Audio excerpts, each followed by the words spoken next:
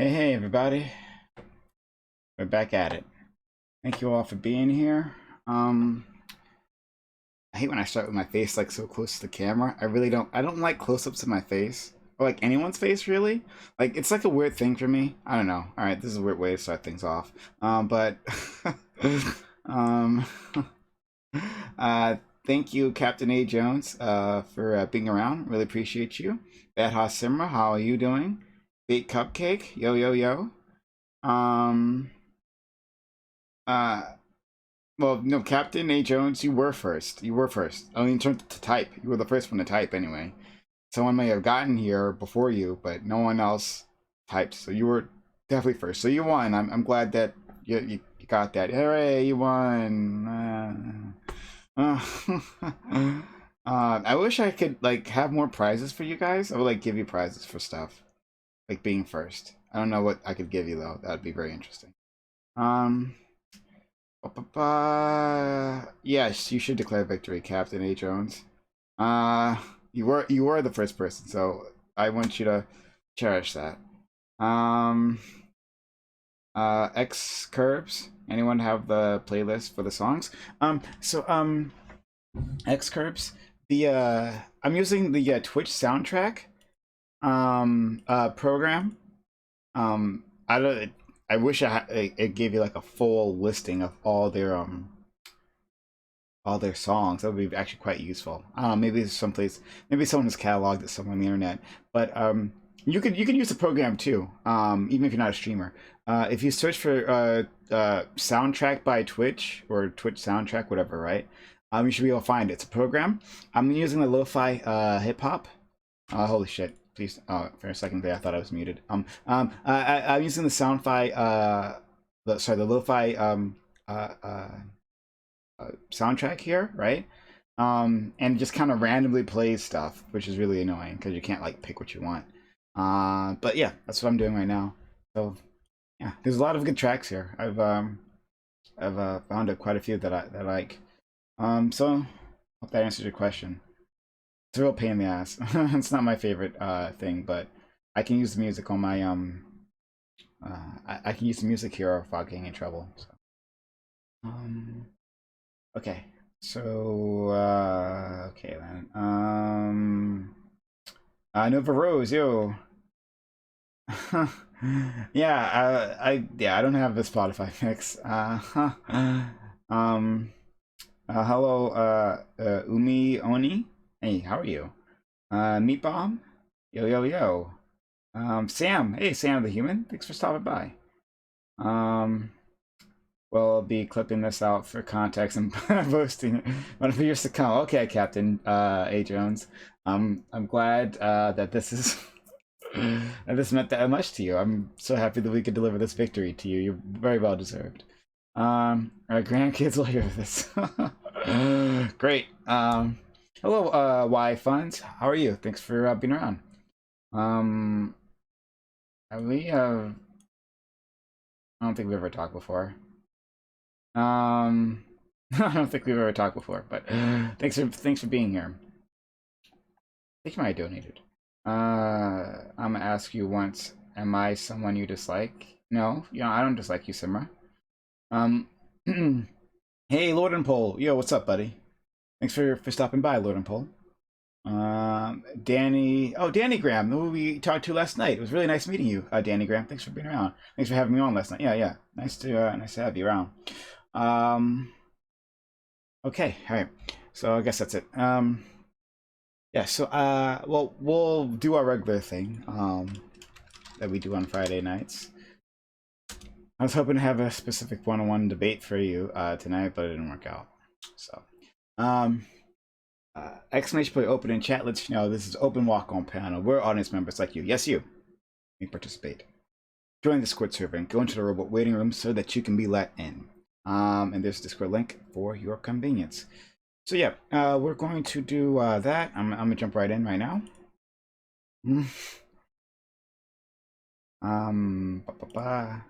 Okay. All right. So that's me. There. Hold on, right there. Right there. Yeah, that's me. Oh, someone's jumping in. All right.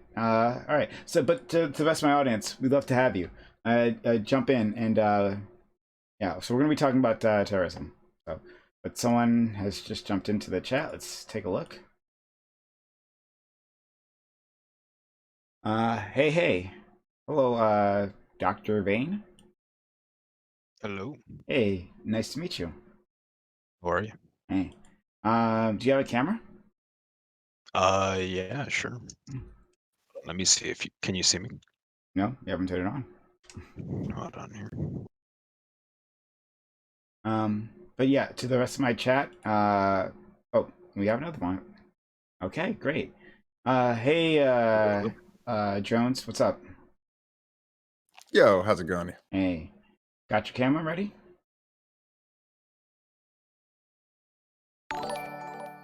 Okay, there we go. Okay, all right, let's switch over. Okay, video on. And we got another person. Fantastic. All right, we're rolling now. Hey, how are you doing, Sam? Thanks for coming back. Thanks for being here. I'm good. How are you? All right. My camera's been acting up lately. Thank you for having me.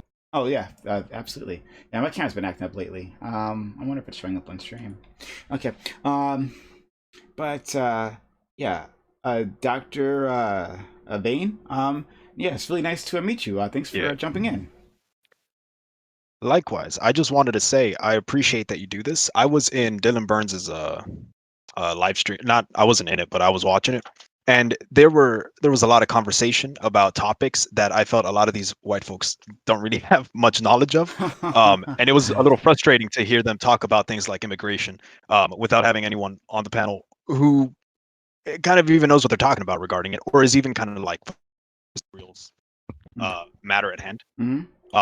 So yeah, just wanted to say it's very cool that you do this. Oh, okay. Well, thank you so much. Really kind of you to say that. So. Give your primes to Prime. Yeah. Yeah. We got new people in. Hello, Clearest. Oh, and we have wow, we've gotten a lot of new people today. Holy crap. 3 new people? That just doesn't happen. Okay. So hello, Clearest, how are you doing? Doing pretty good. How are you? Nice to meet you.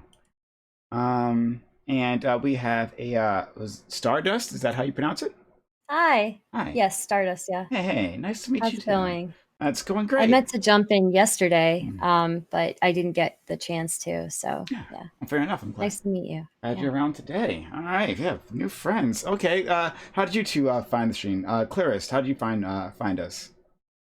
I've seen Destiny on here a couple times. Also, to be fully upfront, Stardust also mentioned that you might have a spot tonight, so that's why I'm here. Oh, yeah. Oh, okay. Yeah. Stardust, how did you find me? I'd seen you live a few times, and I'd just seen like clips and stuff. It looked like you guys have some interesting conversations. So yeah, we try. But we can only have interesting conversations if we have interesting people. So thanks so much, guys. Yeah, and we have Lord in here. All right, we got a whole set. So I was going to talk about specifically terrorism. If there's something else you guys want to discuss, we can do that instead. But so I was thinking of the Capitol, right? So I just read an article on NBCnews.com. I can put it in Twitch chat for the rest of you. Yeah, I can throw it in Twitch chat. So I looked this over, and it's about how the House of Representatives, the U.S. House of Representatives, responded to a terrorist threat this week. And was it? Yeah, I think it was Thursday, maybe. I think it was Thursday. So what they did was they shut down. So it was on QAnon forums. There's like a belief that March 4th was going to be the actual inauguration, the true inauguration is what they were calling it, right? In which Donald Trump would be, would take control of the U.S. again, I guess, whatever. Who the fuck knows how they came up with that date? who knows how any of this happens, but that's what they were thinking, right? And that was apparently also followed by threats of violence against the Capitol. So what happened was, I guess, I imagine Nancy Pelosi, so she's the Speaker of the House, made the decision to shut down activities in the House. But the Senate kept going, right? Run by Chuck Schumer. The Senate kept on its operations. So this article is saying is that that shouldn't have happened. That we should have stuck it out. That shutting down the House is giving in to terroristic threats, and that we were only giving the terrorists what they want. Like interrupting the normal flow of business, and that brings them more attention, brings them notoriety, and which is important for a small group that can't directly take on the government, right? So that's the argument there, and I've heard talks about this before from other news outlets, because the as you know, after the January 6th Capitol riots, they put out this massive amount of like fencing, like and hardened the Capitol basically, right? Like there's a whole security perimeter to get into it. And they put that up for the inauguration, but they haven't taken it down yet. It's still up right now. And there's 5,000 U.S. National Guardsmen, I believe they're National Guard, that are stationed within the Capitol. And right now they put them up in like hotels, like some like 5-star hotels, I understand it. So people have been wondering, like, is this an expansion of security state, right? Like, should this be our new normal? Should we accept that? Because the problem is, when does this terrorist threat from QAnon go away? When does QAnon stop being fucking QAnon, right? They can make up another date with some other bullshit significance to them, right? And then have more terrorist threats. And maybe one day they might actually try to follow through on them. So should this be our new normal? Should we just harden the Capitol and go like this? Or should we say that that's enough is enough? In terms of our response, that we won't be intimidated to disrupt our lives that way. So I want to know what you all think. Go ahead. Yeah, at the very least, I think that if we're going to have the troops there, then we should not be suspending any operations in the Congress or the Senate. I'm not necessarily against having the troops there, though. Just in principle, I think that if there is like a direct threat, which I guess there seems to be, that then we need to defend ourselves from it.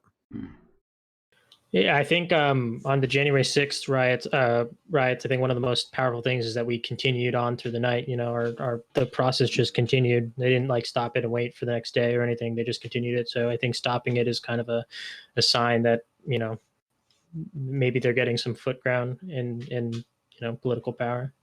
Well, wait, they did stop it though. They didn't stop it for the whole day. They continued right after. They continued it right on that same day, right? Through the night. Yeah, sure, but weren't they saying that they should have just like worked through it? Wasn't that what we were?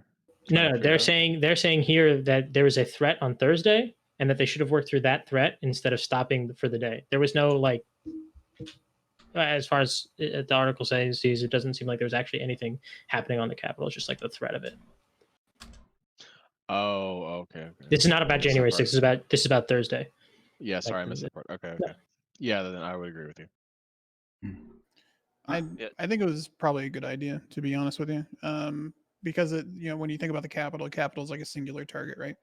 When you think about things that happened after, say, for example, 9/11, things changed after 9/11. Protocol changed, the way that you go through TSA security changed, even the planes themselves changed. So like the door to the cockpit, all that stuff was reinforced after the fact, right? So if, say, for example, if there was some kind of a weak spot where, say, somebody with the right knowledge could potentially penetrate the Capitol with bad intentions and the munitions or otherwise means to do something really bad in the Capitol, you don't want to have that weak spot open. So it's potentially maybe they're retrofitting the Capitol in some way to harden security. All those things, you don't really know. Just because they're mad as with national security, they don't really tell you exactly, where the weak spots are, and that's an important part.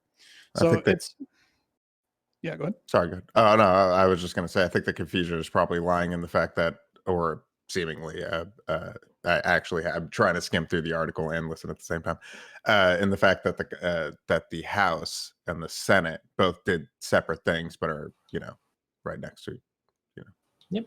Sure. So I think that's the confusing part to me, is like there doesn't seem to be a unified front. Yeah, I mean, well, like they can decide how they operate independently, and one can be in session, one cannot be in session. So yeah, they just decided to do that. But so I think this is an interesting question, right? Because this could have long-term ramifications beyond like the Capitol itself, especially the fact that we, or at least I am, I'm not sure where everyone else here is from, but well, we have one person who's definitely Canadian. Hey, Canadian caller, thanks for being around. Yeah, I am living in a country that responded the way it did to 9/11, with the Patriot Act, with vastly wrapping up our security apparatus, right, and our intelligence apparatus, and that it didn't actually make us much safer necessarily. So yeah, yeah, go ahead, please. Oh, sorry. So, yeah, I was gonna say, I don't think it was a bad idea for them to have security, have more security. I suppose for the most recent thing. But yeah, my main concern as well is basically us giving away more of our personal privacy and more of our liberties, as if like we have that much left to give away. But I just remember post 9/11, all of the things that changed. It became pretty scary. And yeah, sorry. You're doing well. Thank you for that. Yeah, it did actually get really pretty messed up. I mean, especially even like questioning the fact that we should have security, right? That became a problem. Like, so you couldn't even question that the CIA, the NSA, FBI, right, were giving like new powers, right? You couldn't question the fact that we're locking people up in Guantanamo Bay. Like at that point in time, it was really dangerous to speak out, right? There were professional consequences. So yes, you could get fired, right? And the most famous of this is the Dixie Chicks, right? They spoke out against it, and then they suffered the consequences because country music fans are shitheads. No offense. But yeah. True. No offense. Okay. Exactly. But yeah, the consequences, there could be physical consequences too. Yes, you could be attacked. And then of course for our Middle Eastern brothers and sisters, how they were treated and still are treated to this day afterwards. So like our response to this attack, it literally does matter. Like it will have far-reaching consequences. How we decide to move forward. I actually my family is Muslim, and so I was like 10 when it happened. I want to say, and the immediate harassment that that people in our community had to deal with, and that even we had to deal with, was it's pretty I would say traumatizing. It got better over the years, but definitely how you respond to these attacks has a long-lasting impact on people. Yeah. So go ahead, Canadian or CC. Yeah, hi. I want to distinguish between the policy ramifications and the actions taken without changing the rule of the land. So the Patriot Act and those kinds of overreaches, I think, were horrible, and I hope that we don't see that kind of thing for QAnoners, because that's the kind of thing that today it's used on them, tomorrow it's used on leftists. However, if you want to have extra police or security at the Capitol in moments where you think that there might be chances of increased agitation, that's not an extension of state power. That's them using the power they already have, and I'm okay with that. Yeah, I agree with that. Yeah, generally, like I don't see I don't see the heightened security as a bad thing. What I see as a bad thing is the heightened security when there doesn't seem to be a reason. I think what I'm thinking about is, at least from what I've never been to New York City, but like from what I've seen in New York, it seems like there's a lot of police, a lot of very heavily armed police. That's not necessarily a society I would like to live in, and I'm not sure if it's ever really justified.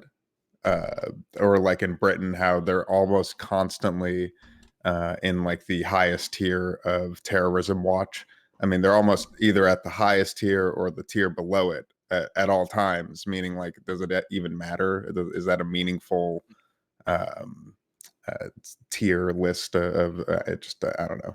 Why do the lower tiers even exist, right? Yeah, exactly. If you're never going to be on them, it just seems pointless to me. We've achieved world peace. That's what it's for. Like, Has there been any policy proposed that has come out of this, like specific policy that is separate than just putting up the walls and having the National Guard in DC?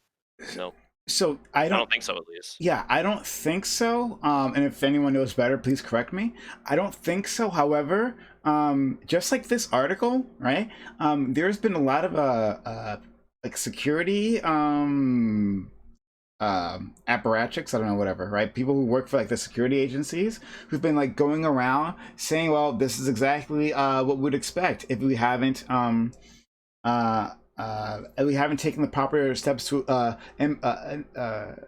empower our intelligence agencies, right? Like they've had to stand down, you know, and so this is the attack is the natural result of that. So if you want to change that, if you want to keep yourself safe, then give us more power, right? And why do they need more power? Why do these agencies need anything else, right? We gave them the world for after 9/11, right? And we're still paying for it. So why do they need anything? So, but like now that this discussion is starting, it's definitely a possibility that something else can happen. That's why I think we should start like pushing back on this right now. At least in my opinion. Other people might have a different opinion on this, so I'm definitely curious. Go ahead. So I think we should separate that then from like having fences around Congress, because like honestly, like that's something that's gonna have an impact on like pretty much nobody. Like having fences around Congress, like I'm a little surprised they didn't have that to begin with.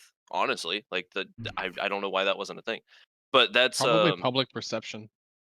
it probably. But now if there's like been a demonstrated threat that we can point to and be like, hey, like this is actually something that can happen. Like if they're there now. Like I'm never gonna be able to just walk up to Congress anyway. Like I live in the middle of the country. I'm not gonna travel to Congress to talk to my congressman. I'll call.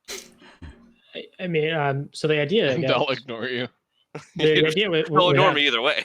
Go ahead, Sam, and then we'll have our Yeah, newest person go right after you, Jola. Go ahead, Sam. Yeah, the idea is like you said, if you wanted to, you could walk there on a normal day. I mean, like there are times where we probably shouldn't allow people in Congress when there's going to be tensions high, like on January 6th or like around here. But like in general, non-COVID, I don't see a reason why like Congress shouldn't be open to the public in a way that like I don't know if the fence around is going to like do anything. I mean, like there's a lot of people who are alive still where they remember where you could walk up to the White House in a little bit, get closer and closer. It's like that changed, and that's something that now you have to get like clearance to go into the White House to get stuff like that, to get close to the White House at all. So things like that change, but like I mean I don't know if there's like symbolically it does mean something. I mean, I think it's mostly symbolic at this point because most people don't live near Congress, and it's just not like you shouldn't expect people to have to pay the money to travel across the country. Like if you're in California, which a lot of people are, like maybe it's nice that it's a thing that you can do, but the people that can do it are usually richer. Like they already have access in different ways that if we remove this one way of access, it's not really a problem to me. Like I just I can't I don't know any arguments that would say otherwise. Maybe somebody has one, but it's Jola? So yeah, I just wanted to talk a little bit about like social media algorithms and how that plays into this as well. So whenever there's something chaotic that happens, of course, people are going to run for whatever established structures of power there are. So like big tech companies, Facebook, Twitter, come crack down on disinformation, or of course when something like the Capitol happens or this attack, that people will say like, oh, we need more protection, obviously, although we don't need more rules.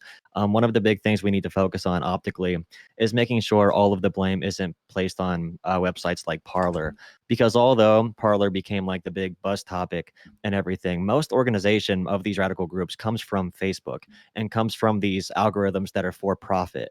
That they refuse to talk about. And of course, people like AOC are demanding more transparency from these big companies and also from the government. That's what we need to do optically when we talk about this for the public. Anyone else? yeah. I think that's a really good point. Like that a lot of the media coverage was like actually just like, oh my gosh, Parler, which was like a brand new company. Like, yeah, there was a lot of shit going around on Parler that definitely is not good. But Parler wasn't the problem with January 6th. Like that all was sourced through Facebook. Probably not exclusively, but like, you could probably source 90% of all of those connections made for those people going there to Facebook. Just real quick, do you have any like data on that, or are you just kind of like making stuff Oh, up? I'm conjecturing. I'm 100% conjecturing. But like Parler hasn't been around long enough to be like the problem with these people getting to know each other and like actually. But it's just I there's no way. There's no data you could find that would explain that though either. So it's just kind of a Yeah, probably not. I got a little bit of a spicy take on this Capitol Hill thing. I'm looking at COVID and all the things that our government has did to the people over this last year, as far as shutting it down, not providing, the stimulus and all this, just leaving people out to dry. And I see that our government kind of has the unilateral power to, inflict violence on the people or to deprive the people of, what I think is due to them. In fact, we pay taxes and we um, expect a certain provision or protection by the government. But I see these congressmen and the government officials, they're getting paid this whole time. They're not worried about losing their life. It seems like they're not too concerned about taking care of the people. So if the people push back against the government in this form, it's terrorism, it's insurrection. But when our government shuts down the country for a year and provides the people almost nothing to live with, letting them die, suffer from getting evicted, we just kind of go along with it and say it's okay. I find it kind of like the Black Lives Matter protests, the people fighting back. Hello. Hello, hey. Sorry, you just jumped in. Hey, Yeah. nice to meet you. We'll get to you in a second. Thank you for being here. Yeah, I don't see the people fighting back or, attacking these congressmen as bad as people make it out to be. That's just how I think about it. So okay. So I don't know. I guess I'm hearing this wrong, or maybe I'm hearing this right. It almost sounds like January 6th was a good thing, or was otherwise reasonable to occur. Is that what I'm hearing? I would say it's just as unreasonable as shutting down the country and leaving people for a year without giving them some way to live, and how many deaths that caused versus an attack on the Capitol, which scares some people. Okay. So I would Well, say wouldn't the reason behind Yes. the attack matter?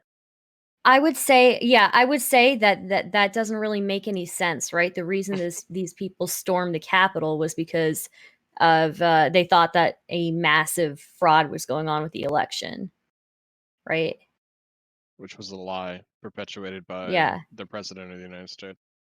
Yeah, I it don't wasn't know. really anything to do with like the motives weren't really anything to do with with how the government hasn't given us like more than 1 or 2 stimulus checks, or Well, I think keeping us part of locked it, down.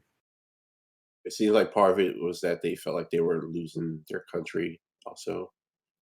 Well, they thought the election was being taken from them, so yeah, they stormed the Capitol. But yes, that is true. They did feel like their country was being taken from them Yeah. because it kind of is. I mean, frankly, the country, I mean, my perspective is that the country is built upon like the supremacy of the white race, of the white Judeo-Christian, like, people. Yeah. So as a result, when all of a sudden the population is voting in a direction that is not that, then yeah, I understand why people would feel scared of that. But progress is not to be feared, it's to be embraced. I was a little worried by that statement at first, but yeah, that's right. That makes sense. That does make sense. Yeah. So Yeah, I don't know. Any pushback on that, Strawberry? I'm just curious. Yeah. I mean, from what I've seen from the internet and everything with COVID happening, and it may be a smaller portion of people who that was the reason, or it may have been a bigger reason as far as the Trump part. But I did see a significant part was the fact that our rights were being taken away by forcing us to be in lockdown and just hung out to dry. So then So you why think did it it was- happen it- on you think- January 6th and not like any other time earlier than that? Yeah, why would it have happened right after Donald Trump, Rudy Giuliani, and Yeah, whatever well, one of Trump's spawn actually went out and said, "Let's march literally on the the Capitol." day that the election was certified. Like we can't just untie this from that. This is I did explicitly, it from it. I said, but it doesn't. There's no. That's the reason that this happened. It wasn't because of the lockdowns and all of that. It's because they accepted this fantasy that the election was fraudulent. It basically has nothing to do with the lockdowns. Like they are part of that team, probably because of all the propaganda around the lockdowns that happened for the 9 months prior, but it doesn't have any relation other than that. Well, I would also think that the people that were storming the Capitol mostly thought that, COVID was a hoax, pandemic, all that stuff.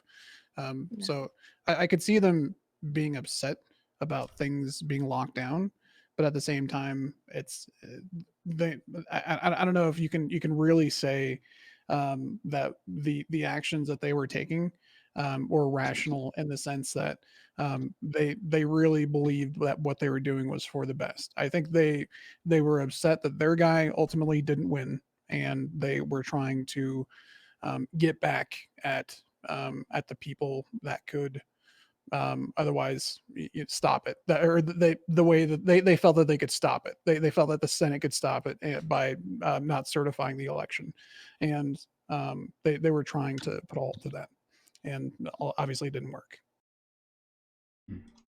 Go ahead, Gordon.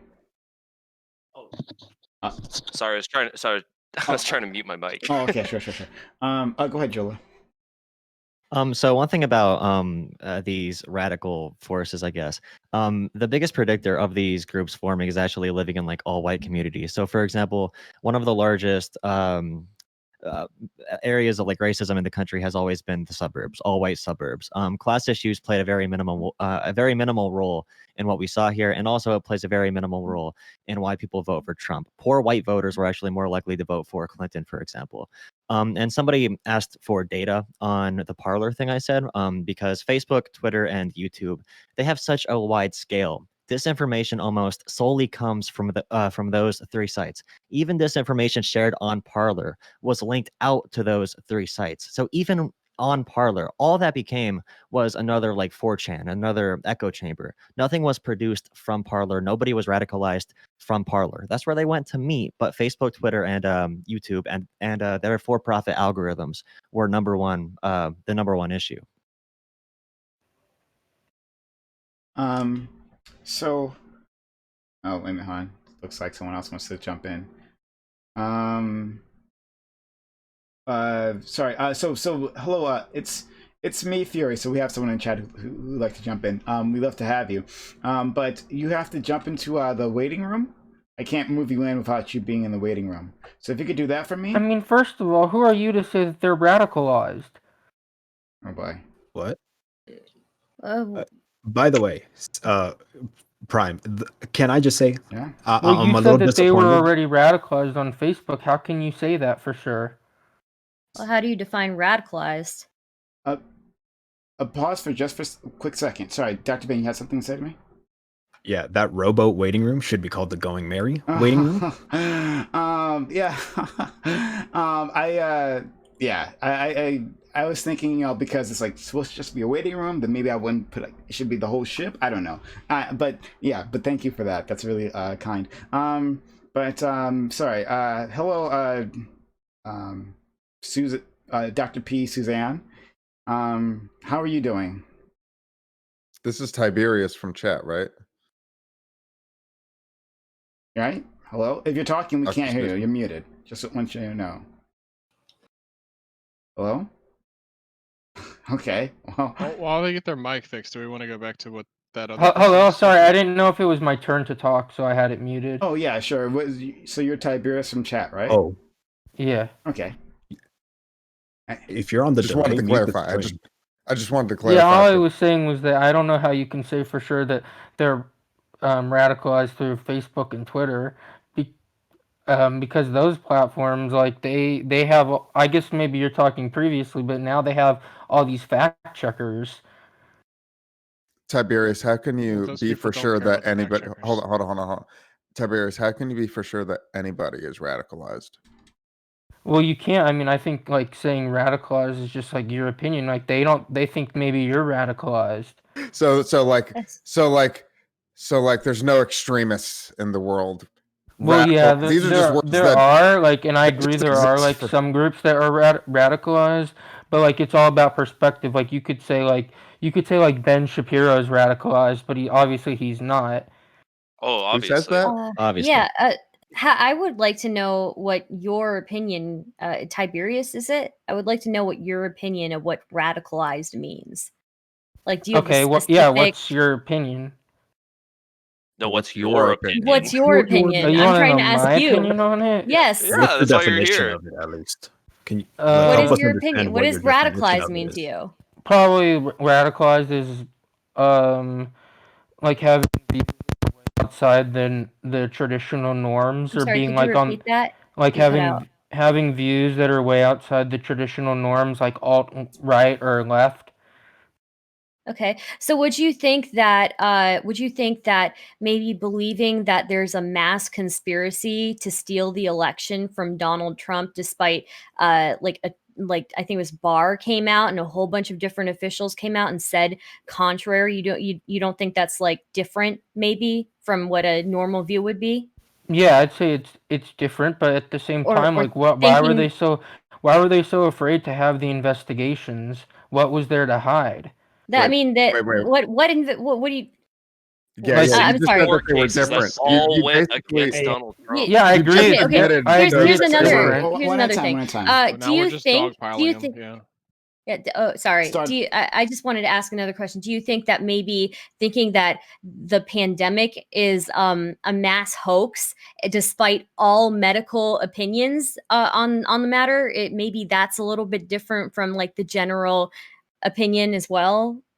If like No, I mean, to say it's a mass hoax is a lot different, but to say it's overblown in some ways is not. so you think it's overblown? So like people like dying all over the Yeah, place in 500,000. Arizona million. Yeah, it hospitals was shown that is a lot of overblown. people who had died actually had a lot of underlying, excuse me, Well, that's a how lot it of works. underlying conditions, That's and how they it also, works. and a lot of them were So being COVID labeled as, a That's lot how of them was three. being labeled as So COVID deaths, but they the way actually that weren't, that wasn't the primary cause. That was just a Okay, under so the way that the fact. COVID virus works is if you have an underlying condition, if you have a pre-existing condition, then it exacerbates that. And although Yeah, I you know. may Like, you don't need to die, like No, lecture you may me clearly on die do it. from the not know. exacerbated Are you like some condition. professional? Are you? I work in She's not I work in lecturing healthcare. you. No, Okay, I'm fine. saying I'm That's just fine, but like, trying Okay, I'm just Yeah. trying. Look. Wait. Before you cut me off, I just want to I want to explain the way that it works. Just because somebody dies because the condition has been exacerbated doesn't mean that COVID wasn't the reason why they died. If they didn't get COVID, the condition wouldn't have been exacerbated and they wouldn't have died. So it does count as a COVID death in my book. Yeah, Tiberius, do you know anybody who's died from COVID? Oh, this isn't going to go anywhere. Oh boy. I don't know anyone He doesn't. personally. Interesting. I've had family members die from COVID. Has Same anybody here. else here have? Yep. Okay. Well, then it's interesting that you don't have any experience with this disease, and yet Well, I don't need to have and that you come on experience with here it to and you make come my on here own opinion. and I act have like it doesn't experience with exist the because healthcare you don't system have any failing and personal having experience I with Let it. him having family talk, members let him dying talk. from negligence in the healthcare field. So Okay, I know so that what I'm- I know that medical errors Hold on. make up a huge percentage of deaths in the United States, way more than anything else. For many years, everyone, even even the Democrats admit that now. But I guess we're just going to pretend like that's not a thing. Tiberius, Well, I do you mean, mind I if would I say ask that's you a a question? separate issue compared to No, it's not a separate COVID. issue. Well, hold It's on. not How a is it? separate Okay. issue. Tiberius. So you're aware that the reason for why it was why it may have felt like it was overblown was because there was a certain edge that we knew, like there was a certain number of beds that we were aware that we had, and if we max out the number of beds, we know that people start dying like crazy because if we have beds and if No, we I have know. staff, No, I know that. I'm just. hold on. Let me just explain this part because I want to try to maybe we can narrow down exactly what it is that you think made this overblown, because I feel like we're scattershotting like ideas, and I want us to narrow in on something, right? The reason why it was such a major Okay. deal was because we knew that if we hit that number, this was that flatten the curve thing, right? We knew that once we hit that threshold, people start dying like crazy. That's why we were panicking over Thanksgiving, over Christmas, over Halloween, New Year's, football. Like all of that was like, holy shit, everyone is Yeah, but getting nothing together. ever really happened during New Year's or Christmas. Why do you That's think not true. nothing? That's not true. Not Spikes really. Do you occurred have and then hold people on? Do you died. have Spikes any happened data a lot that more was. during the spikes happened a lot more during the summer. I'm pretty sure. And then there was They happened during the another summer, one yes. before during maybe around like Thanksgiving, but not really Christmas Yes. or New There was Year. another one during Christmas, and there was another Yeah, one and during New like Year's. it There was was another mostly one during the it was Super Bowl, mostly in and Los there was another Angeles, one like during not across the Valentine's Day. country. There is Like it was also, well, you got to understand, this is why we also gave out warnings about the 4th of July. This is why we gave out warnings about all of the major holidays that we knew people wanted to gather together. This is why we told people, don't go to the family birthday party, because as much as you want to go, to the family birthday party, someone's going to end up hurt. So hold And it on, happened. I've got There a was I can actually just provide a chart that shows that like Yeah. after yeah. like around like the November, December, January, we went from like it I looks know, like we were let pretty me low in explain why October. I say it's I'm not overblown. done. No, I'm let not me. done. Can I I'm not just done. I explain the don't why I care. say I'm it's not done. Let's overblown? second. Hold on. Hey, I'm hey. not done. Because I think So there's a wait, wait, misunderstanding from hold what on. Okay. So yeah, I'm gonna chill for a second. Let Eagle Eye talk. And we'll decide where we'll go from there.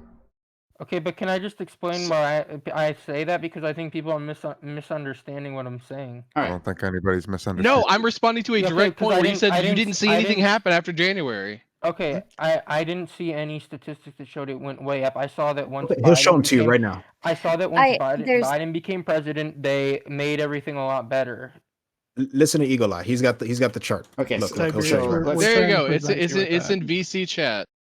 all right. Do you think they're Now you fudging can the actually numbers? look after like when October we had like our lowest case rate, and then you see like when we go into like November, December, look at how much that it spiked up afterwards. So no, your claim that after that like during January and Thanksgiving and Christmas that it didn't have an effect, you're just wrong.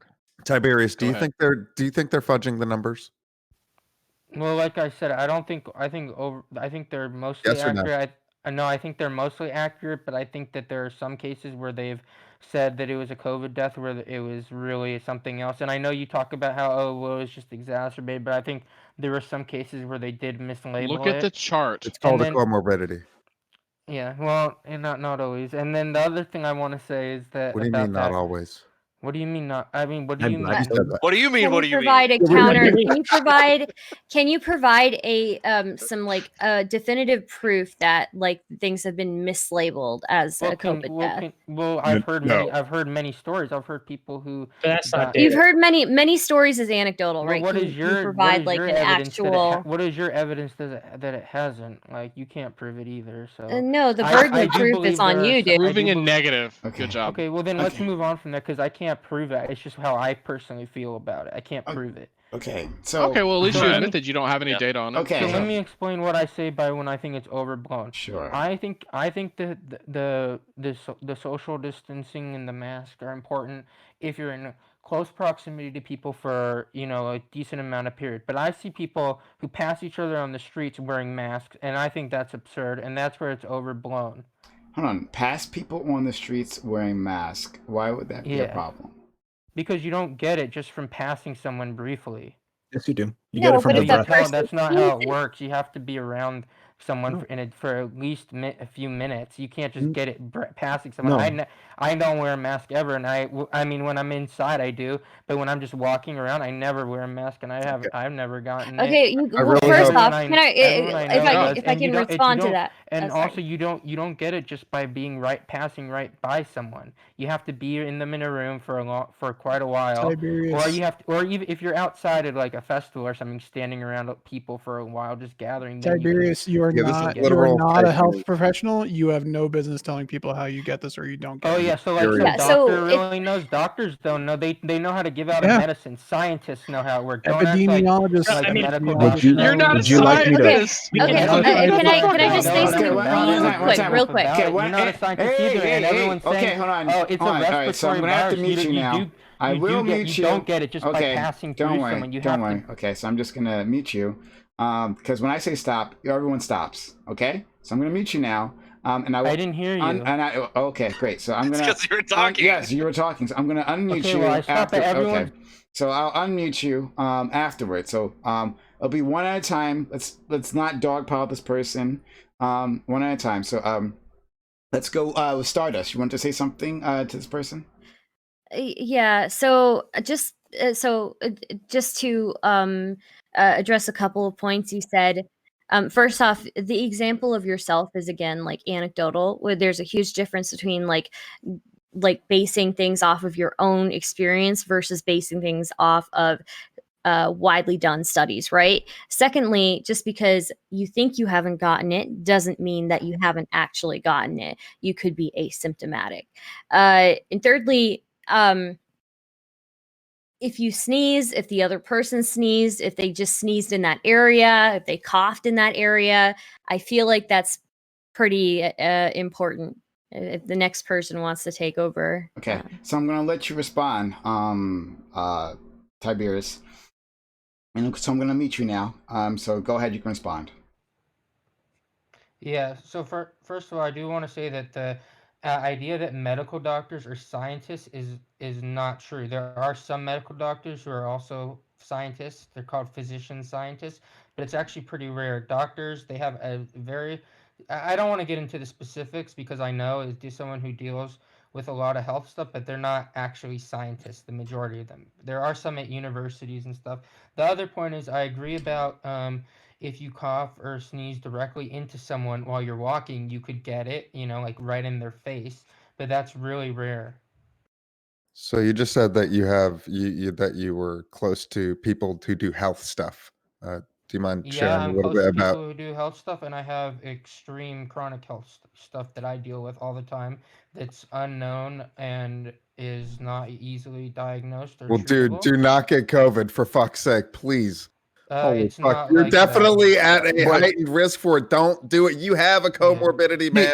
He Don't is. Yeah, fuck well, I with it. don't get. I don't have COVID. I've Wear been a fucking tested. mask when you're I've been outside. I've been Even tested. No, Not only have I had hold on. the regular test a couple times, I've also had the antibody test, which would show if you had it in the past. So it doesn't matter if you're asymptomatic. An antibody test would very likely show it if you had it in the past. So that's You a said anything invaluable about the point. So, antibody so test is a can I specialized just test. get a word in here? No, it's not a Just special one. test. You can Just I one, can real order guys. it online right now. Go to LabCorp or Quest and get it Yeah, right now. but it's specific. You have It's not right, but you have specific. specific. It's- It is. But we It's didn't know you- specific for the antibodies.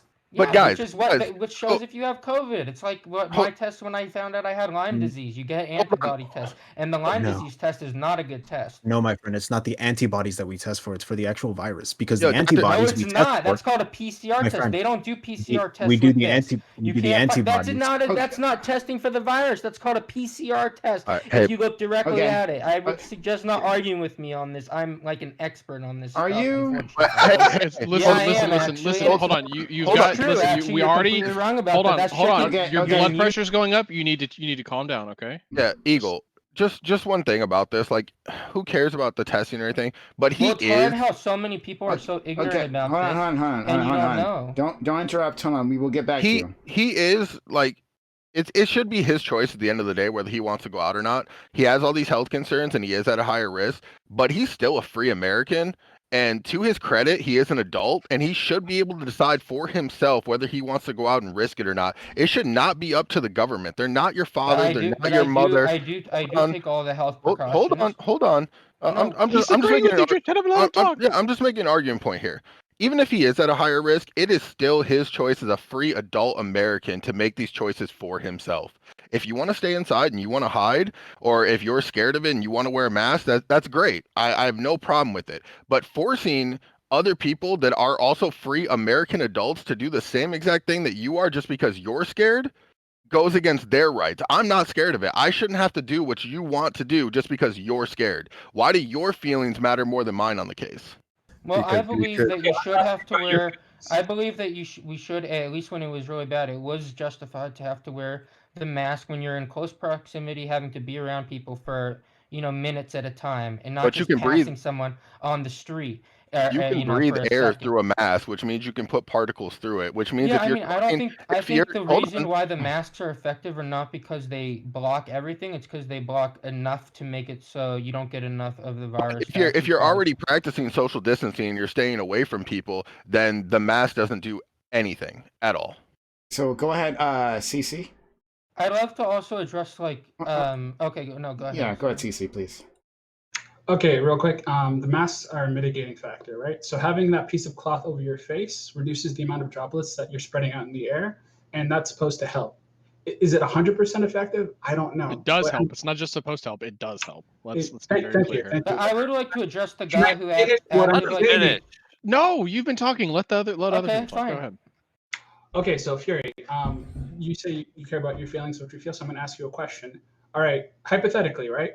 Let's say you and Dr. P live in the same neighborhood, and because of his reckless actions, one of your family member dies by he gets infected and spreads it to your family member.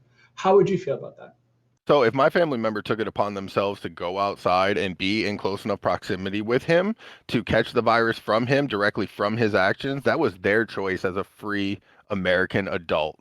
They knew the risks, they weighed their options, and they chose as an adult. It's not on him to make those choices for them. It's not on the president. It's not on my governor. It's on me as an adult. I should be given the information and be able to make the choices for myself, not treated like a child and put in my house. Well, what would you say why does when it have to be? Oh, sorry. So, Who the what would fuck you was say putting when the people in their houses and treating them like children? I'm hold from on, Michigan. what would you say? My What would you governor say? is Gretchen Whitmer. She literally shut our entire state down. There was nowhere to go. Oh no. Nowhere. Oh boy. We were All right. So stuck. what would you? Okay, What would you say? Michigan, they're not ready to One go. second. Okay, I need to put order here, right? So you guys. I make No, one more point before I have to go? don't I worry. have to You go will be able soon. to respond. I Then go. promise. Okay, I fine. promise everyone will be able to respond. Okay, so I'll let you go, Eagle Eye. Then I'll go Sam, then Stardust. I believe you had your hand up as well. And then don't worry, Tiberius and Fury. I will give you a time to respond to all of it. Okay. So just let them get It's there. fine. It's fine. Sure. Thank you. So adults should be able to make their own decisions. But what would you say about adults that don't care about this disease, that go out and do reckless things, that then go out or that then go home to loved ones that are at higher risk for the disease or have kids that can contract the disease? Like, it's not just about that one person making that one decision. That one decision that person makes can have a ripple effect that goes down the chain, right? Yeah, and to add on to that, some of the saddest stories from this whole pandemic are of younger people who go out, are reckless, just like you, because they're a free American and they can do what they want. And they go out and they go to a fucking party or a nightclub. They come back with fucking COVID, give it to their parent who might have a comorbidity, and then their parent dies. And now this fucking young person is there in the fucking hospital, and their last words to their parents are, "Oh, I'm so sorry that I was a fucking idiot." So that's why you don't listen to me. So can we refrain from like calling names? At least like have like that's a just decent uncalled for discussion. to call names, and not everyone knew at the time that they were that going out was gonna make it bad. So that just makes them feel So worse, hold on, there was somebody else in front of me. Okay, well, at least respond. yes, At least respond to my okay, point. okay, His okay. point was loaded, but at least respond to mine. What I wanted to bring up has passed for a bit, but somebody brought up like the multiple spikes, and this is something that we've modeled. Like many of the bleeding edge models had predicted multiple spikes, and like to say that like this is something that just didn't happen, like we knew that it was going to happen through models. Like a lot of the bleeding edge models that were coming out of Harvard and John Hopkins, these were predicting these multiple spikes all the way through maybe until next year. That they didn't really predict when we were going to have a vaccine, but without a vaccine, these models predicted these multiple spikes throughout the whole time. And this was something that somebody said. I don't remember who said it earlier, but somebody said that like these spikes just didn't exist. Our models accurately predicted that these spikes would happen, and they're well within the range of accuracy. I like a man who likes his facts. Yeah, I just want to say, like, I think that people have not talked at all about like the harms that this has had on like people, like the isolation. Yeah, and I'd like to the talk other about thing, that. and the other thing I wanted to add is I think people are way too quick to like act like they have to police everyone and tell them like because people are just too stupid to think for themselves. They just rely like on the mainstream media to tell them everything. Like you guys, like honestly, like you guys probably don't know anything about like the virus, like the genetic material, like how it works. Like I actually know a lot of this stuff. And like, I mean, no offense, but we had a guy in here who thought that the blood test for COVID is a PCR test that looks at the genetic material. No, buddy, it's called a NAT. NAT. It's called a NAT for the virus, and it's called an NGMAT for the antibody. You don't know what you're talking about, my dude. Hey, Prime, is it my turn actually, again, I do. You or don't was know there what somebody you're else? talking in front of me? about. That's like we'll happening go to, in front of all of us. We'll go to us before we do that. We're gonna go to Stardust next. But Dr. Bain, are you an actual doctor? I don't know. No, I'm actually a nursing student right now. So on the pathway there. But my girlfriend, who's actually sitting next to me, is a master's in public health. Actually, the person doing the contact tracing here in Los Angeles, working on this problem. Okay. In addition to that, hold on, brother. Another thing is that yes, what I said was accurate. We had a massive problem with this early on because we didn't know who was already infected, because a ton of people had an idea. They were like, I got really sick with some crazy shit back in February that fucked me up, but I don't know if it was COVID, but I think it was. The problem is we didn't have the antibody test ready for that. We could only test people at the immediate time. Once we got the antibody test, now we could start running like backwards tracing, figuring out who's been infected. And if I can black pill y'all for a sec, the numbers we think are actually statistically, like, because of all of the lack of contact tracing that was done early on and everything, the anticipated numbers that were 10 times higher in the cases than what is currently recorded.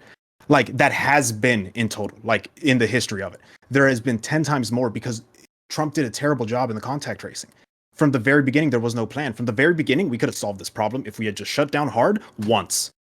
But they didn't do that. Yeah, right. That wouldn't have solved the problem. So many other countries did that. Okay, so and we hold on. We don't have the enforcement in the United States to do that. We don't have a strong enough of a centralized federal government. Are you telling me? Are you telling me that Americans? You need to fight him. You need to fight him with an actual legitimate argument. And yes, there are lots of places that did shut down, but there's also lots of places like the Netherlands where they had their young people go to work and they hid their old people, and their death counts aren't nearly what ours are. Not even close.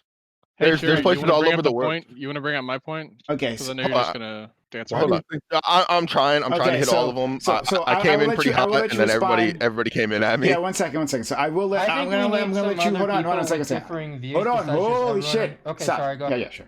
I will let you two respond. After that, we're going to do you, Stardust. I haven't forgotten about you, Stardust. But I'm going to let you two respond to all this, right? Let everyone give them a moment to do so, right? And then we're going to go to Stardust. And don't worry, we'll get back in a rotation here. All right. So Fury first. Fury, you want to respond to something, please? So first points first. The guy who yelled at me and told me that I'm a free adult American. I am, and that's why I would like to be given the numbers and then be able to choose for myself. And telling that you take it home to other people being the worst thing that's happened during this entire thing is a ridiculously ignorant statement, because I don't know if you've checked the suicide rates or like the mental health issues that have been going on or the domestic violence that shot through the roof, or exactly. Hold on, buddy, chill out. No, I was just agreeing. Sorry. I know, just do it quietly. So there's a ton of other issues that keeping people inside their homes for an extended period of time has hurt. And it's not just mental health and domestic violence and child abuse and all sorts of other things that I could list, but it killed the economy. Our economy was doing great. This absolutely murdered it. So I don't know what you consider to be like the worst thing that happened. The 6 to 9% of people that died reported by the CDC from just COVID, or the hundreds of thousands of people that killed themselves, or I don't know what you consider to be a huge tragedy. I don't know, mate. 500,000 people dead is. Excuse me, can I finish my statement? We talk too much about death. And while I agree that death is obviously the worst thing that can happen, we don't talk enough about suffering and the amount of people who now suffer from mental health things, and also people who have COVID who now are in what they call the long haulers, who have the type of chronic unknown type of symptoms that that doctors don't know how to solve. Which, and thankfully they're doing more research now, but But I mean, we don't talk enough about suffering. We focus too much just on death, I believe, especially in the United States. Okay. All right. Pain leads to suffering, right? So, yeah, suffering leads to the dark side. So let's go to watch Star Wars, dude. Okay. I'm more of a Harry Potter fan, actually. Bro, you killed it. That explains everything. Star Wars all day. All day. Let's go to Stardust. Has been waiting quite patiently. Stardust, please. I do think it's interesting. Oh, sorry. Oh my gosh. Stardust, please, Stardust. No, it's okay. You can finish your point. What were you gonna say? You think it's interesting? Dumb. I was gonna fight some people in the chat. It doesn't have an end. I probably shouldn't do that. So just go. Nope, Stardust. Go ahead. Okay. All right. Yeah. Somebody else already said it, but 500,000 people dying from COVID, and that's just that's us lowballing it, right? Because lots of people are dying in their homes. Lots of people are dying not in medical facilities. There was so much in there. I'm sorry. It's tough, there was so much to unpack in there. Somebody else can go. I've just lost my. Can I go one more time before Dr. P comes in? Okay, Fury, please. All right, I wanted to say props to the dude who's a nursing student and his girlfriend. Oh yeah. Who is doing contact tracing. I'll be Dr. Vane. Yeah. But go ahead. So everybody talks about the deaths, and they're focused on. But I don't think the contact. Sorry. Go ahead. So everybody's so focused on the deaths, but the yearly death rate from 2019 to 2020 was nearly identical, even with COVID. It literally was very close. Do you want to know why that is? I would like to finish my point before you interrupt me. But you say that as if it's some kind of. I'd really like to finish my point before you interject like a jackass. Let him finish his point. Go ahead, Fury, please. So the death count, like I was saying, nearly identical. And the other thing is that COVID doesn't kill most of the people. It's COVID. It affects things that they already have, conditions that are already in their lives. We address this. Yeah. So the numbers, depending on how you want to look at them, is I tend to look at them like, okay, if I'm a young, healthy American, I'm probably not at risk. If I have underlying conditions that COVID could complicate, then yes, I'm at a high risk pool. But I believe the numbers when taking out other, health conditions that COVID could complicate is less than 1%. For COVID just killing healthy Americans. Are you done? Are you done finally? Okay, so I wasn't, but go ahead. Are you done finally, Shush? Okay. So you just said that the death count is identical from last year. I did not, and please don't put words in my mouth. I said it's nearly identical. Oh my gosh! Wow, the difference. Oh, I'm so fucking sorry. Oh, Lord of mercy. Okay, I wonder why. Do you remember when like I'm in a city. Do you remember when COVID first happened and there was nobody on the fucking streets? There was nobody driving cars. Not, there's there's a Spooky. lot of other things that happened to kill people, and those things weren't happening because people were in their fucking house. Why do you you're I acting totally like remember it's some that. crazy They called it. shut no, I'm Wait, not wait, done. wait, hold on, I'm not hold on. done. You're Sorry. acting like it's some crazy conspiracy that the numbers are nearly identical.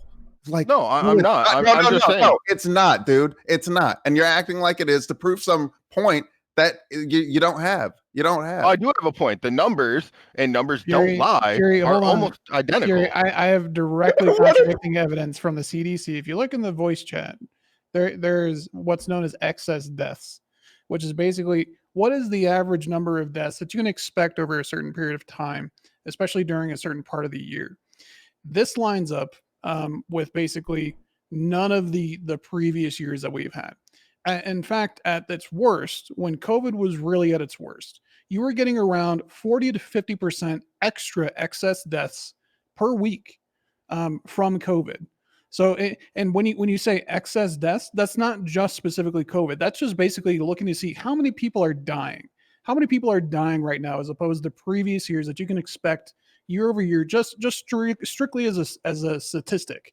You don't even look at the reason why they're dying. You just say how many people are dying, how many people can we expect to die in this given week, and then you have 40 to 50% more people dying than average during COVID spikes.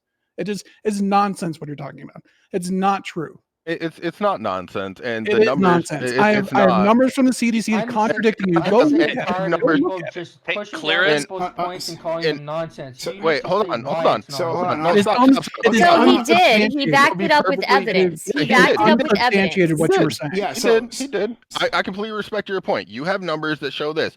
My numbers also show that the death count, once again, is nearly identical. That's and I also have numbers to show you. Yeah, I agree. You can't argue with the CDC. If you're going to take the CDC's numbers in this case and say that theirs lines up, well, these are also CDC numbers of how many people died. Okay. And they're almost nearly identical. And the fact is, I have more CDC numbers to show you that people without underlying conditions die at less than 0.5% from COVID. So it's not a huge conspiracy theory, and we both have numbers that go both ways. It's all in how you interpret the numbers, which I said at the beginning. So let's be clear as to what you're saying, right? So I want to try to move this along, so we're not just yelling at each other, all right? Yeah. Fury, all right? You're saying you have numbers from the CDC. So you have something from the CDC website that we can look at. Oh God. Yeah, I'll go grab them. Hold on, this is gonna take a minute. Yes, please. We love to see them. And I just want to say, like, I don't want to sound like I'm interrupting all the time, so I'll try to not interrupt. Sure, thank you. You don't want to sound like it, but Sure. Did we Yeah, say it I'll work on not doing that. Sure. Okay. Death count. Oh, I wrote my numbers in. Okay, so yeah, Fury, I once you do can find post. sorry. Okay, don't worry, we'll get back to you. We'll get back to you. Okay. Theory, once you post those numbers, we'd love to take a look at them. I'm looking at CDC's clearest numbers that he got from the CDC, and he has the and we can also post this. We'll post this in Twitch chat. Let me put that there for you all to see. So this is what Clearest, our friend up there, posted. So these are CDC numbers talking about excessive deaths. I heard CDC is a liberal source, though. So everyone can examine that. I can see the line here, weekly number of deaths from all causes. Okay, yeah. So take a look at that, everyone. You can judge for yourself. So we'll wait for the numbers from Fury. So he'll get back to us. All right. But beyond that, there was another contention, right? Talking about the lockdowns, right? So Fury mentioned this, but like apparently Tiberius here agreed. And this is, of course, not the Tiberius that we usually know. This is a different person. Absolutely, yeah, I agreed. And you could call me my Discord name if that makes it easier. Okay. Should I just call you Jugsy? I'm not calling you Doctor. Should I just call you Jugsy? Because no, it's Dr. P. Suzanne. You're Jugsy. I know you're Jugsy. It's okay. All right, look, it's okay. We'll move forward. If you're a longtime fan, you know who Jugsy is. If you're a very long time fan here, but Jugsy is back apparently under a new name. Hi. Don't worry, I'm not going to throw you out. You were Okay, I honestly don't know what that is, but okay. okay. Sure. All right. Well, let's pretend. So, okay. So you were talking about the lockdown, right? And the problems with like telling people like what they can and cannot do. Fury brought up his that he lives in Michigan and his problem with what this Michigan governor did, right? So, what's your problem specifically? What's your problem with these lockdowns? Do you think they're too restrictive, or what are your thoughts, Jugsy? Well, first of all, I don't know what that is. Uh-huh. Second of all, I believe that it's completely overhyped with these mask mandates. I don't think mask mandates make much of a difference because businesses are gonna do what they're gonna impose things anyways, most of them, and there's no way to really enforce it well anyway. So I think the mask mandates are overblown, like with Texas getting rid of their statewide mask mandate. They're like, oh, now everyone's gonna die. Like, it's just ridiculous. I think that's domestic terrorism. We want to circle back to the original topic. I'd love That's domestic terrorism right there. Domestic terrorism. True. What that governor is doing to the state of Texas is domestic terrorism. Domestic That is terrorism. You don't know domestic what you're terrorism. talking Holy about. shit. Okay, you What? wanna People can wear masks if they want to. That's like so Dan stupid. Graham, hold on. Dan Graham, you want to say something? Yeah, I just wanted to say that like the idea, I don't know what it is with conservatives, man. Like this idea that we should just let everybody kind of like enforce whatever restrictions they want, and thinking that that's somehow going to stop the virus. Like that's kind of like having like a peeing section in a swimming pool. Like it just doesn't make much sense, you know. So we need a national response. So Yeah, but it's not that's gonna all I wanted to enforce say. well anyway. These statewide or national mandates, like it's not like local Well, police are going around really enforcing these. I mean, we have a statewide mask mandate still, and it's not enforced by the police really at all. It's just people doing it and businesses doing it. Maybe it makes people feel like they need to do it more, but it's not like it actually has like a real like effect, like a legal effect in a way. okay, well, two things. So one, I live in a very conservative state, Arizona. Like Governor Ducey, I think today just mandated that kids go back to school, which is pretty fucking stupid. Why? How is that stupid? Dude, By the way, we have Let him Governor finish. Newsom, so you're a lot luckier. Ducey's much better. But I Yeah, won't Hold on. argue with Why is Sure, kids so anyway, going back to school stupid? Yeah, well, okay, that's let a him separate finish. topic. So Let let him me finish let what me he was finish what I saying. was. Yeah, now I'm kind of so about enforcement. So in the very conservative state of Arizona, like we have the health department imposing fines on restaurants, right? So I bartend for a living. There was a bar around the corner from us that got imposed with a $15,000 fine, and that wasn't even like clearly stated to us. So there's not really an issue of enforcement at all. There's an issue of consistent enforcement, which is kind of the fault of the previous kind of the same thing administration. in a way, but It's not the same thing, but yeah, it is because if you don't have consistently enforced, then it's not really enforced. that's not true because enforcement is still occurring. It's just not consistent. Which is the But hold problem, on. is what I just said. What does even if enforcement of these restrictions are lax, right? What difference does that make?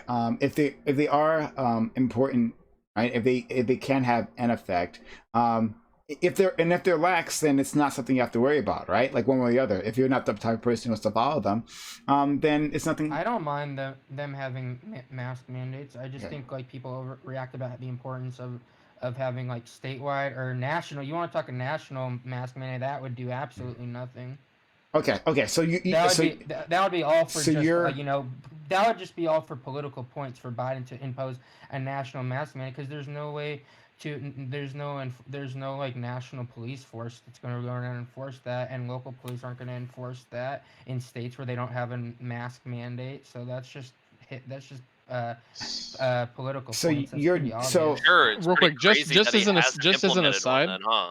just Yeah, as an because aside, it real wouldn't do quick. anything. A national mandate's not Right. going to do anything. So you're He just also making up a can't. thing. He also Hey, can't real do a quick, national mask Jugsy, mandate. my Period. He's friend. never going to. So stop talking that Biden's going to do a national No, mask I never mandate. said he would, but people were talking about having a He national. can't. He can't. No one said that. No one said that the president is going to issue a mask mandate. No one ever said that. No one ever is going to present that because it's never going to happen. okay. So okay. I just have one question really quickly. Okay. Do you think, Jugsy, do you think that the Trump was right when he asserted that the election was stolen? I just real quick. I think he's right. No, not really. Okay. Not really. I think there was more of an effort. I don't think it was stolen. I think there was probably like some errors, but no more than normal. So I'd say no, it wasn't stolen. I think they spent more time looking into the Russia witch hunt than they did on our presidential election. I'm not saying it was stolen, but they spent no time looking into it where there was plausible. I think Trump would have easily. They did though. They did though. They didn't. Who's they? They did. No, do you know how long they spent on the Russia witch hunt?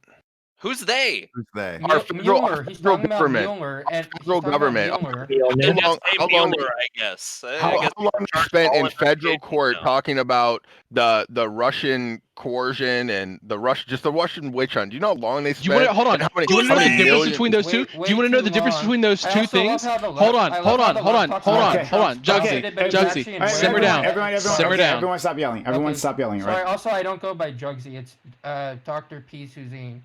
Okay, Jugsy, you're not a doctor. I know you're not a doctor. Nobody's fucking calling you doctor. As much as I am. Dr. P? Please don't call me Jugsy then. Call me What do you want me to call? or something. I'm gonna call you Dr. PP. Okay. Okay, that's fine. Oh, you Tib. Okay. Tib. I like Tib. All right, Dr. PP's name. All right. So real quick, Great the Smash difference between those two court cases is one of them produced indictments and people going to jail, and the other one produced fucking nothing. You mean one produced an entire case on completely forged documents? Like, talking about this, the Steele dossier. Okay. That is actually I think we're getting off. I think we're getting off track. I would agree. I think somebody's pivoting. I think we're somebody's getting off track. pivoting because we're on COVID. So I think we Oh need to no, go that was back me. to COVID. That was me. I'm sorry. Okay. No, it's okay. I think we were talking about mandates, and that has to do with I gotta politics. go back to finding these numbers. I have 2019s, but So 2020 I off want the to ask, CDC like, has been an issue. how much do you actually think having a statewide mask mandate actually makes a difference? How the fuck would anybody know the answer to that? But also, Yeah. do you think You guys that are the wearing a ones mask- saying, like, people are saying in Texas, like, he's like killing people, the governor, because he lifted a statewide mask mandate. So obviously, you must think it has a huge impact, right? So I do want to I want to go back to something that somebody said earlier about schools. There's a study that shows that keeping schools open without masks doubled Swedish teachers' COVID-19 risk. I can link that for you if you want. Is that? I mean, that's probably a pretty small sample size, though. Like, is the sample? Yeah, that's in size big? Japan. Okay, so I mean, Jugsy, let me ask you a question. Do you think that Trump saying that masks weren't wearing a mask not that big of a deal? Do you think him saying that led to more people or less people wearing masks? Oh yeah. I mean, yeah, it had an effect. Less people. Okay, more masks. so okay, on a macro or on a micro level, then down to the state level. That was on a federal level. Now, what do you think? Hold on. What do you think that the head of the state or of Texas, Abbott, saying lifting the mask mandate, do you think people are going to listen to him? Do you think that's going to lead to more or less people wearing masks? I mean, I don't. If they weren't wearing masks anyways, then I don't think it would make a difference. That was one hell of a dodge. No, it wasn't a dodge. It might have a small difference, but I mean, at this point, everyone's talking about like how the virus. All difference. Yeah, it might make a small difference So on is it people any thinking difference? about it, Is it but any it's going to be a difference bad? small people So because it's most gonna be a- people. Let me finish my point. Most people are either very pro-mask and they're very willing to do it. They think it's the right thing to do, or they're very against it. There's not that many people who are just like in the middle. Yeah, one thing. Who changed his name to Jugsy? That was not me. I did not do that. Okay, I'm gonna ignore that. I'm sticking with 'cause I don't Dr. know what that PP. I'm means. sticking with Dr. PP. Okay. I have to say though, there are a lot of like armchair talkers in chat who are like saying like how we're so dumb and we're like idiots in our call, but they don't want to come. No, in no, and I give think you their have a points. huge brain, dude. Biggest brain. No, I never said that. Okay. No, I will say. I'm an idiot. I will say If this. this were a I democratic just think how it's institution, I funny. would Biggest motion brain to I've remove you. ever This experienced. there's too much like judgment. Like, let's not be so judgmental. Like, Well, I'm not being You know, super yeah, I judgmental. agree with you. You know what, chat? I haven't had enough of you guys insulting his brain capacity. I will have you know his brain is 3 times the size of all of yours. No, Okay. but no, in all seriousness, though, I mean, I think we need to, if we want to convince people to our side, we need to be less judgmental and less shutting things down. I see a lot Our of side. Okay. I see You're a not lot on of- our side if you're talking about that COVID is fake. You're not No, on I didn't our say it's side. fake. I said in some cases I thought maybe it was. Nah, it you was- don't think it's Okay. real. Okay. It's real. Hold on, No, hold on. I never said No, that. no, I no, never no. said So it wasn't real. let's When not did I straw say- man him. You just danced around that Oh, idea. no. Let's not straw man him. Okay, so let's be clear as to what you are saying, all right? Because some people have the impression that you don't think COVID is real. So No, I never said that. I know. Not only do I think it's real. I know. I'm trying to help you out here. Okay, go ahead. Yeah.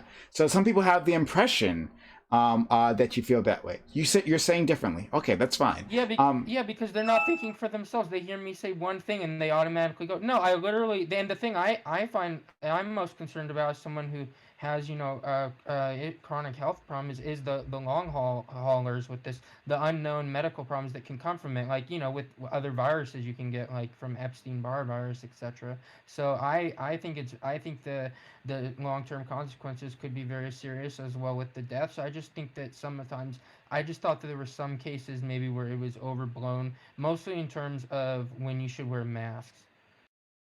Okay, all right. So you think I hear you. You're thinking the mask mandate is overblown. You said Yeah. you're already social distancing, right? And you're saying you're wearing a Yeah, mask any which way. I go out and walk. I take walks all the time, and there's people around, and we just pass each other, So I have no concern about it. I had some concerns like when I had some people I knew were going out for dinner and together, and I had some concerns about that because when you're sitting around people for minutes at a time, that can be problematic, like what happened with the Supreme Court, Judge Barrett, that outdoor event, that was a spreader. I think that's a concern. Okay, all right, okay. So and I think that's based in evidence with this. They've shown that it does. You can't just get it from just passing by unless someone directly coughed right in your face. That's not true. It's not true. Can you show me the evidence that shows just Yeah, in passing someone by you would get You're the the one who virus? just said that they It's- proved that yeah, that it's can't about- happen. Okay, You're the one it's who about said the that water. they proved that it can't happen. So you're the one that needs to pull up a citation of showing that you walking But they beside did. someone. They showed how much time. Hey, they then had to show it. Yeah, all Then right. show us that. Why Then do show I us need that. to show it? Oh, well, of course Because the you, burden of proof is on you. Yeah, You're making the it's not. You're claim. making a Something like that, claim. 'cause that's Yeah, it already is. No, well you're known making that you're you making don't a get it. You're claim. making the claim. Okay, You so- provide the proof. okay, you've said there is proof. So if you could find it for us, Sure. we Okay, would yeah, love I'll to try see- to find it. Okay, fair enough. All right. Also, just gonna say, who gets to decide when they cough or sneeze? That's the reason Yeah. that you're supposed to wear a It's mask super outside. unlikely that someone's gonna cover. Sure, but it's an immediate thing. It's something that Jesse, happens. your problem is when you're arguing with them, you're giving them a lot of hypotheticals. You need cold hard facts that can't be disputed. Yeah, not who not in here opinions. has actually presented cold hard facts? Oh no, Chris did. So I mean, a couple of I studies. she just posted Also- a study that is cold hard facts. I mean, it's a study, so Okay. you get to interpret the numbers how you want, but it's still something that you can factually look up, and that's your problem here. Is you're arguing off feeling and opinion. You're not arguing off of fact. No, I'm not. And you've also been wrong Okay. on several of the things that you've said. Okay. Just One at a time. flat out wrong. Okay. Okay. Tell me which part. Sure. Hold on. The numbers about the COVID race in January. I can tell you that much for sure. Okay, sure. All right. We will get back to this. Look, Jugsy, find us the data that you're talking about. You're saying that it's been proven. We'll have to take a look at it. We would absolutely have to take a look at it. Take your time. Find it. All right. Back to we'll go to Stardust, and then we'll go to Fury, because Fury said he had numbers. I'd love to see if we. I'm trying to find 2020 right now. I've got 2019 easily, but I'm having a really hard time finding the CDC's page for fucking. Okay, 2020. take your time. Take your time. Okay, take so your time. I Go ahead. I have a couple of things here about masks I'm gonna post for you. Also, there was even like a study recently that shows that the humidity inside a mask can reduce the severity of COVID if you do get it, which is super interesting. So I'll link these things for you, my dude. And it's up to you if you want to look at it. I hope you do. But there's like an enormous amount of studies on this. Okay. Jola, Are you putting that in chat? I'm putting it in VC chat. Okay. Jola, if you could go. Just a principled question about conservatives. So I know the big argument is we need more community run things. We don't want the government to come in and tell us what to do. Why are so many conservatives in America so adverse to doing something that'll help their communities? Something so simple like wearing a mask. Is it an emotional thing? Do they need to be crybabies about it? Because even if you're against lockdowns, even if you're against all this stuff, why can't you just wear a mask? Right, Why is it why such is a it so big hard? deal? Why is this so Just hard? try not to load your question so much, though. I'll tell you what it is. It's that I posted in the chat. I disagree with the science behind the fact that you guys think that a mask helps that much. But what does it hurt if you wear one though? If you're right or wrong. Three like- studies, by the way. I don't like the feeling. I don't. There are long-term health effects, and I'm looking this up right now so I can grab the article of long-term effects of wearing a mask. It actually has its own problems. I run 8 miles a day in a mask. I run 50 miles to 70 miles a week in a mask, and I'm fine. I'm happy for you. Well, I mean, That's- I don't that's agree just- that there's that's just long-term not true. effects from wearing a mask, but I think that's ridiculous that you run that much in a mask. That isn't very good for you. There's even a study. Because There's part even of a getting study. that kind of go ahead. Okay, there's even a study that says there's even a study that says speech can produce jet-like transport relevant to asymptomatic spreading of the virus. So I will link that for you as well. Yeah, So but- this whole coughing and okay. sneezing in people's faces is not even like it's not even it's not even true. You can spread Wait. it by other means. What were the other means? You mean by touching like surfaces? No, by I know s- someone by who s- got like it. speaking. It says by speech. Speech Right, can yeah, produce yeah. I know someone who got it jet-like from the transport Postmates order. relevant to asymptomatic spreading of the virus. Okay. So Right, but you have to get enough of it into you you have to get enough of it to actually get sick. Sure. Okay, but hold on, let's And get. that's the problem with the theory that just Let's bypasses go someone. And I posted my to thing in Clearest. chat. Clearest. Sorry, go ahead. You had your hand up. Go ahead. That basically what I was going to say was the same thing that Joel was getting at, which is I don't get why it's so hard. There's really no data to suggest that wearing a mask is really detrimental in any way, and you really get all the benefits just from wearing a mask. It does a tremendous amount to help. Just go look at any one of the studies that Stardust just posted. It's really to me this seems so remedial and absurd to be And do you know how talking about this masks right work? now. Yeah, I know. Yeah, by preventing the droplets from getting out and basically getting into other people's respiratory systems. It's pretty simple. Yeah. Okay. The only long-term effect of of wearing a mask is just going to be a tan line fury. Like That's it in that's my very mind. incorrect. How's that incorrect? Okay, it's so not. actually, I posted a study. I also The posted a one study thing- again, sorry. contradicting what you're saying about mask causing like health effects, like negative health effects. The humidity inside the mask actually does help lessen the severity of COVID if you The do one get it. health this is effect the- that I'm I've seen I'm it looking- can cause, which I don't think is necessarily long term, is there's been a lot of skin. I've had a lot of skin problems, and I know a lot of God. people would have from I wearing would it on your gladly face, especially take- because. Excuse me. I would can gladly finish? take. Okay, I'm sorry. I'm It's sorry. worse. I know it's people who have like acne, including a family member I know who's had it a lot worse, or different types of like dermatitis, which I've gotten from wearing the mask because I sweat a lot. Change your Okay, are masks. you Don't wear the finished? same one every day. Go after. It doesn't quite work just to change the mask if you have what I have, but that's. Oh no, not the Gladly pimples. take God acne. forbid. I would gladly take acne. I would gladly take skin irritation over like long-term health effects to I my agree, I lungs never said and that. I cognitive agree. effects. You I know that there are agree. long-term cognitive effects to contracting COVID, and even Not people who always. recover from it. Sometimes it's just like with Yeah. any type of virus. Some people. can get- Sometimes Yeah, seems too much I to me, agree, dude. I agree with that. But I agree. Okay, could I jump in? Please. Okay. I do. Sorry, go ahead. Okay, to kind of get back to kind of where it started. As far as the mandates, the problem that I saw was the inconsistency. So there were small businesses who sold the same products that Walmart sold. But there were small businesses who, offered the same services, but they were all forced to close. So you had these large stores who were still able to serve customers, who were still able to make profits while you shut down all these small businesses, which in fact would cause an increase in the concentration of people because you're forcing everyone to go to this one store to buy goods when they could be spread out. So if you want to be fair, I thought that those people should be able to stay open.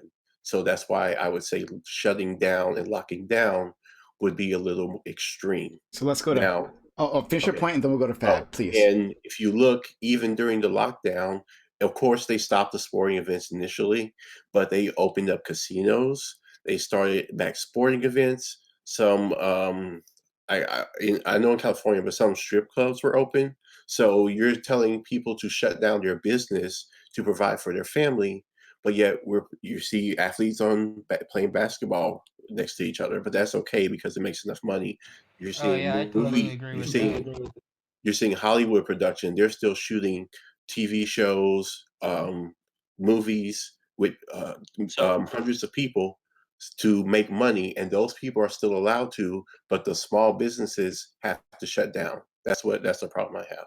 So you're advocating for stricter shutdowns then, right? That's what you're No, saying. You're no, not I'm saying listening to him at all. He literally no. said the opposite. I'm saying if it's okay for But those is people. he actually? Because he's making an argument from Lorden. hypocrisy. Someone else was going to go. So, but you can respond to that, and then we'll go to a Fab. Okay, what I'm saying, if these large corporations are still allowed to make money and not have to shut down, why are we shutting down all these small businesses? All the who make up 30 to 40% of the revenue for this country. Okay, I agree, dude. Shut them all down. Okay, so Fab, please. Thank you. That's not what he's saying. That's what it He's sounds saying like that you're these saying. Okay. he's saying these other Okay, big companies run with no please, problem. one at a time, guys. One at a time. So I want to make sure everyone gets to talk. Fab, please. Yeah. So when it comes to this whole talk about like big corporations like Walmart or whoever were open while small businesses had to close, when it comes to those orders, I know, especially for the state of California, I don't know if other states did this, but when the original lockdown orders went into place, and for a long time, all of those places like Walmart, Target, I'm a huge Target person, I go to Target all the time, is that all of the places that were not food or essential items like toiletries, the pharmacy area, toiletries, all of that type of stuff Hold on. was caution taped off, and you could not go into buying like clothes and like toy section. You couldn't go into those sections. Liquor stores were still open. Okay, but that's okay. That's just it's one an little part. But essential. his whole Liquor, alcohol is essential. Okay, but just Yes. just And tell them cigarettes. just And when we have to deal marijuana. when we have to deal with conservatives like you, yes, alcohol is an See, essential. this is your problem, Eagles. You can't have a legitimate discussion without attacking somebody, and I've had just about enough of it. If you want to act like an adult and have a conversation, we can. If you want to act like an asshole, we could take this to another chat and we can do that too. Relax. So, I have to agree. calm I have to agree with Fury gone. here. I feel saying these kind of things is not productive. It's just attacking people. I feel that you need to make better. You're so delicate. Okay, Cancel come on. I have to Right? agree. I have Let's to agree. cancel equal. I feel like it's not very sensitive that these people don't have the right to talk about COVID with It's no not sense of like. It's not about sensitivity. It's about then we turn around It's and not we have very people like sensitive. the People's the families have died, but No, they you're should not still be allowed sensitive. to speak Okay. about this. I No, literally yeah, lost we my are allowed to speak grandpa. about it. Everybody's allowed to have their opinion about it. And whatever. everybody's Yo, allowed to make fun of Jugsy, everyone. my grandpa literally died on Valentine's Day from COVID. And so it's always back to my funny to hear point about people things talk that you could about. buy. Okay, one at a time, everyone. Okay, One at a cool. time, Yeah. everyone. One at a My time. apologies. No, My apologies. No, I it's couldn't fine. do That's that. fine. I Look, have look. personal Everyone, experience too with it, and everyone. We I'm not want gonna everyone get to be into able Yeah, to so why fully is the participate. Hold on, focus? everyone, please stop. We want everyone to be able to fully participate, right? So let's just do this. Let's just try to do this in an orderly manner. I Okay, just wanted to so say, Prime, I feel you have done a very fair job with moderating overall. oh, thank you. I appreciate that. CC, you haven't gotten a chance to talk. We'd love to hear from you again. Yeah. So just to clarify about the alcohol thing, this sounds super unintuitive, but in our society, we do have people who are alcoholics, And withdrawal from alcohol is a very huge problem that we probably don't want to be adding on top of the pandemic issue we're currently going through.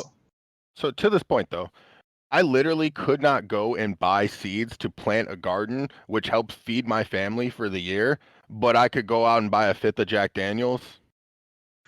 Did you hear what I said and process?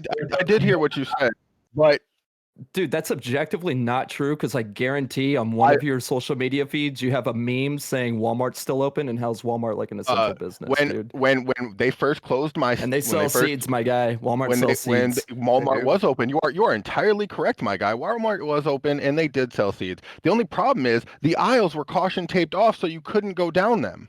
You were not allowed to go down these aisles because you were only allowed to grab what they considered essential. And seeds for a garden were apparently not essential. Okay. Amazon. You sound like a shitty farmer if you needed seeds right then and there. Oh, okay, come on. No need to attack. I'm sorry. No need. No, there's no need to attack. There's no need to attack, guys. Let's just tackle these issues head on. I think I'm not particularly. I'm on the other side of this, right? I don't find their arguments to be particularly convincing, but that doesn't mean we can't engage with them fully, right? If you want to convince anyone, we're gonna have to treat everyone like adults here, right? So let's try to engage peacefully. All right, Joa. I'm just saying, what you consider. Can I just finish my one point? Yeah, sure. So I'm just saying, what you consider to be essential is completely objective. I consider those seeds to plant a garden to feed my family essential. It helps me feed my family for the year. What I don't consider to be essential is a fifth of Jack Daniels so I can get lit on a Friday night. Yeah, so when we talk about like a universal policy for like a state or something, it's going to be very messy. It's not going to be perfect. We're talking about the minimum wage right now. It's $15. $15 isn't perfect everywhere. So different areas are going to be better for different things. So you're talking about like seeds. I don't know why Walmart specifically had seeds taped off. That isn't a government thing. But when we talk about like small businesses being closed, and well, I guess maybe different states, but and bigger businesses being open, this is a big product of capitalism because we have these economies of scale. We have these monopolies like Walmart and Target, and these places are the only places that have the capacity to be able to feed everybody and to be able to provide these resources. And they have a lot of ventilation. They have high roofs. It's about capacity. So when government officials are making these policies, they're saying like, how can we limit the spread while keeping society functioning? And it just so happens that the means to keep society functioning is within the hands of these corporations. But what I ask of people who are more conservative is when small businesses are enduring economic hardship, the answer, during a global pandemic shouldn't be force them to open. The answer should be demanding more from our government to support those small businesses. That should be the answer. Not like, oh, let's just have a big ANCAP society where we're all going to run around and spread the virus to each other and hopefully we make it out. Like I interviewed Joe Jorgensen, the libertarian candidate for president. Insane. That would not work. But we should be demanding more from our government in these times. Can I just make a point too? Hold on, Judge. Just because he was responding to me. Okay, go ahead. Just so you know, it wasn't like in my area, it wasn't Walmart who made the decision on what to ban and what not to ban or what they could sell and what they couldn't. It was Governor Whitmer. It was my governor who decided what was essential because she knows best. Mama Whitmer. She knows best. This is a demonstration of the limitations of liberalism. Point now. I think all I want to say is that I feel that there are too many people who are not acknowledging the experiences that others are having with this pandemic, and I'm talking about the non-medical side of it, like family members dying. That Fury are talking about with his farm and stuff, and the frustrations he has.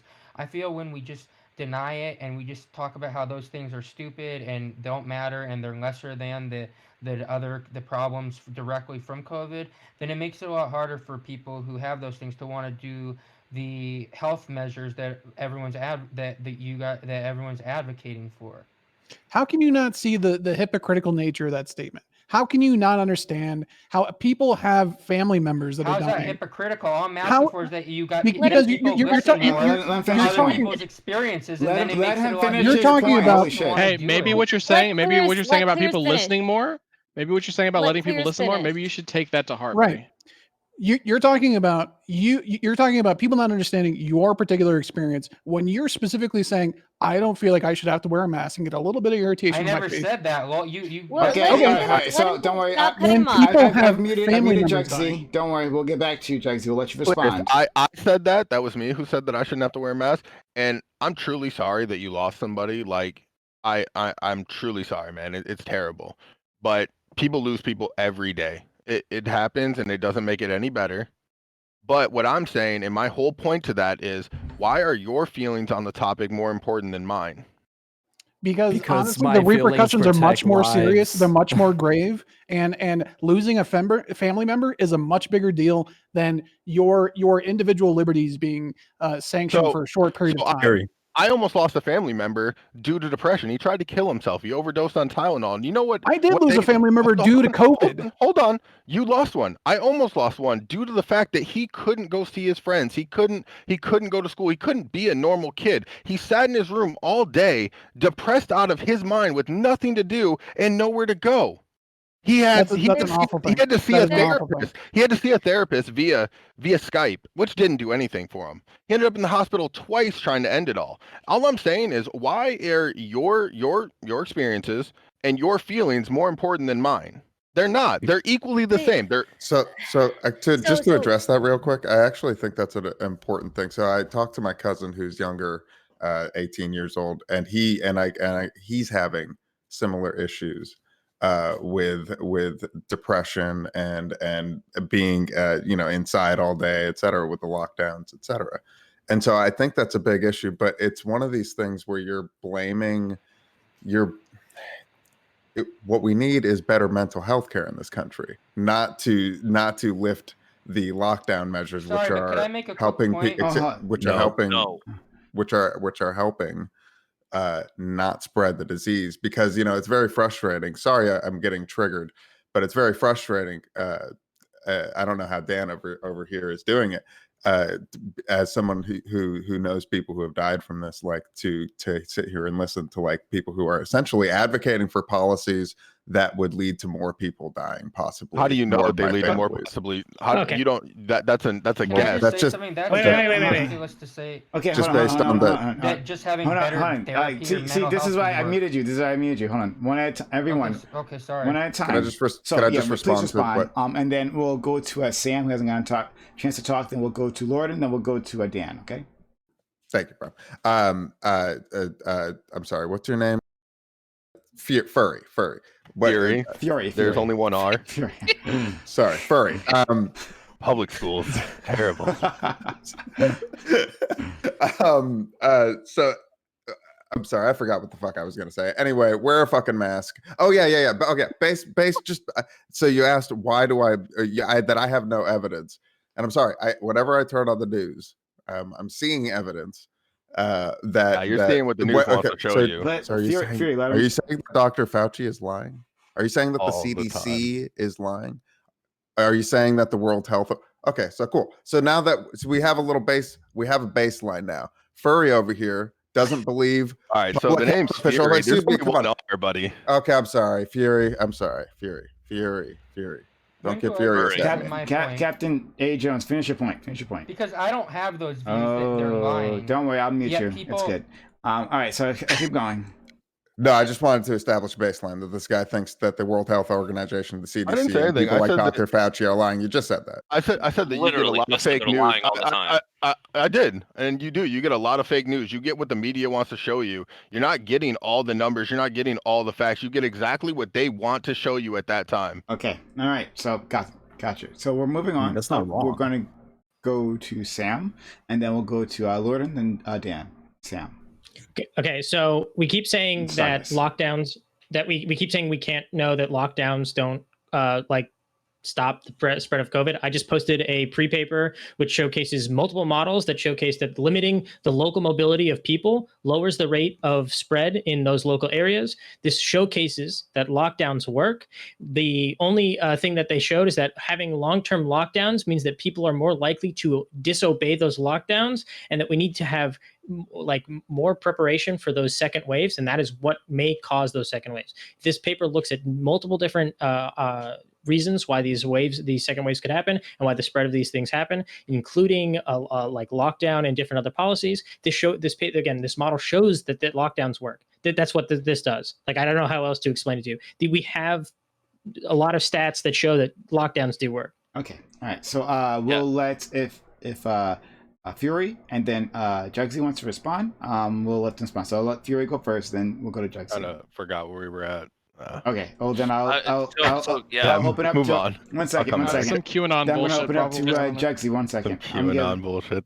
That's so crazy when somebody doesn't want to believe everything that the mainstream media spits out. They have to be a QAnon supporter. Okay. I just wanted to say, like, I think I made a completely rational point about listening more to other people's concerns. It doesn't mean that the COVID and the death concerns maybe aren't higher up, but you got people like you didn't take what Fury said with you completely just what he said. It was like nothing. Like, oh, you didn't even listen to him at all. Same with my issues, and like I've suffered so much mentally. Jugsy, haven't you learned lockdown? Can I finish? It's not about their experiences. Let Jugsy finish. They don't give a fuck about yours. Fury, please let Jugsy finish. Please play victim more. Jugsy, please. Me play victim.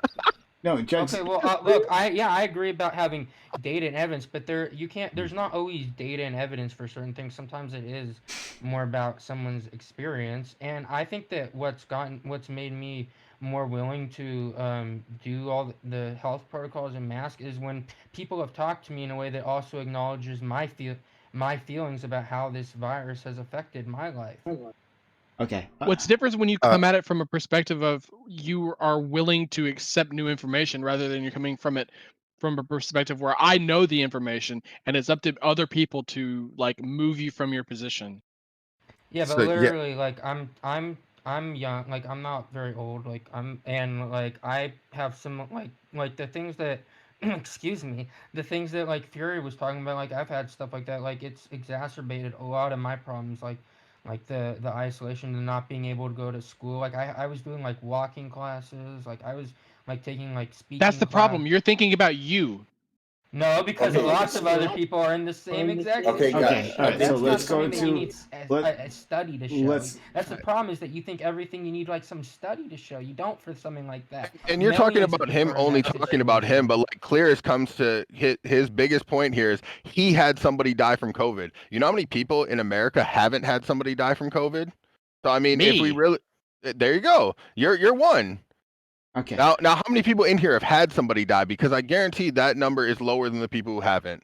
That's all I'm saying. Is you keep talking to him about coming from a place from not his own personal experience. It was like half, dude. You were wrong.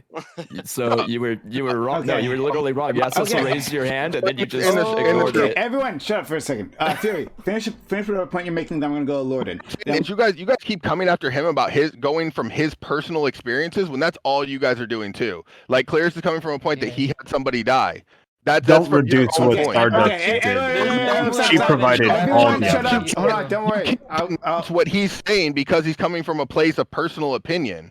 Okay. You guys are all coming from a place of personal opinion. So am I. Okay, great. So you can't just pronounce what he's saying just because it's his own personal experience. We hear you. Moving on. Lorden. Yeah, yo, Furry, add me on Discord. Stop, I want to have a talk. Everyone, stop, please. Lorden. Dan, Stardust. All right, Lorden, please. Okay, so I wanted to kind of jump off what Sam said, and like the lockdowns do work.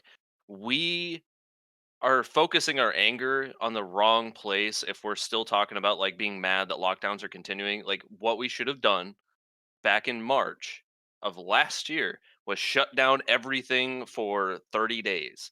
That would have put us in a good position to like actually ramp up the production of like ramp up like the ability to track and trace this. It would have given us the ability to make test sites, but we had an administration that just didn't give a shit. Pause for a hot second, Lorden. Thank you. That's awfully kind of you. Destiny, thank you for the raid. 1,488 people. Thanks so much. Holy crap, that's really kind of you. All right. One second. To Destiny's audience. My name is Prime. I do these panel type shows all the time. Right now we're having an open walk-on panel. What you see here, members of my audience, and we're discussing COVID and misconceptions. With that, we're having a bit of a debate here, but yeah, these are all members of my audience. We'd love to have you involved here too. So exclamation point open, like you see in chat, lets you know how to get involved. If that interests you, being able to be involved in these things, right? Do me a favor, hit that follow button, hit that notification bell, so you know I'm going live, right? We are also tomorrow we're going to have our prime time royale. If you've ever if you remember the Awesome show or the Raj Royale, it's exactly like that, except more of a political spin. If that interests you, again, hit that follow button, hit that notification bell, so you know I'm going live. We stream 6 days a week here, 6 days a week. 6 days a week we have these open panels, but we also have various closed panels. All of them got different fields to them, and they're all a lot of fun. And we have crazy fucking moments all the time here, right? So don't miss any of that. Don't miss any of that. Please do me a favor. Hit that follow button. Hit that notification bell right now to sign up here. We love to have you. And again, I'm going to have to thank you, Stephen, for being so kind as to share your audience with me. That's really kind of you. So we'll continue on from here. I'll let you finish your point, Lorden. Don't worry, I haven't forgotten all you guys. So Lorden, Dan, and Stardust. Go ahead, Lorden. Then me. So yeah, just to finish that point is I think all of this anger at people that are continuing to do lockdowns, because we're dealing with a different threat now than we were back in March and February of last year. You're misdirecting your anger at people that are trying to do what they can with what we have. So that's really it. We should have locked down for 30 days back a year ago, and then we would have had the means to deal with what we're dealing with now. Okay. And just to piggyback onto that, a lack of mental health care doesn't mean that we lift the lockdowns, and I think they've been proven to work in Australia. That's a really good model. You can if respond. lifting the lockdowns wouldn't help, why weren't the issues with mental health and suicide and domestic violence and child abuse, why weren't they this high before the lockdowns? You can respond if you want to say something, Dan. Go ahead. Yeah, so first of all, Fury, I want to welcome you to the liberal side where we've been talking about mental health issues for the last fucking decade. So I'm glad that you're finally on board. Oh, no. Whenever it comes to yeah, it is. No, so it's whenever not. it comes to the government guys talk mandates, about dude, insurance Please hold on. Jesus. Okay, dude, I'm gonna have to mute you again. How do you think you improve mental health issues? Actually developing better treatments. That's how you. Well, don't worry, we'll get right back. We just need to get through this. We're gonna get through this list. Jugsy will be right back with you. Dan, go ahead, finish your point. Yeah, anyway, none of us are happy with the way that the mandates were done. And kind of the whole point is you keep bringing up mental health as though that's not something that we would also like to have been addressed better. Yeah, I mean, if the government can address both the COVID issue and the mental health issue at the same time, then we should be talking about how they all can I'm do saying that. about the mental health issue is you can directly correlate the numbers to when the lockdown started to the spikes in all these cases. And my solutions aren't better mental health. It's not more therapists. It's letting people go back to their day-to-day lives where they were extremely happier before, per the numbers. Okay, so I'm going to. Do you think there's? Oh, finish your point. No, just to finish, Fury. Do you think that there are other ways that we could have, could we have had both the lockdown as well as address mental health issues? I don't know. We could play the could there have been all day. Possibly there is a way. I don't know what it is and I don't have an answer for it, but possibly. Okay, so that's the why best I got then? Yeah, so why then? So the way that we did the lockdowns, none of us really liked them, right? Because they were inconsistent. Coming from my perspective, I brought up the peeing in a swimming pool analogy earlier. Yeah. Yeah. Well, so the worst again, part why? The worst part with the lockdowns is we just didn't have enough information at the start. They really, when it all kind of hit, we didn't have the knowledge. We didn't have any real idea what was going on. It already had slapped us before we were ready to take it on. Right, but now we do have that knowledge, and so I mean, you're sitting here criticizing the way that the lockdowns were done, Correct. but your sole criticism is just on the mental health aspect of it. Well, I look at places like Whereas- Sweden. Sweden never implemented a full lockdown, and they curbed their numbers way better than we have. Do you think there's more than one way that you could successfully address the COVID pandemic and be successful? There's a ton of ways you can do things. And do you think that there's a difference between maybe like Sweden's, I don't know, like population density Yep. and And okay. I would say that there's the same thing in the United States, that one law to rule them all is not the way to go. Okay, so We haven't done that though. Okay, Yeah, We hold on, implemented hold lockdowns on. across the nation, no matter. Hold on. Jugsy, I'm gonna give you another chance, right? So you can respond to this. And then we're gonna move on to Stardust. I don't have much to respond for that actually. Okay, all right, fair enough. Can I Fair go enough. after Stardust? Okay, sure, yes. All right, so next, Stardust, go ahead. So I did want to bring up the suicide rate in 2019 was 13.93 per 100,000 individuals. And then the rate of suicide in 2020 per 100,000 individuals was 14.8. So Why do it is an people only care increase. about suicide though with mental health problems? Let her Okay, finish. Sorry. okay, if you want to It's keep true. interrupting, okay, if you want to keep interrupting, or you want to let me finish my point. I've already muted him, so go ahead. Okay. All right. So, that alone, the reason why I'm bringing up suicide is because you guys brought it up. I did actually lose somebody to suicide this year, but I would still argue that that the lockdowns are necessary, the uses of masks are necessary.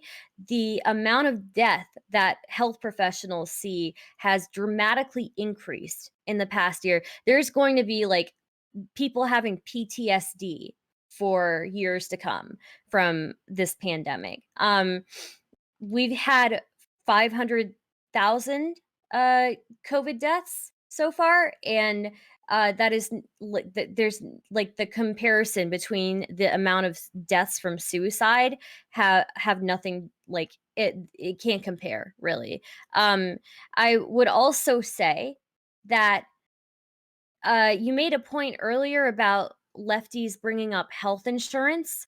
If you don't have health insurance, you can't seek help for mental issues. Wait, who brought this point It's up? just not, it just doesn't happen. You're just not going to get Several it. people. Okay. I'm sorry, what's going on? I was just asking who brought the point up. Yeah. About health insurance. Yeah. So it sucks. Definitely suicide is an issue, but to another point earlier, somebody brought up, I think it was Mr. Peepee said, data can only show so much, studies can only show so much, my feelings matter. I wish like people would take my feelings into consideration, but you are not taking into consideration the fact that 500,000 people have died. Those people were family members and friends, right? And then we've added studies on top of that. So we've done feelings and we've done studies. So what more is there? Like what else do you want? I guess would be my question. Okay. So, oh wow, I'm getting echo here. Me. But I'll let Jugsy, if you want to respond to that, then we'll go for it from there. I mean, I don't know. I mean, it's just interesting how people don't seem to think about the other consequences that can't even be measured.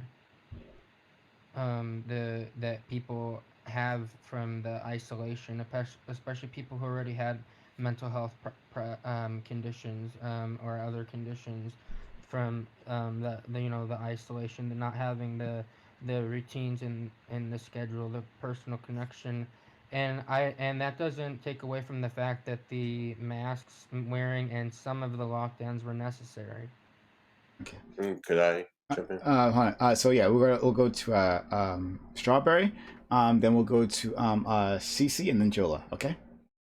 Right. Okay. It seems like, as far as like being fair to each other, like when we're talking about the suffering and people going through and the deaths, like when Clearus and Captain and Dagram, spoke about the person they lost. We're supposed to sympathize with that, but then when Fury said someone tried to kill themselves twice, just from the vibe I got from the chat, It seems like y'all were dismissive about it. I got that exact same vibe. Sorry to I interrupt, said but that's I how said that was how it is. horrible. I'm sorry. I No. said that's horrible, and I'm sorry. That's But, yeah. completely different from how I took your statement. Maybe Just you from know this just from yeah. my point of view, and this is just for me, it really felt like everybody was like, well, me losing somebody is way more rough than you having to watch somebody almost die twice. Dude, I related a story about my nobody said that, cousin. though. I literally related a story. Hold on. I brought up relate- losing somebody to suicide as well. But Fury Yeah. is just It's telling you not how just about he feels, suicide, but right? people are losing their livelihoods. Fury, all you're kinds of you're things. just relating how you felt, right? So they're saying how I'm they just felt. like giving the feel that I got, because I got a couple chuckles and I got a couple. I heard somebody say that you always have to be the victim. You know, Oh my gosh, it wasn't even at that time. Okay. it was. I It did was. say that, but it was the way you were talking to Jugsy about like, oh yeah, they're never gonna listen to you, man. Like that's why I was saying that. Don't relate it to like you having. Well, you say said that. it at the time of us having this conversation, so I It mean, was what would I it attribute wasn't. it to? The thing that you were saying actively at that time is what you would attribute it to, not the thing that you said prior. Strawberry, hold on, Strawberry. Did you get to finish your point? I want to make sure. Yeah, so that's why, we say, could we have done it differently? And we want to take a look at, could we have done it differently handling the mental health in order to decrease the deaths? But no one wants to say, could we have done it differently by maybe locking down different? That's what I'm saying. It seems like we're kind of stuck on only trying to present this narrative that for you to question the lockdown, you're being ridiculous because you don't care about the deaths that the lockdown causes. But I think what Fury and Jugsy are trying to say, well, you're not, you don't, you only want us to consider changing to worry about the deaths, as far as domestic violence, suicide, that type of thing. So it just seems like it's not. Oh, go ahead. No. Finish your point, and then I'll add to it. Actually, Yeah, it just seems like it's not, kind of balanced. And just about the 500,000 deaths, I can post some stats, but all tests aren't 100% effective. So when you look at the amount of testing that we're doing and the false positive and false negative rate, that 500,000 number is actually more around 300 and something thousand. so we'll go in terms of the order. We'll go CC, Jola, Dr. Bain, and then Fab. But to add to your point, Strawberry, I think I understand what you're trying to say. We've criticized the lockdowns here, right? And how the U.S. went about it, how Trump monumentally failed, and how the Democrats, with Biden in charge now, are continuing to fail. We should have done what other countries did, like Canada did, right? And that providing payments for people to stay home, right? We should have maybe paid businesses, right, to keep people on their payroll, so they were still connected to their businesses, still connected to their place of employment. But the businesses could shut down, right? Like if you shut down, we'll cover this much of your payroll, right? Like 95 or something % of your payroll, and we'll cover your business expenses, right? Like your taxes, your property expenses, or whatever, right? To make sure that these small businesses are left whole. So they don't have any reason. So they have no like financial incentive, because so many people they've lost everything. They've lost everything in this pandemic. It's because we responded so badly. It didn't have to go that way. The virus didn't cause us to fall apart this way. With that, and if I could make a point, sure. I think it is somewhat misinformed or misprediction to say that if we had Biden or some other Democrat, that they would have handled this lockdown this much better. Because even when Trump, for example, did that ban on, I think it was like foreign nationals coming in from China, which wasn't that effective because it didn't stop everyone. We had people in the Democratic Party saying how that was xenophobic. We had Nancy Pelosi going to Chinatown in San Francisco telling everyone to come here. And this was in late February, maybe early March, some of it. So I somewhat doubt that Biden would have done these type of things in time that you're talking about, or any other Democrat. That's ridiculous. That is absolutely ridiculous. How is it ridiculous? You say it's ridiculous, but you didn't say how. Okay. Because Democratic politicians were asking the administration at the time to take those measures. Prime wants to say something. Please, this is your panel. Sure. So anyway, Yeah, so I think the response could have been much better. So if that's your point, Strawberry, and if that's your point, Fury and Jugsy there, then I agree, at least on that note, that we could have done a much better job. We've talked about it. Lots of people on here have come and talked about exactly this I agree. I think we previously. should have So. shut down all travel. Yeah. But there are all kinds of things that should have been done. All right. So we're gonna move forward. We'll go to CC, Jola. Then I said Dr. Vane, and then Fab. But Okay. shouldn't we have someone with more of a conservative perspective as well talk? No. Hey, Prime, can I respond real quickly to what he just said about the shutdown being better? I just wanted to hear Fury. Yeah, go ahead. I just wanted to hear Fury's. Yeah, sure. You can respond I'll be quickly, but then fast. we got to go to CC. Yeah, I'll be real fast. So here's the thing. Trump from the beginning did not take this seriously at all. He called it the Kung Flu. He basically made fun of people wearing masks. Well, actually, he did hold on. Excuse me. Can I just say something? Because that's not true. It is No, true. let him Okay, finish. I'm gonna have to meet you again. Okay, so here's the thing. And not only that, he was told for months on end that the winter was going to be particularly bad. It was the worst part of this entire pandemic, and he had the opportunity to get up in front of the American people and basically say you need to take extra precautions over the holidays. And instead, what he did was he decided to go on television and talk about how the election got stolen from him. That's what he did with his time. That's what he did with his stage, was basically to complain about how the election wasn't fair and didn't do anything to try and make this more serious or to take things more seriously or to try and save any more people. He decided to get up there and whine about how the election was rigged and how politics aren't fair to him. Do you not want to talk about the things that he did that actually helped, like getting the vaccine out by the end of the year? He did good. He did good with that. Good on him for doing that. Great. But honestly, the other mitigating factors, he just completely did not take this seriously. Okay. So hold on. You guys can respond to this in a second. I just want to get to CC. You guys can respond to everything else in a second. CC, please. All right. Okay. So a while back now, someone brought up Sweden, and I posted a study in VC chat from Lancet in December of 2020. Sweden performed 4.5 to 10 times worse than its neighbors when it came to their COVID response. So they're not an ideal model to be following when it comes to this response. 2, when it comes to like what should we do, what do the studies say, our side has like thrown you guys like 20 studies saying that masks work, full shutdowns are more effective, and we've provided you all of this information and you haven't returned in kind. So I don't think you're being particularly fair to us, but I'm going to extend an olive branch in the spirit of cooperation.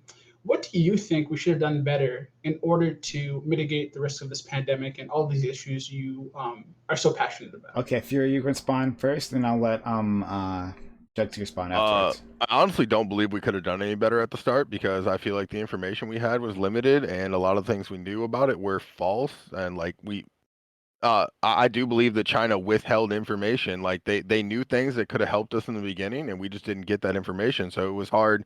It was hard for anybody to make an educated guess or do any better without proper information. Okay. What about right now? Right now we're kind of in the boat where things have already happened. It's already spread. Lockdowns aren't keeping it under control. The masks aren't keeping it under control. I don't know what they can do at this point besides quarantining the sick away from the healthy and just letting people go about their daily lives. Okay. So one of the things we haven't tried that other countries have found successful is countrywide lockdowns. America, I'm not going to say we here because I'm not American, have this like antiquated idea that each state should be its own fiefdom. Unfortunately, interstate travel is really easy. And you hit on something really close. We should have closed borders to other countries, and we should have implemented a unilateral strategy on how to deal with this pandemic in order to mitigate the amount of time we're stuck at home, depressed, and away from our families. This seems to have worked in South Korea. This seems to have worked in other countries, but America just hasn't tried that approach. So what do you have to lose in entertaining the thought? Okay. Let's go to Jugsy, and then maybe Strawberry will also like to say something about that. Go ahead, Jugsy, please. Jugsy? Yeah, well, one, I do find it interesting that a few minutes ago everyone was saying how no one was talking about having a national lockdown, but obviously that has been part of the discussion was a national lockdown. or a national mask wearing, which obviously you can't enforce at a national level. I agree mostly with the part about the messaging from Trump wasn't very good. I think his messaging could have been a lot better, and I think the biggest thing that we should have done differently is we should have stopped travel sooner. We should have suspended travel sooner, and then we wouldn't have need to gone into all these lockdowns potentially. Okay, let's go to Strawberry. Do you want to respond to any of this? No? Okay, all right. Moving forward then. We'll go to I see all of your hands up. We got a whole line here. One thing, somebody in the chat said, somebody in the chat says, is it a national lockdown or national mask wearing? Well, it doesn't really matter because national anything wouldn't make a difference. Maybe the rhetoric might have made some difference in changing some people's minds, but a national, executive order or whatever to change that. We don't have a national police force or the military in our country like maybe how in China or maybe sure. even in India. We hear you. We got to move this along. Okay. Sorry. So we got to go to Jola, then Dr. Bain, then Fab. I haven't forgot about you, Fab. Okay, and then also we'll have Stardust. So all right, go ahead, Jola. All right. So one of the most important parts of a president is the message they give to the public. If you all remember, at the beginning of the pandemic, Donald Trump made a post that said, like, we need to tackle this invisible enemy. This enemy is going to be very dangerous. And I'm like, okay, well, if he decides to go at this with like a war effort mentality, like we are going to defeat this, evil virus enemy, that might be a good thing. But once the stock market crashed and Trump's daddies came and slapped him on the wrist to make sure he got the market correct, he changed his rhetoric and like a week later he said, don't let the cure be worse than the disease. That's when he started that rhetoric, is when he got slapped on the wrist. But one thing, just to make sure we have the numbers correct,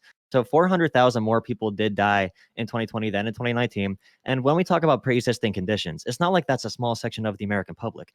When it comes to non-elderly American adults, the Department of Health and Human Services estimates that 50 to 129 million of non-elderly Americans have some type of pre-existing condition. That's not even including elderly citizens. So there is a very good chance, it's very, very likely, that a majority of our country has a pre-existing health condition. So although we may talk like, oh, if you don't have anything wrong with you, then you're going to not die or whatever, but that simply isn't the case. That's why we had 500,000 Americans die in a year since our first lockdowns, even with all of the lockdowns. Imagine what the death toll would be if we didn't do anything. Okay. Moving forward, Dr. Bain. Actually, guys, that is all I got for time. I appreciate the mostly polite conversations, but Fury, thank you for stopping by. I really appreciate you spending some time with us. I'd love to have you back in the future. Yeah. Add me on Discord if you want that spicy conversation. We can do it sometime. And did you ever find that data? I'm actually not allowed to post in chat. It says something about verifying. They could post it in Twitch chat as well. All right. I posted in VC text the CDC number of the deaths in 2020. Yeah, somebody already brought. Yeah, I just couldn't find 2020. I had 2019. I just could not find 2020. The link was 2020. Okay. All right. All right. So, thank you. Yep, no problem. Moving forward. Sorry, who did I say was next? Dr. Bain. Yeah, I'm actually surprised that I think, sadly, it was Fury who said this, that he didn't think that we could have done more. Because I do think we could have done much more. The lockdowns could have been very different. We were talking about domestic abuse and mental health earlier. So one of the COVID-19 aggravated that. One of the main reasons was, how many people graduated and entered the job market that was this?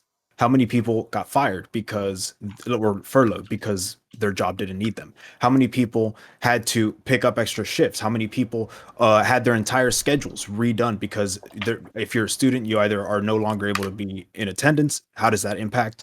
All of these things matter, right? People's lives were radically changed. And one of the issues that we had is that there was no kind of centralized coordination, as was previously said by Prime. There was no centralized coordination by the Trump administration because he didn't want to believe that this was a thing. Again, this is the problem with fascism. It's not able to face natural disasters. That's the issue with it. It can control people. Hold on, give me 1 second. Let me just go through this. I got points, and then I'll yield the floor. Take notes. So, additionally, domestic abuse. You've got boyfriends and girlfriends who are in a domestic abuse situation who are now forced to be in lockdown with each other. You've got husbands and wives and they're like the kids who are either at work or at school. And all of a sudden, these people who tend to have a significant part of the day uh, towards the work that they want to be doing, right? That they're like dedicated to in a separate location away from their family. Now they're spending all their time with their family. That does things to people because, I love my family, but I can't live with them, right? So, in addition to it, we didn't have the investments or we didn't have the guaranteed investments from the federal government to come in and say we are willing to start bankrolling this because again Congress was getting locked up in a bunch of bullshit because they want to give fucking tax dividends to the rich motherfuckers on Wall Street. So as a result, we're left with now the states having to pick up the slack. This is why Cuomo was seen as some kind of hero, and like Garcetti or like these pendejos don't understand what the fuck they're doing, but at the very least they go, hey, I can shut the city down. It's like, okay, that's step one. Step two is contact tracing. The problem is there was no Department of Health that was managing that and doing that. There was no contact tracing. We didn't know who was getting it from where. We had people who came in from China in February, in March, in May, because they were just like, hey, I got the money to just roll on by. Like, what do you mean? In America, you can buy your way to anything, especially getting your way into the country. So in addition to that, let me see here. This is the thing though. All of the investments that we needed, the reason why we wouldn't have gotten them and why we are not going to get them is because it requires defunding the police. And that's a conversation they don't want to have. Well, that is absurd. Because by defunding the police and reallocating those funds to those institutions that would help in the domestic abuse situations, in the mental health crises situations, in the preventative care situations, so that people are not going to the hospital. Because right now we don't need people in the hospital. We could have done so much better. We could have done education early. We could have distributed masks to people. It was left to mutual aid organizations to do this work themselves because the city they didn't have the money to do it. And even then, the federal government was still holding shit against them. It was absurd the entire time. Additionally, there should have been financial freezes. Hold on. I'm almost done. There should have been financial freezes on renters, people who owned a house, and on businesses. Because the biggest issue was that all of a sudden, all the renters who didn't have a job got laid off. Were like, shit, I gotta pay rent next month. Okay, I just want to say I actually So agree everyone with bought a gun. some of what you were saying about some of the things like Congress should have acted faster to support people with supplementing their work incomes and stuff or whatever. But I think when you start talking about defunding the police, that is just ridiculous. Okay. Cool. Do you want to respond at all, Strawberry, to that? And I would go into that further, but I know other people want to talk. So. No, someone else can go. I'll get in, Okay. in a little bit. Sure. We'll go to Fab, Stardust afterwards. Okay, so I have just a few points, but the first is this constant talk about like national lockdowns, national mask mandates, yada yada yada. All of that is never talk about like the president actually issuing some sort of order or signing some sort of law that was going to mandate that everyone in the country wear a mask or that every state have to have a lockdown. That was never the actual talk. It was about the rhetoric of the president saying that masks are important, they should be mandated, they need to be worn, and that lockdowns need to happen, and having a coordinated response with all 50 governors. Because just like the point that Dan has made, it's like But that's exactly what I said too. No, please, Jugsy, you have talked so much, and like at least let some of us actually get our points through without being interrupted. Thank you. This like whole idea that like national this or that is talking about coordinated campaigns, talking about coordinated action being done by the people who can take those actions, i.e., governors, county public health officials, mayors of cities, yada yada yada, and the rhetoric that the president gives. And then my second point is just is like a point that we've kind of already addressed, but these people who are like objecting to other people making comments about people, making side comments about feelings and yada yada yada.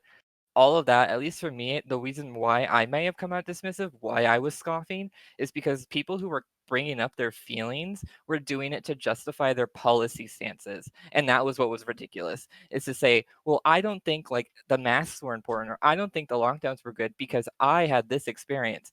Okay, like, but I just like that, those kinds of like rhetoric doesn't like hold up. One, it's anecdotal, and two, it's just your feelings.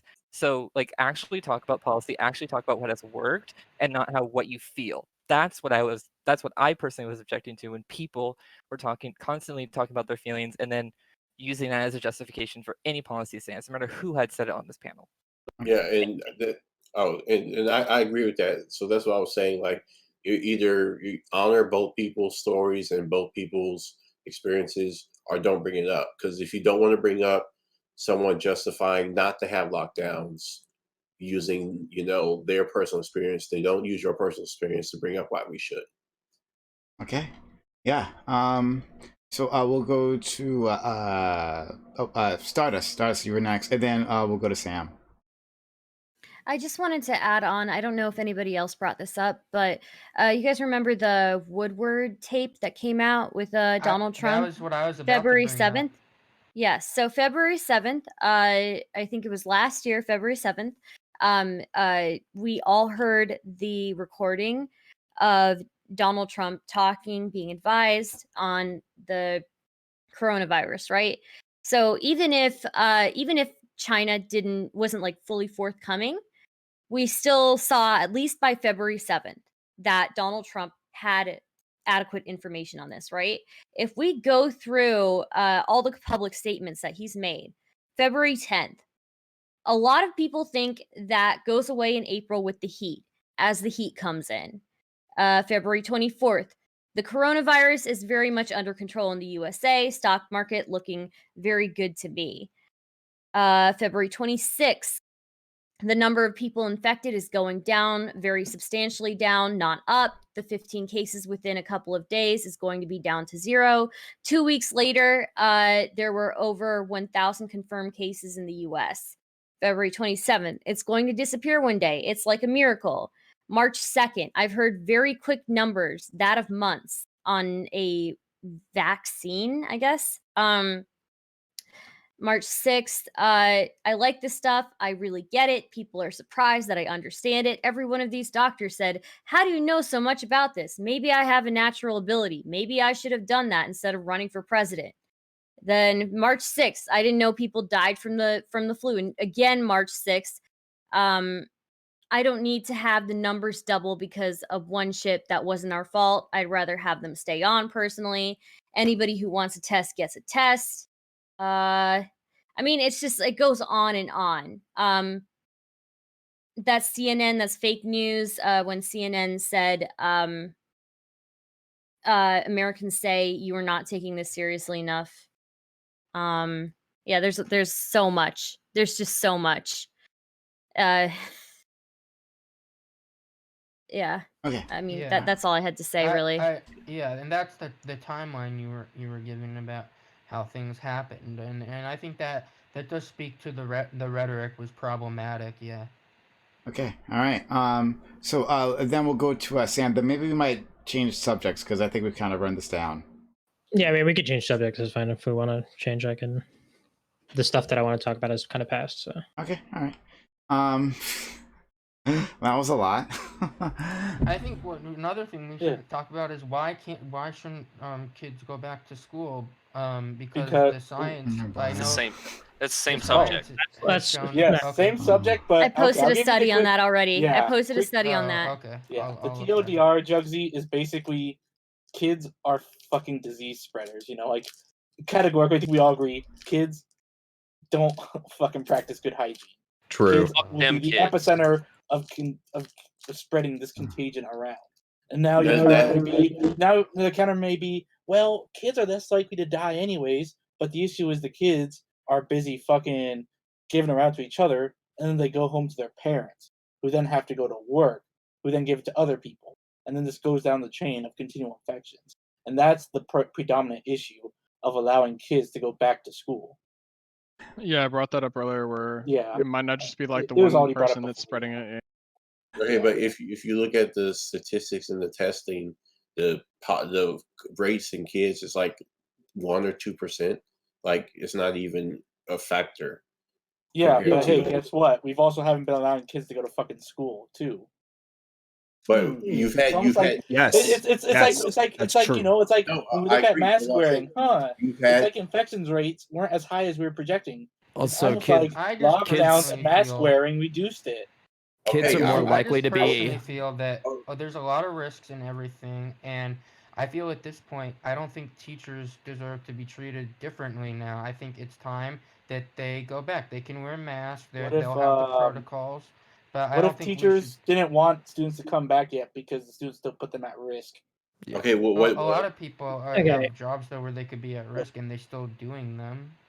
Also, Yeah, in the well, pop-in before this, maybe they shouldn't be put in those fucking positions where it's either hey, risk death or being fucking financial destitution. But you, but you didn't hear what wild mushroom said, or sorry, strawberry coconut. I saw a mushroom. Yeah. His point about the even the infection rates in kids are like a lot lower, right? Is that what you were saying? Again, Kids- and I directly referenced that already. kids are more likely to be asymptomatic and therefore going to get tested less. So that infection rate is not an accurate representation of the actual infection rate. And again, and the all reason right. why Well, we that- also look at that's these a fair numbers, it's also point. because they're not also they're also not already grouped together. Like, you know, like recently, like, you know, like you guys have been doing this speculation bullshit this whole time. Like, oh well, I speculated if Biden was president, it'd all be the same. I speculate this and speculate that. Here's my speculation: is that when you start fucking pulling all these fucking kids together, where they're all within a fucking foot of each other for 8 hours a day, that you're gonna see a spike in COVID, not just among those kids. Well, why but can't among they their have parents classes as well. outside? Again, I posted a study. I posted a study, right? There's a study in chat that shows that I think it was in Sweden where children were in school. The teachers were twice as likely to contract COVID.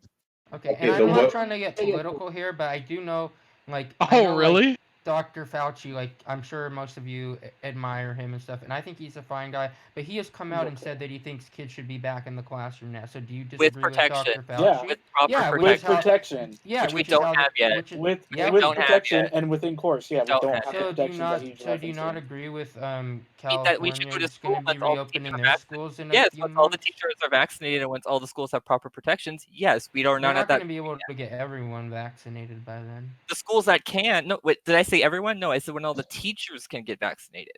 When all the teachers who are going to be But in the that's class. not. But that's not how it's going to happen, most likely. No, the teachers are currently actually getting vaccinated Again, right now. speculation. Right now. Yeah, like your question is basically, well, would you agree if we still continue to force people, even though in some cases that they're not? Well, it's like, I don't know. Is this answer not apparent by now, Jugsy? From like however long you guys have been talking about this topic.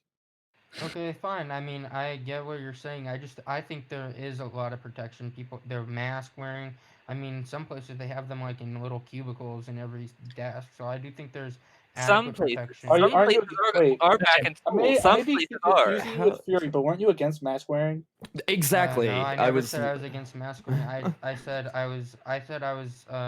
You Against, questioned the like, reliability. efficiency. You Yeah. questioned the reliability of masks, and now you're saying No, that I didn't masks actually. offer I adequate didn't protection. You question did. the You did. No, I didn't though. You I actually did didn't. because That we wasn't started me. talking. We started talking No, I about didn't. particle The only size thing I of mentioned about was viruses. passing. When you pass people when you're wearing a mask, right? That's not really necessary. Like, Which you if use going as, on- That's not- as an that- example you would- to would you say that it's support your not perspective that you reliable? shouldn't be wearing a mask. But that's not fair to say that I said that because I didn't say that. I never. You said did. that You masks- said. No, I didn't. I Wait, literally would you said would they you would you say that protect the masks are not virus. reliable?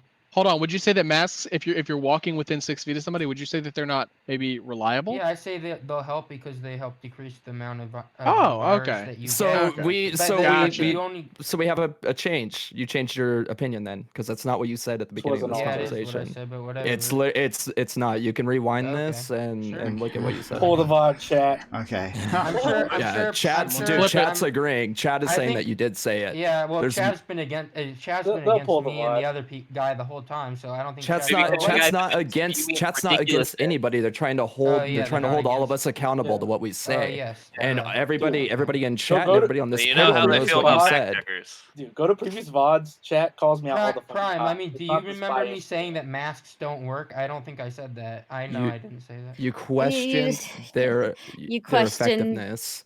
Yeah. No, I didn't, Like, this because is I was- Okay, okay, so we don't have to keep doing like what he said or what didn't say. Like we don't have to keep doing that.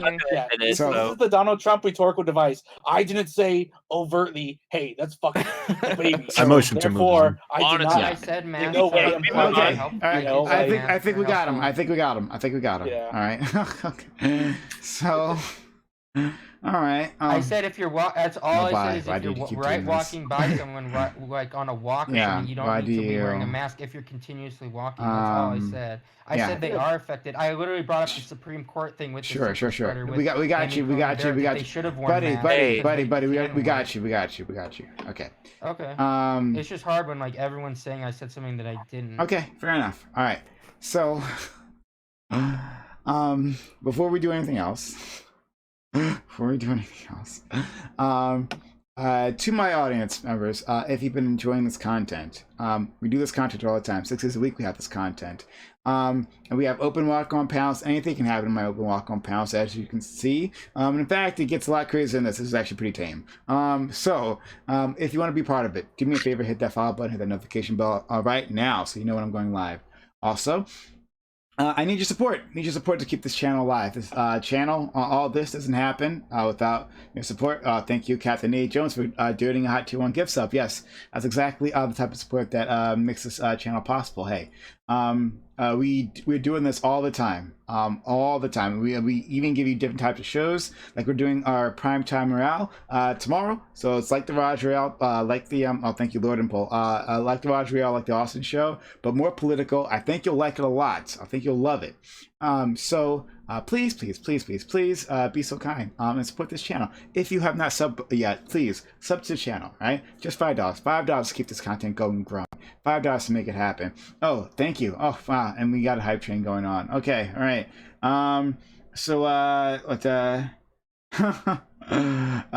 Sorry, yeah, boss. Yeah, yes, I will add more people to the panel. It gets fun. But yeah, we got a hype train going. Thank you, Captain Nate Jones. Thank you, Lord and Pole. And thank you, Salter, for being so kind as to help us out. And Bossia for gifting hot tier 1 gifts up. Oh man, that's really kind of you all to help out the channel, help make this happen. Yes. Subs to the channel. Yeah, why didn't Bastiat hop in here and give his take? Yeah, love to. Love to have them. But yeah, $5 makes this happen. So subs to the channel. You can multi-sub 3 months for 20% off, 6 months for 30% off. Great way to support the channel for a long-term period of time, and of course to keep this content going while saving money yourself. Thank you, SWAT Patrol, for continuing gift sub that you got from Leah. And at a tier 2, we have almost no tier 2s. They're like non-existent. We have tier 3s. We don't have tier 2s. But thank you so much. That's awfully kind of you. Yes. Of course, you can also use your Twitch Prime Gaming on the channel if you have not done so. If you got one laying around, hey, we do a lot of content. We give you a lot of content. And I think this channel is worth putting that Twitch Prime Gaming into. Beyond that, of course, you can donate bits. You can donate subs like these kind of people have been doing. All that is a great way to keep this alive. And you can use our Patreon, PayPal button below. If you scroll down below, we have a donation button. Please use that if you could. And exclamation donate in chat is another way we can do it. Besides that, of course, we have our illustrious emotes. Exclamation emotes shows you that's the wrong one. Exclamation emotes shows you how to jump on that. Oh hey, thank you, the Modern Patriot, for being so kind and subbing on tier 3. Holy crap! Oh man, everyone's being super kind today. Yes, we are on the level 2 hype train. We have 3.5 minutes left. Can we complete it? Oh, and then we got an anonymous gifter gifted Jola a sub. Is that you, Jola Games? Is that you? All right, nice. This is amazing. So. Go ahead. Yeah, so thank you so much for that support. Yes. Also, so we have the PayPal button below. We have the donation button in the chat, and we've launched a Patreon. Exclamation point Patreon. is another way to support the channel. Jump on in there. We are trying to figure out what to do with it exactly. But for now, anyway, it's a way to support the channel. If you want to do it outside of Twitch, you want to do it outside of PayPal, that's a fantastic way of helping us out. Thank you so much for Clearest Live. Oh, yes, Clearest, thank you so much for being so kind. As to help us out. Yeah, so now we're at tier 3. Thank you so much, everyone. And the Guru of Reason subscribed at tier 3. Oh, nice. Thank you so much, everyone, for the strong support so far. Okay. But yes, help us out with the Patreon, and also because my editor is here, and I see him glaring. He always glares at me, right? We have a YouTube channel, !YouTube. We're posting clips. People have been demanding I post clips. We're posting clips. We're posting the panels here, the open panels, the closed panels. We're doing all of that. We're giving you content there. We're going to maybe expand that content in the future, but support us now. Go on there, subscribe to the channel. You can subscribe there for free, but also if you got money in your pocket, subscribe to this channel right now. Put a little bit of money down. Please donate bits if you want to jump onto this hype train. You want to grab those emotes, right? Those valuable emotes you can only get through the hype train, those exclusive emotes. Then put some bits into the pot. Be a great way to helping us out. But yes, let's see if we can get to level 4. We're at level 3 right now. 47% left. Yeah. 3.5 minutes. Go ahead.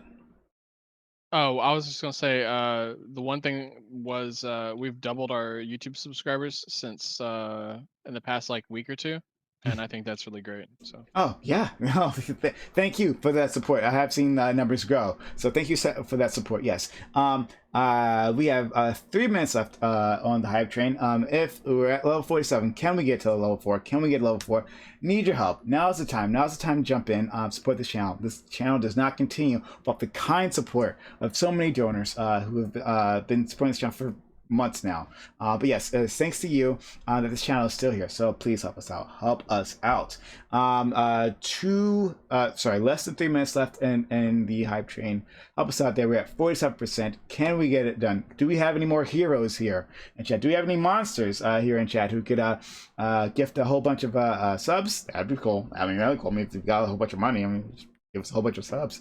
But yeah, help us out right now. We oh wow, that's kind of you too. Thank you, Floppy Copier, for subscribing. Thank you so much. That's really, really kind of you. We're almost there, 57%. Can we get to level 4? Can we get level 4? Don't let the hype train die so early. You gotta offer the people something for it though. Like, what do they get? Like, do we get the rat dog? I already gave you another emote. You already have the rat dog. You already have a second emote from fucking Doobie. Oh, god damn it. But we want to see you wear a rat dog t-shirt. No, I don't know about that. That's not gonna happen. But yeah, there it is. Oh god damn, so ugly. Oh fuck. But I already it's beautiful. We want the shirt. No. Yeah. There is no shirt, but I want to thank you. Well, we will get you one. No. Yeah. Go ask Doobie. He'll fucking send you a shirt. 100%. That motherfucker will send you. Yeah, if we ever get to the point where PrimeCayes has merch, you better believe the very first thing that we're gonna have on our merch store is the rat dog 90 shirt. seconds. Less than 90 seconds left on this hype train. Please help us out. Level 3. Only at level 3. Can we get to level 4? Do we have any more heroes here in chat? Help us out. Now's the time. Jump on in. Yes, because we're giving you all kinds of content. We give you like 46 hours of content per week. 46 hours of content. We stream a lot here. A lot of fucking hours to put into this. So we have a minute left in this hype train. Help us out. Let's try to complete this. Get to level 4. Oh, that's really kind of you. Sorry, what is this about, a hype train? Sam the Human, thank you for gifting 5 hot tier 1 gift subs to the channel. That's awfully kind of you. Now we're at level 4. We are at level 4 hype train. People, this is not a drill. So this is not a drill. Are we gonna be moving to a new topic? Or holy shit! I'm trying to support the channel. Sorry, my bad. We're trying to promo. Yeah, we're trying to promo the channel. My bad. My bad. Okay. Oh, it's fine. Topic is the hype train. Yeah, the topic is the hype train right now. We got to complete the hype train. Net positive or net negative? Thank you, Stoop Kid, for gifting 2 hot tier 1 gift subs to the channel. That's all the kind of you. Now we're at 18% on level 4 hype train. 4 minutes left. 4 minutes left. Can we make it happen? Can we get to level 5? Can we get to the cover level 5? That all depends on you, you amazing folks. Yes, we have illustrious emotes here that you can get when you do sub. Hold on. Why is this not working? That's right. Wanted to add one thing. The Stream Elements bot is no longer a sub. The Stream Elements bot is no longer select, so we can't use the emotes anymore. If someone could be so kind and get the sub to the Stream Elements bot, then I can actually use that command again. I can't use it otherwise. But I do have stuff there. Thank you, Fab White Boy, for being so kind and gifting 5 hot tier 1 gift subs. We're at 54%. 54% of a level 4 hype train. Can we get it to level 5? 3.5 minutes left in chat. Everyone, we need your help. Back us up, right? And if someone could be so kind as to gift a tier 1 sub to Stream Elements, that'd be really kind. Oh, there we go. Already done. Thank you, Clarist. Thank you, Clarist, so much for that. Okay, let's try it again. Exclamation point emotes in chat. And there's our emotes, right? Yeah, and we're getting more emotes too. And we have Doobie's emotes, but I'm not gonna advertise those. I'm never fucking advertising. I don't want my fucking life to do that shit. But I will fucking throw Red Dogs in the chat. Oh my god. Rat Dog is the best emote. No, it's not. It's not. Well, let's see. Literally the worst. Can my name be changed back? We are. Thank you. Change his name to Red Dog. Oh no. Thank you, lol, my dude, for subscribing. If you're a Prime Gaming, that's awfully kind. And then Harley Rose, thank you for gifting Hot Tier 1 gifts. That's awfully kind of you. And you're paying for a gift that you got from the monster Leah. Thank you so much. And Captain A Jones, thank you so much as well. Oh wow, we're getting a lot of support here. Oh man, this is great. Captain A Jones, thanks for gifting another Hot Tier 1 gift sub. And now Frost Neptune, thank you for gifting 10. Frost Neptune, how are you doing? I don't believe we've ever talked before. If we have, I apologize. Oh, we've never talked before. Oh, you've been following me since August. Holy crap. But not much of a chatter. That's okay. Really appreciate the support. And thank you, Joe in the Box, for being so kind as to pay forward your sub. That's really, really kind of you. Hold on. For paying forward your sub that you got from the monster Leah. Leah has given a lot of fucking gift subs here in this chat. I think most of y'all, if you've got a gift sub, you probably got it from Leah, our local monster. Yeah, thank you for paying that forward. And thank you, Haley Rose, for gifting 100 bits. It's awfully kind. And now here we are. We're at level 5 hype train, people. We're almost done. If you want to shut me up, you want us to move forward, now it's the time. Scramble. There's not a drill. Please donate. We are 56% of level 5 hype train, and we have 3.5 minutes left in this hype train. Can we make it happen? Can we make this happen? You want us to get back to dunking on the conservatives? Donate to make it happen. Yeah. There should be something on the overlay on your Twitch, so like, oh, get Prime to shut up if you get to level 5 hype train. I should probably do that. Yeah, like a flashing overlay. Like, I will shut up. You better practice your auctioneer voice. I am not. Honestly, it's pretty good. About to say the same thing. Yeah, get that auctioneer slide. We need Kobe in here. Kobe is my man who could do that, obviously, yeah. Kobe. But Patio SZN, yeah, thank you so much for gifting another Hot Tier 1 gift sub. And you were paying it for him from GSU Gambit. GSU Gambit, another great supporter here on this channel. Thank you so much. And then Haley Rose is continuing your gift sub from Leah. Again, Leah, our local monster who has done so much for this channel. So much for this channel. But can we complete this? We are 66% done. 66% already. 2.5 minutes left in the chat. Can we do this? Hype Train's almost done. Thank you, Fab White Boy, for gifting yet another Hot Tier 1 gift sub to the channel. 2 Gank Primes. Thank you so much. And thank you, Monster Dunk DNT, for subbing with your Prime Gaming. And Joe in a Box, once again, for another sub. To Battle Scott. Stardust, thank you for gifting a Hot Tier 1 gift sub as well. Yes, guys, we're almost there. 86%. Finish it so we can end this. Finish it. Finish it. For your own sakes. How many people are from other countries do we have here? We have Canadian. He's a Canadian. We got one. Yeah, but that doesn't. I don't really sees Canada. Oh yeah, Canada, yeah, America Junior. I totally feel you. But all right, Oh, yeah, everyone agrees on we that. have a man. Damn, are you really just missing his nationality like that? What No, the it's great. fuck? No, Canada's great. No. we love it. Canada wears America as its pants. All right. I wasn't trying to either. I think I love Canada. We have was I going think to we go can to all war say with Canada us. is discount US. 90 seconds. Canada is America's hat. 90 That seconds. could be 90 debate. seconds left on the hype train. Come on, can we do it? 86%. I very much support. Look, we're all Almost pieces there. of the same body. Almost all right. there, everyone. Oh my God! Hold on. Let me just promote the channel. Then you can do Sorry. this. Hold Go on. ahead. So we're almost there. We have a minute left on the hype train. Can we get it done? 86%. 14% left. 14% on this hype train left. Thank you, Boss. Yeah, Boss. Yeah, knows how to shut me up. Thank you, Boss. Yeah, for being so kind. As to I get 4 hot tier 1 gift subs to the channel. Yeah, We have done it. We have completed a level 5 hype train. Oh man, this is amazing. Now to the rest of chat, and thank you Canadian caller CC an honorary American for gifting tier 1 gift subs to the channel. Thank you so much. Really, it's awfully kind of you. But so now that everyone else has done all the hard work for you, if you want to grab those level 5 hype train emotes, you want to just take them for yourself, right?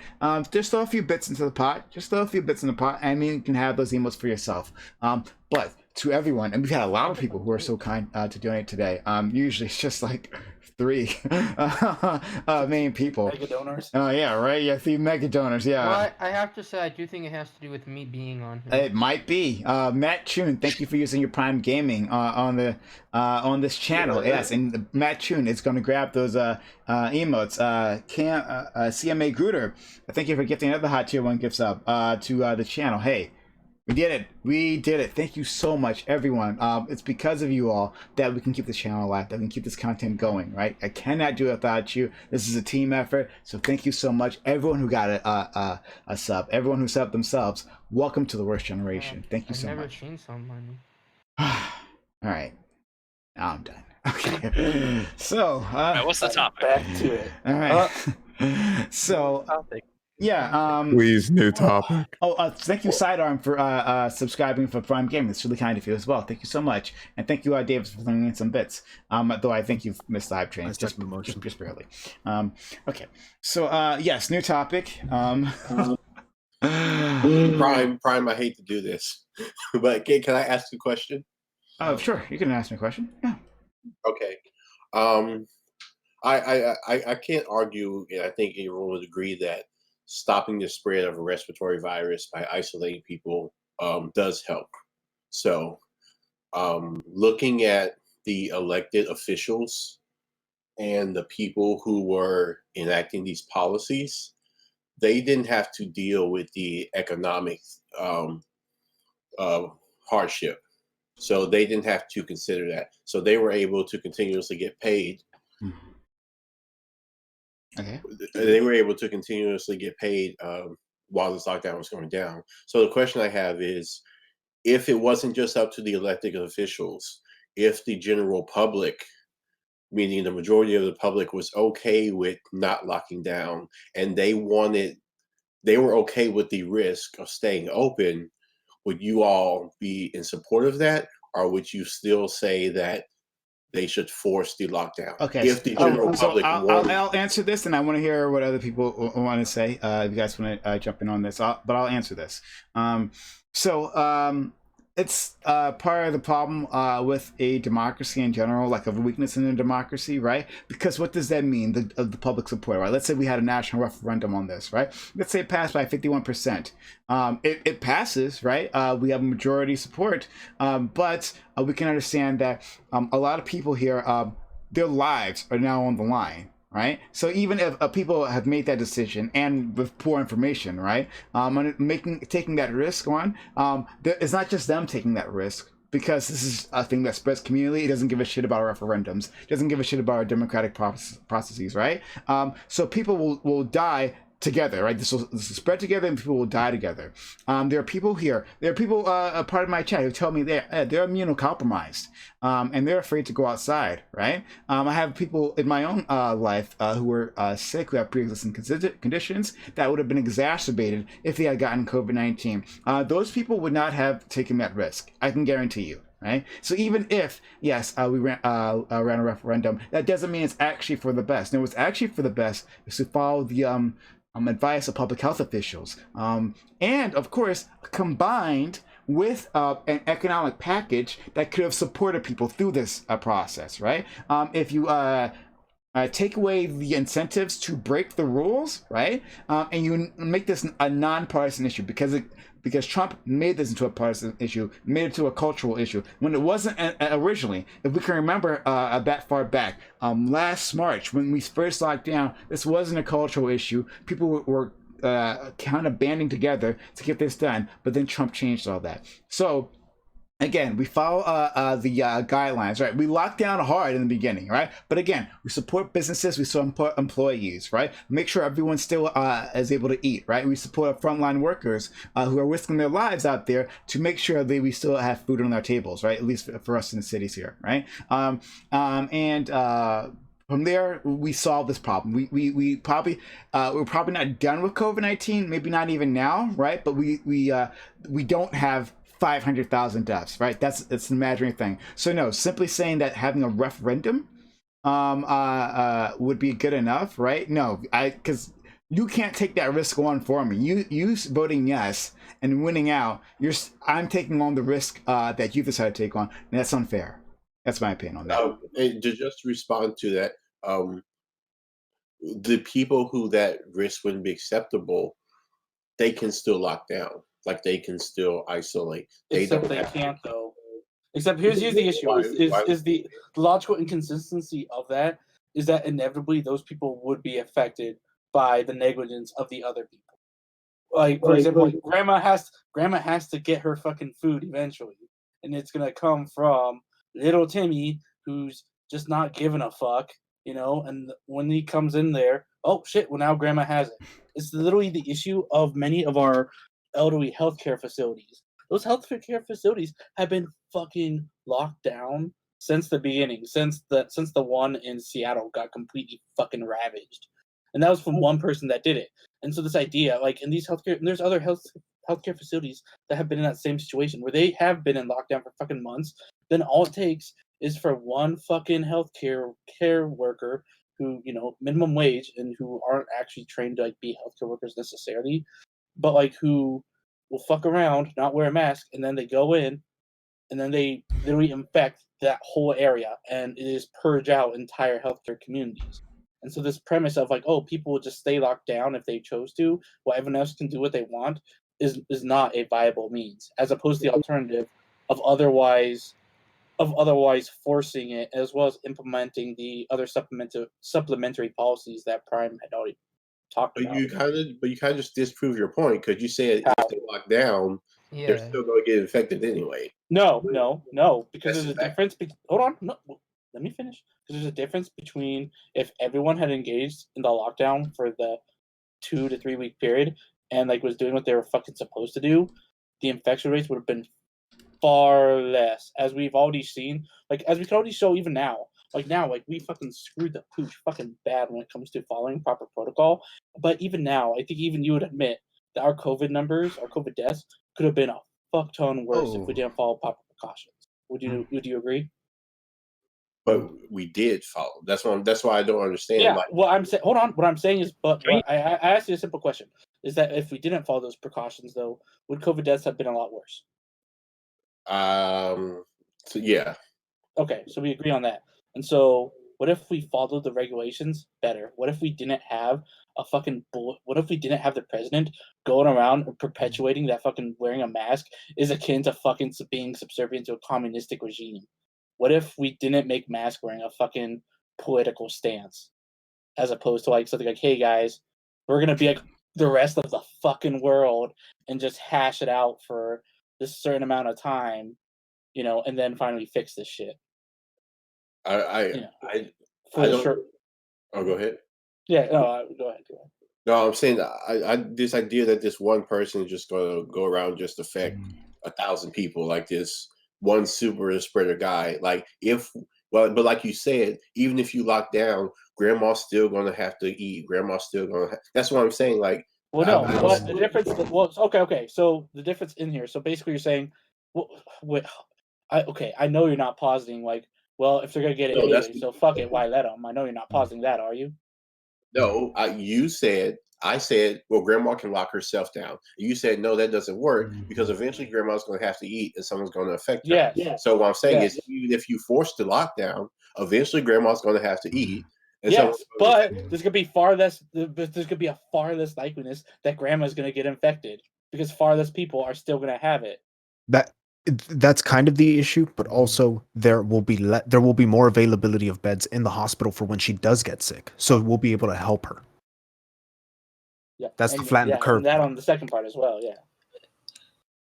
Go ahead. Finish. You can respond. I was just saying the curve. I think the curve would be flattened if those people were locking themselves down, like because you would still have a portion of the population locking down. That's what I'm saying. People talk about But they compromise. are locking themselves down. The issue is they are locking themselves down. But the thing is, like, what are they gonna do? Just be enclosed in their fucking house for the rest of their fucking lives? No, but that's what you're opposed. That's what you want by saying you. No, want. I'm not. You're literally no. You're not listening. You are literally not listening. You are literally not listening to me. You are not. You are not fucking listening to me. Then. Okay. I'll repeat myself. I'll be a quick TLDR. Listen. Okay. Or Sam, if you can explain it better, like I don't know, like maybe I'm saying it wrong. Holy fuck. No, I mean, I don't know. This is just we've gone through like all these points. Yeah. We've posted models, we've posted studies, we've posted everything that we can do to like prove like these things, and it's just kind of like we're going in circles and circles and circles. We did do the lockdowns for a good amount of time. Okay, all I'm saying, but not everyone. Circles. These arguments are going in circles. We're just talking in circles and circles and circles, and we're not getting anywhere. We need to change topics at this point. Don't worry. That's what I'm saying. We will. Sorry, I'm going to exchange one person. Hey, Stardust. I'm going to exchange one person for another person here. It's not personal. I just need to make room for someone in particular. Okay. So we'll see you in the future. We'll have you back. All right. Eagle Eye. All right. I'm gonna move you out for a bit. Okay. All right. He didn't even get to respond. Yeah, I know. Right? I know. It's pretty messed up. Anyway. No outro. But we want to welcome. Hey, Steven. Thanks for stopping by. Hi. Hi. Oh wow. The omni-liberal himself. Holy shit. Hi. Who's new here? Steven, Destiny. Sorry, I had to turn my video on, so it always lags for it lags for 5 seconds when you turn your video on. Sorry, yeah, sure. Did you ask me a question? No, it's cool. Hey, Stardust, you want to say something? Yeah. So I think this guy is missing the point. The point of us going into lockdown is not to indefinitely stay in lockdown forever. It's so that we can at least bring down the curve, right? Which we've already failed at. But it's basically now that we have all these new strains and different waves of this infection, we're going to keep having this issue for even longer, right? I think like we're just getting past the point here. Like the point of it, we've posted all the studies, right? We've posted everything that that proves that masks do something to prevent the spread, right? So at this point, I don't know where to go beyond. You just said that you're concerned about people being locked down forever. It's just about controlling these new strains. So. Okay. So, all right. So I'll let you, Jola. I'll let you get the final word on this. We're gonna move on because I don't know the point of sticking on this topic. Yeah, I understand why you're worried about like poor people being affected more. But even in a world where we don't do the lockdowns and stuff, consumer activity really slowed, which means small businesses got really hammered. Small businesses with less money couldn't prepare as much as corporations could to handle customers. More customers went to corporations either way. So that would have hurt poor people economically, no matter what. And also remember, poor people are also more likely to be in highly densely populated areas, which is very bad for them. And for example, at Walmart, if you don't want to go shop inside, if you have the money to, you can literally order it on your phone and drive up and have them bring the bags out to you. So no matter what, we needed a top-down approach. We needed a government actually taking care of our people to help poor people, because without lockdowns, I mean, we'd be screwed for poor people either way. All right, so that's we're gonna a nope good nope point we're gonna about- move oh, on. sorry. We're gonna move on. Sorry, this is we've been on this too long Okay, already. that's fine. No problem. Okay, so we're gonna try to go back to the first topic where we started off the stream at, right? And we got hardcore derailed. We'll try it again, right? So we're talking about responding to domestic terrorism, talking about the response of the House of Representatives, specifically to what happened on Thursday, right? When QAnon supporters or whatever were saying that we're saying that that Thursday, was it March 4th, was the true inauguration day when Donald Trump was going to take control of the U.S. Just made that shit up. Sure, whatever. All right, whatever. Yeah, they made that up. But the threat was real, right? That they would maybe take some sort of violent act against the states, right? I was reading some sort of this article. I'll post it in chat again if I can find it. Yeah, I'll post this in chat again. And it was making the argument. It's right there in chat. It was making the argument that the House of Representatives, which at least paused its session at the time, right, because of this supposed threat, that should not have been the response. That they should have kept going just as the Senate did, right? Should not have interrupted, because that's giving in to domestic terrorists, giving into their demands, right? And the very fact that you're interrupting normal business is exactly what the terrorists want. It gives them notoriety. It gives them attention within the media, right? That's what happened. The House had to stop because QAnon did a thing, right? Was it a proper response for the House to shut down? Should they have been thinking of their representatives, right? Because if something did happen, there would have been a lot of blame going around. Well, why didn't you take the threat seriously? You knew about the threat. It was reported in the media. Why didn't you do anything, right?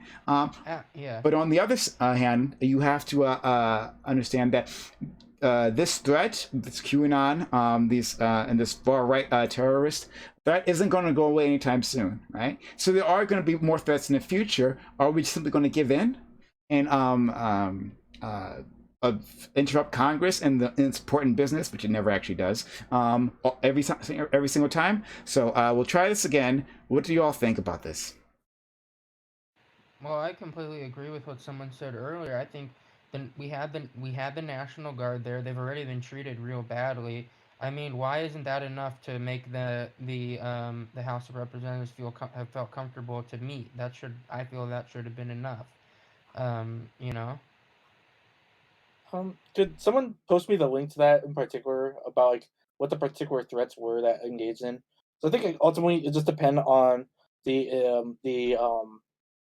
intelligence field and what was the determined credibility of the action occurring. So I think it's very much akin to like death threats against the president. You know, I think like it was obviously. about- Hold on. But like, if you have the link, just post me the link. You know, you don't have to cut me off. Just hit me up with the link. No, I don't But have like, the link. it's I'll kind of like the death threats against the president. You know, like the president gets the fucking thousands of death threats every fucking day. You know, but obviously they're not going to react to all of them. However, though, if there's a credible one where there's reason to believe like, oh, okay, this guy, we have enough information to indicate this guy has a motive. He has the means. We have otherwise indications that he is actively going to go to this place to engage in this act. Then there is actionable reason to confront that issue. But like I think an important part of it is a lot of these addressing of the threat, in my personal opinion, ought to happen otherwise behind closed doors, especially like if there's an alteration to these individual schedules for that point that you made, Prime, and that's showing that like it is otherwise affecting these people's ability to do their job, and it may otherwise motivate others to try to engage in that same action. Well, here's just one small note of the article that Prime put in the chat.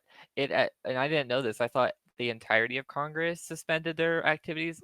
The House closed for a period of time, but the Senate continued in its And I activity. So it was a decision on the side of the House to, for some reason, recess for some period of time.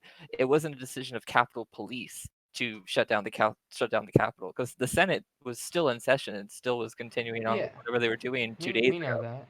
So it was like, so then I don't. So I'm bringing up the point to sort of for Pug here, in that, like, I don't think that there was some sort of like credible threat that was like being made, and then Capitol Police made the decision that like they needed to close the Capitol, because if they did, then the Senate would have also recessed.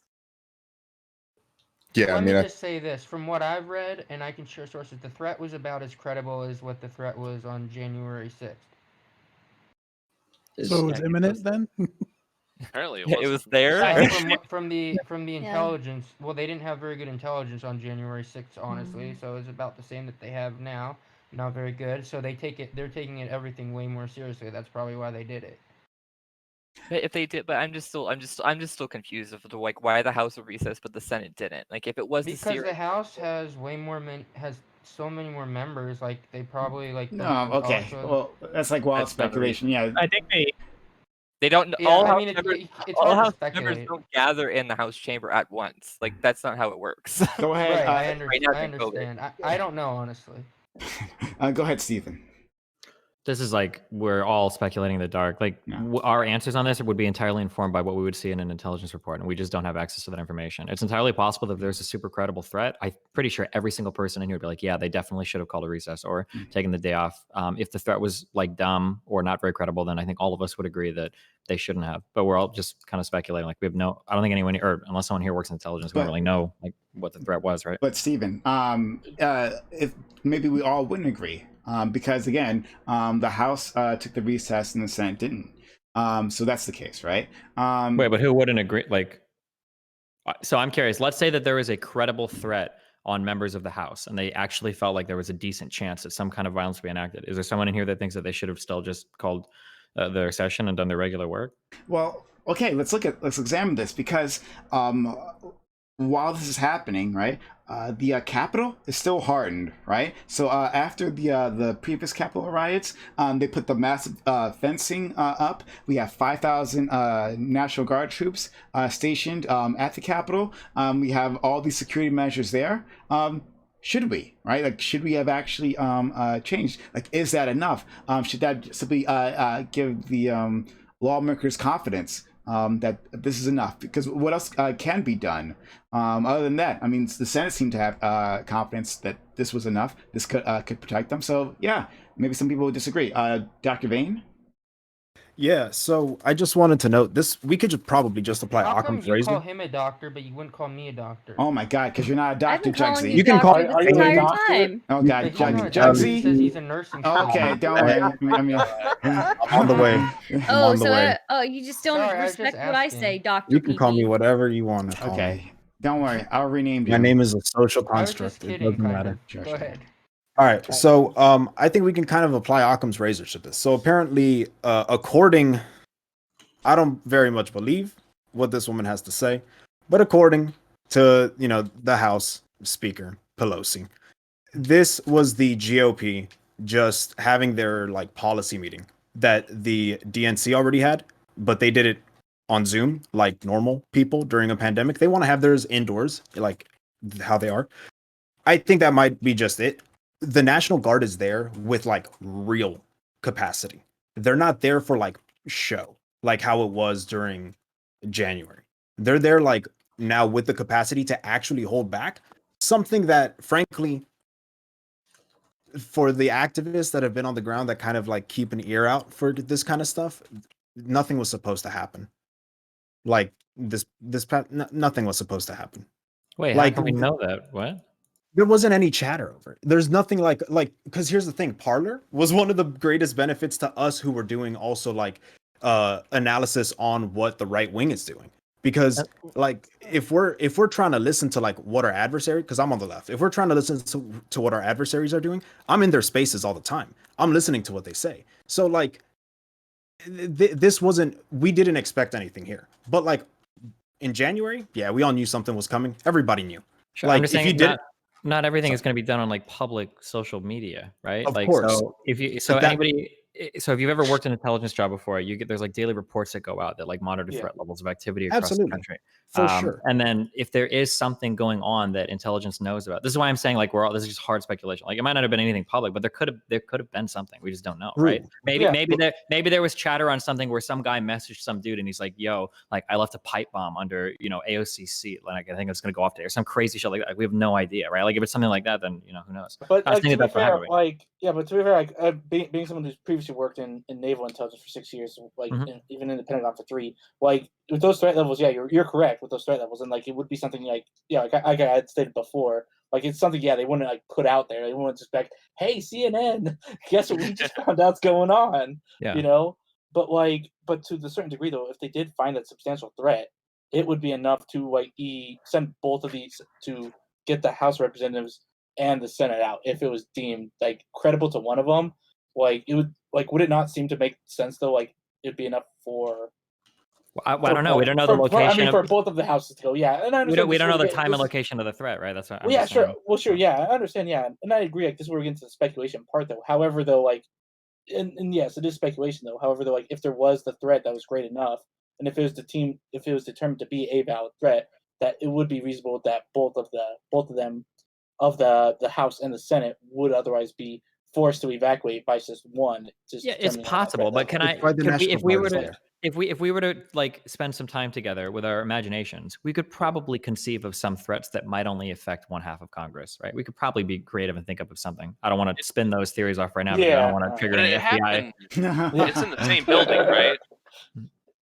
I believe the Senate and the House are different chambers, aren't they? But it's the same building. They're in the same building. Yeah, same building. I mean, Jesse is correct that there could be possibly some kind of like hypothetical you could come up with where the Capitol Police can reasonably say the House needs to like not be there, but the Senate can still be there because of the specific threat. That's definitely possible, but like again, yeah, it's just very, very speculative of us. I mean, the enemy is in the I house. guess I think the speculation then would be like, oh, like we're attributing the House adjourning for this reason, rather than they just didn't really actually have to. They never said why. They never said why they adjourned. They didn't have anything to do that day. Didn't they have session till noon though?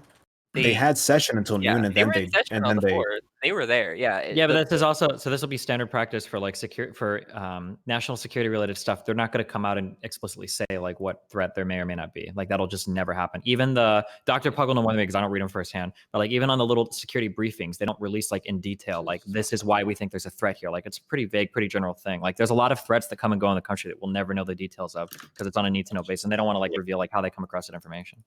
I don't know. So this is where I'll give Jugsy some credit as well, because he did mention that in the House, obviously you have more members as well. You have to deal basically, say for example, if the House is still open, you have to deal with security of every one of those House members, and then you also have to make sure that every single one of their staffers, if they have visitors or something like that, like if Marjorie Taylor Greene is going to be giving fucking people, tours and stuff like that throughout the Capitol, obviously you got to stop that.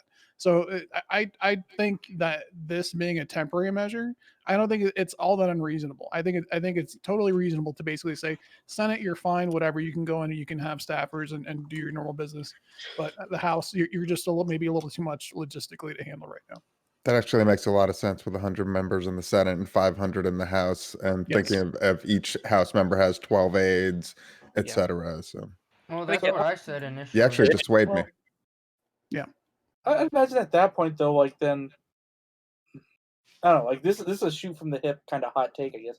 But that's what I'd imagine then, like where for the betterment of like public perception and whatnot, then the House should be more incentivized to release that threat than to explain why there is that distinguishment between them having to go into a recess and be dismissed by the Senate, because that was one of the going through the articles that Prime sent me, as well as but I mean, there's rarely bring up is currently just as the perception alone of the perception of this disarray and this like communication disconnect between these two groups is forming an issue in itself. But I mean, there's rarely any benefit to that, right? Why would you let anybody know what you know when you know it? Yeah. Like if you have a Because certain there's set of certain intelligence, why would you say it? information you can release without, because like to a certain degree when it comes to like the release of information, there's certain information that can be released that otherwise is fine. There are certain details. The details that we don't necessarily release, the details that are need to know, is basically things that may otherwise be indicative of how we obtain that information. Or like, There might for be like example, there could for be need. example, yeah, sorry. Oh God, sorry. No, go ahead. Go ahead.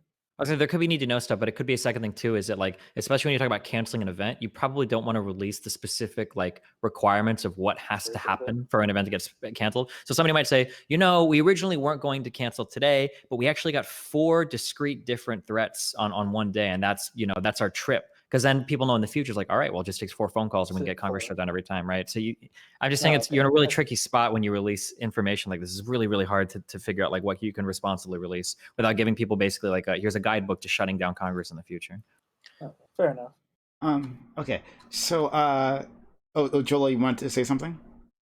Yeah, I had a question for you, Prime. Okay. So what were your worst outcomes of them doing this? So I can understand the arguments like maybe they overdid it, but you said earlier like you might be giving these people what they want by doing this, but it seems like this group was driven by this online conspiracy theory. They weren't just deciding to cause chaos, because this was a very specific thing on this specific day. So what were your like worst outcomes of this? So I wasn't actually giving a prescription as to what should be done because I'm not exactly sure myself. But worst outcomes. Again, I don't know the exact threat, but what I wanted to go off of is what are the possibilities like for the future. So the article that I linked was written by an Israeli. At the very end, they talk about like rocket attacks from Hamas apparently, and how Israelis like don't let that interrupt their lives because they feel like they just can't. They have to keep going. All right. So what I'm concerned about is what our daily lives look like afterwards, right? Because, and I said this again, and I'm sorry if you guys were here from the beginning, but I'm going to have to repeat all this. But 9/11 had a specific response here in the States, right? We saw the rise of the Patriot Act. We saw the extreme powers that were given to our intelligence and security agencies. We have these the security apparatus now surrounding the Capitol. But when is it going to go away? When is that going to be dismantled? Is that going to be a permanent feature here, right? I think it's something we have to discuss, like as a democracy. Is this something we're going to accept? Maybe it is. Maybe it's a sacrifice, another sacrifice we'll make. Even less access to our capital from now on. It might be a worthwhile sacrifice, but it's something we really have to talk about, I think. And also, Stephen, I'm hearing like myself from you. You're echoing. Yeah, you're echoing. Oh, sorry. Fuck. No problem. I was gonna make a point. Okay, well, hold on. Well, the point is, what do you all believe? Is this worth it? Like the path they might be going down? Because again, we're hearing noise from the security intelligence agencies, right, saying that we need more powers. Like, despite everything we had gotten during the Patriot Act, right, and that period of time in the U.S., despite all the latitude we have, and we still have, right, that just hasn't been like repealed yet. Despite all that, we might need more, right, to keep the country safe. It's got to happen. So how do we respond to that? Is it a worthwhile trade-off to be to give them any more power, or do they have enough tools in the bag already? What do y'all think? I don't know. Do you want safety or privacy? That's effectively what you're asking. Well, I think it's a little more complicated because it's like. Well, but is it though? Well, because like as an individual citizen, I think it's a little simpler. Like, yeah, okay, I want my privacy. But when we're talking about the security of like the Senate and the House and the members of our government who are, let's just face it, these are more important than me or you. These are people who are just objectively more important in the chain of command, etc. I think it's a little more important to have these people well defended. I'm reading in the article, and they're talking about how like they should have continued to have the Congress or the House rather do its normal business. And I actually agree with that. Like with all the security, if it takes another 2,000, 3,000, 10,000 national security guards or security personnel to protect and make sure that every single one of the staffers and the congressmen, et cetera, are getting to where they need to go on time and safely, then I think that's worth it. But I Keep I agree with well, that, it sounded and like Prime wasn't necessarily talking security in the sense of Oh. personnel. It's not like it was being referenced more into like intelligence collection, as in like the Patriot Act, for example.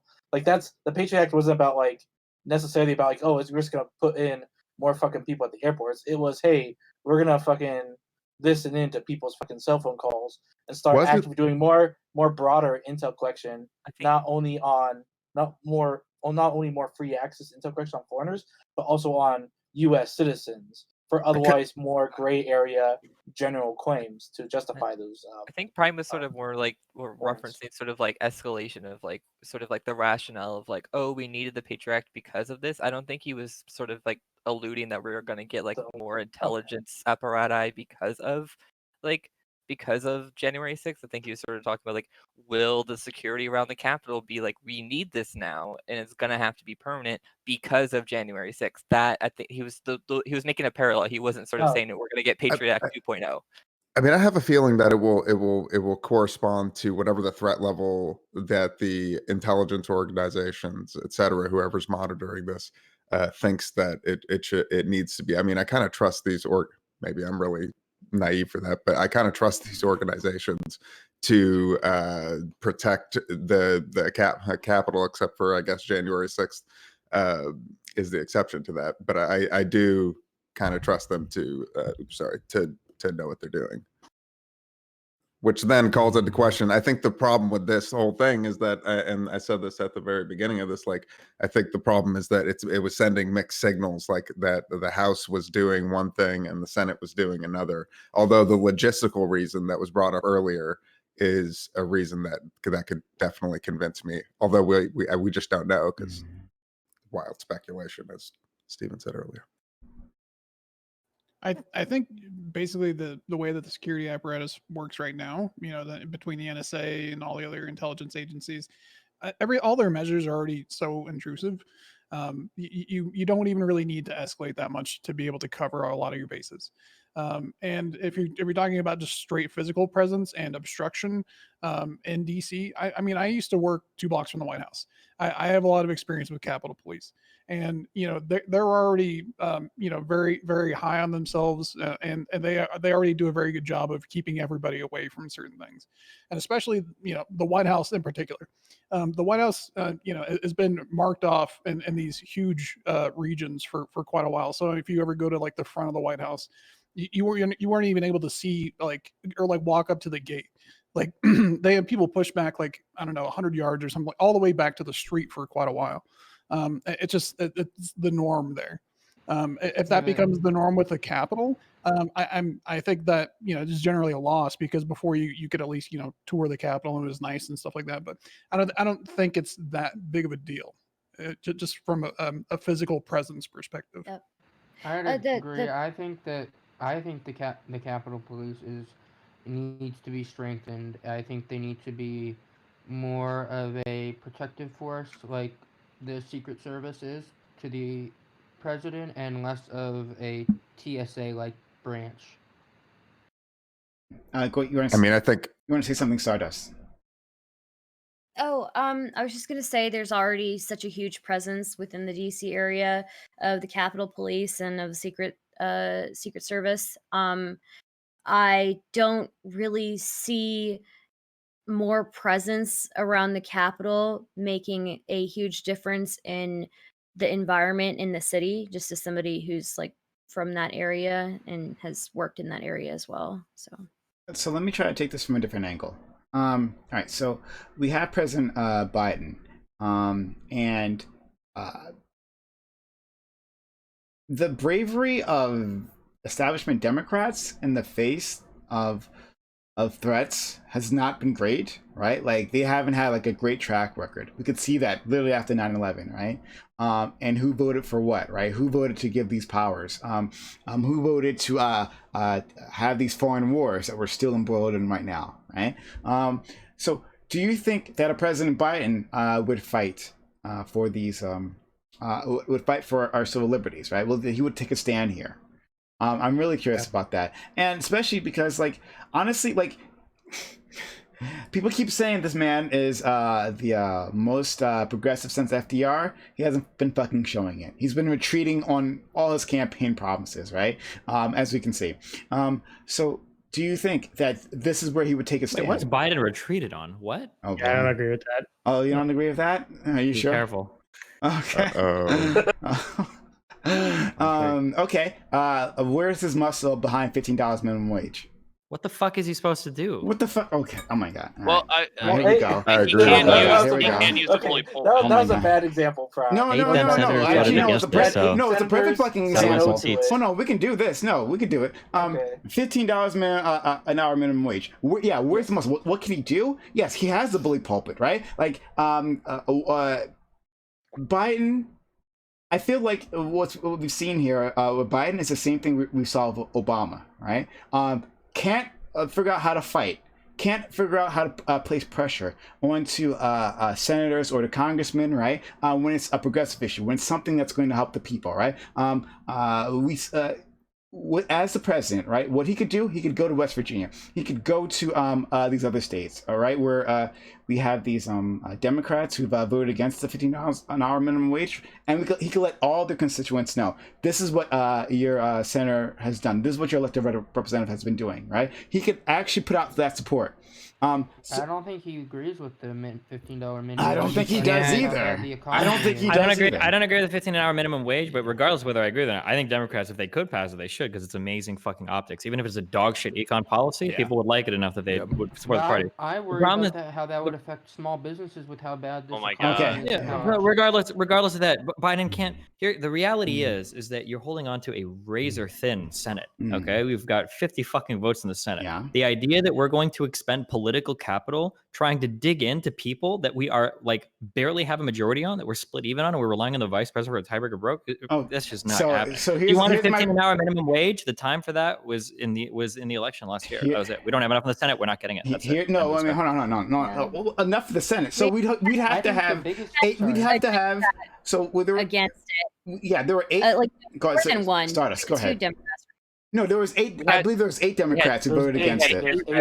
Yeah. Really? Yes. Oh, okay. So I'm not up to date. we would have.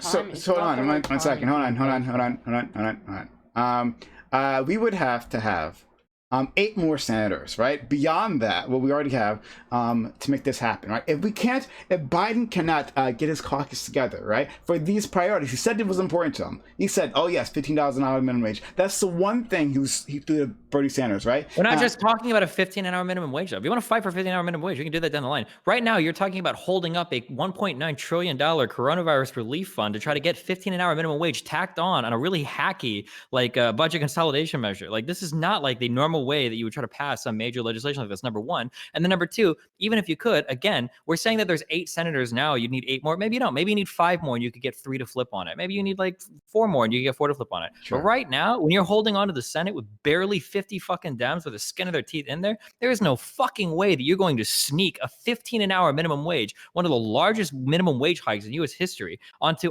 a bill like that where it doesn't even belong there. It's just never happened. There's no way this ever happened. First of all, I am so happy that you admit that senators can flip. You can actually apply pressure and you can get people to flip. Okay, so now that we established that, that's good. Now we can move forward. Beyond that, the reason why it was so important to put this into the bill is because it's a must-pass bill, right? This is something that can't be dropped, right? Biden's still not going to allow it to be dropped. His presidency relies on this passing, okay? So if this was a priority, he'd have fought for it here. But okay, let's say you're right, Stephen, that it doesn't make sense to do it now, right? Like, don't hold it up. We need to get these checks out immediately. We don't have time for these games. Okay, great. Then what's his game plan?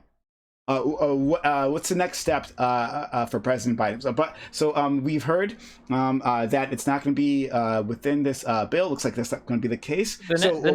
So we have to work on bipartisan issues that are extremely popular across all of the United States. That's all we can do right now. Because if you wanted to do more, we needed more seats in the Senate. We don't have additional seats in the Senate, so we don't get to do that now. That's it. It's over. First of all, That's it. It's already lost. Raising the minimum wage is a bipartisan issue. Like you'll get support for that. Raising the minimum wage to something like $12 an hour might be, or maybe $11. $15 an hour minimum wage hike is not a bipartisan agreement. No, like not you at might all. be that's so fucking high. People like, and I understand that people are so lost on like in coastal cities that they don't know that 15 an hour is just an unbelievably fucking high wage. But you do not have bipartisan support across the entire country for a 15 hour minimum wage. Yeah, you're completely right. Like West Virginia's economy. If you look at West Virginia, Joe Manchin, if he isn't Joe Manchin, Democrats don't have a seat in West Virginia whatsoever. West Virginia is Republican. Joe Manchin being such a blue dog Democrat that all of us here are very disappointed with, that's the only reason we even have a chance in the Senate to get any change done for people right now. So I love this. Basically, you're saying, all right, well, why don't we make Manchin the president? Because at this point, right, well, we have such a thin majority, right, and we can't certainly put pressure on them, right? Well, Joe Manchin wants, Joe Manchin gets. At that point, why do we even first of all fucking have? Okay, so let me explain what the frustration is, okay? You're really upset that we live in a democracy. That's what this comes down to. You're really fucking mad that you can't just take your agenda. That is exactly what's going on. Hold on. Because progressives need to understand this, and they don't for whatever reason, okay? What the progressives are very mad about right now is that they live in a democratic system. What they really want to do is they want to find some way to take authoritarian control of the government. So whether that means expanding the fucking Supreme Court, or whether that means finding some way to overrule some bullshit in parliamentarian, or find some way to get the CBO to rule something, or find some way to blah, blah, blah. Like everybody wants to try to do something that they just don't have the Democratic support to do. If you wanted an ambitious agenda, you need more than 50 senators in the Senate. First of all, I promise I'll let you all in. I promise I'll let you all in. I promise I will let you all in, because I want to hear what you all have to say on this. I promise. I just gotta yell at Steven here for a little bit because he's fucking wrong. First of all, putting words and intentions in my mouth that I did not state, right? So yes, we want to take over. No, all I said is that Biden is dropping his campaign promises. That's all I did, right? I didn't say anything about that. Biden's campaign promise wasn't, I am going to sneak in 15 an hour minimum wage into a coronavirus relief bill. I didn't say that one, that he would absolutely succeed. Even if he did everything that I want him to do, that he would succeed. I didn't say anything about that, right? I didn't say that he has the power to do this alone, because he doesn't have the power to do this alone. We have separated powers in this country. Great. So I didn't say any of that, and I didn't imply that I wanted that like I wanted to just simply push my progressive agenda on everyone else, right? Okay, all I'm asking for, and all I'm saying, is that I need to see him actually fighting for these things, because I don't see that at all. I don't see it at all. Yeah, because you don't want to see any fight. What you want to see is some weird authoritarian shit where they just steamroll through Congress. So that's a nice straw man, another straw man coming out of the Destiny Factory. Let's like super simply then, let's just follow it out, okay? Right. You tell me what you think you can do, and I will tell you every reason why it's impossibly, it's never going to work. Go ahead. Let's start from the very top. Go. Okay, all right. We're putting pressure on these senators, right? So you want to put pressure on somebody like Manchin. The last time a progressive ran in West Virginia to show that, progressives could actually win there, they got like 34% of the fucking vote. They got fucking obliterated. I didn't ask for that. Sure. So number one. That's not what I asked for. That's not what I said. Okay, you said pressure on senators. So Manchin is out. You're not putting pressure on him. Hold on. Nope. Hold on. You didn't even ask me what kind of pressure I'm talking about. Right. So once again, it doesn't matter what kind of pressure. He knows that he's not moving that seat to another Democrat. Well, if you're actually going to listen to me, right? So it's like throwing up these straw men one after another, right? I'll knock them all down. You can call him a straw man. Go ahead. Worry. All right, go ahead. Okay, sure. You can actually put pressure on them, right? Just like how? Okay, literally, I'm trying to tell you. You can go to his state, right? You can let his constituents know. You can have a full court press, letting his constituents understand exactly what he did, all right? And let them be the judge of this, right? They already are. They voted him in. He's a moderate Dem. They already voted for it. So is that how American democracy works? That's how. Yes. So yes. That is how it works. We vote them in, and then that's it, right? That's it. There's no activism. The problem, Prime, what you think. No. You're gonna keep telling me what I think, and you're I'm trying to wrong. tell you, no, you're delusional. What you think can happen is we can go to West Virginia and say, hey, listen, you Oh, Dems boy. over here, you're the same as the Dems in AOC's district, right? Nope. Don't you guys really want all these super progressive policies? And you know what the people in West Virginia look at and go, you're fucking Audience crazy. members. Manchin is our blue dog Audience boy. members. We're not Audience fucking members. going for some crazy Didn't progressive. Kamala Harris literally gentle- go to his state Gentle audience members. and pressured him that way? That's exactly what she did. Gentle audience members. Notice how Destiny refuses to actually deal with the points that I'm putting up, right? And keeps giving me intentions, right? Putting intentions on me that I have not stated at all. Okay, try it again. Great. So, as Dr. Vane conveniently pointed out, yes, this actually has been done before. This is a viable strategy. You can do this if you think if that specific issue is a priority. You don't do this on every issue, just in the things that you consider to be a priority, right? So, okay, as we understand in American democracy, participation doesn't just stop at the ballot box, right? It's not a one-time thing. If you simply go and vote and then that's it, right? Well, then you're missing out on the rest, right? Because your elected representatives, they take actions, right? And they are susceptible to pressure because they want power. They want to keep their power. Certainly Joe fucking Manchin wants to keep his power, right? So if you could rally citizens, letting them know that he's taking this action, which is against your interests, especially West Virginia, such a poor state, right? That so many workers would be in support of, let them know, then they could actually, they can call his office, right? They can send letters. They can do all these things, right? Put pressure on their senator for this. But that's not the only thing that can be done, because that's the stick. There's also the carrot, right? You can offer Joe Manchin something, right? Like, this can either go with me going into your state and doing everything that I just said, or going into your state with you, arm in arm, in front of a factory, right? Like, look at this factory. Joe Manchin came into my office, and oh boy, he demanded that this factory go up for the good people of West Virginia. And here it is. I said, okay, Joe Manchin, like, I hear you, buddy. I'm gonna make this happen. And so Biden and Joe Manchin standing in front of some sort of project that benefits the people of that state. That can happen. That's how business gets done in Washington, right? I want something, you want something, let's make a deal. I'm not seeing that happen right now.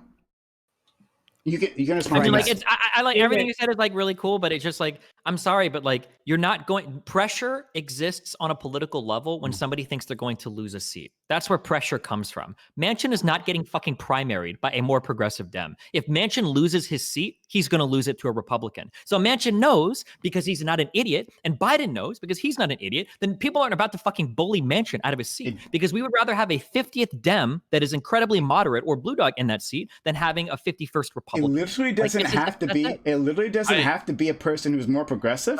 That's like not even. It can be another establishment, because first of all, other establishment Democrats voted for the $15 minimum wage, and they're not all progressive, right? We can understand that all the people who voted for that aren't all progressive. So it doesn't take a progressive to realize that $15 minimum wage is something that's helpful. It's something that people want, right? So Prime, great. he's so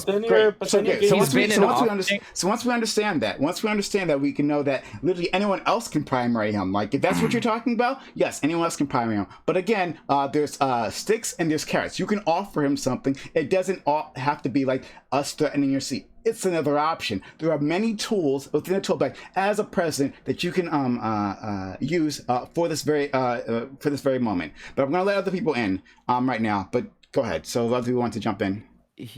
He's been in office for less than 2 months, and you're already trying it. Like, you already expect for him to deliver on one of his biggest. No, I didn't say promises. that. I didn't say that. I didn't say that. Yeah.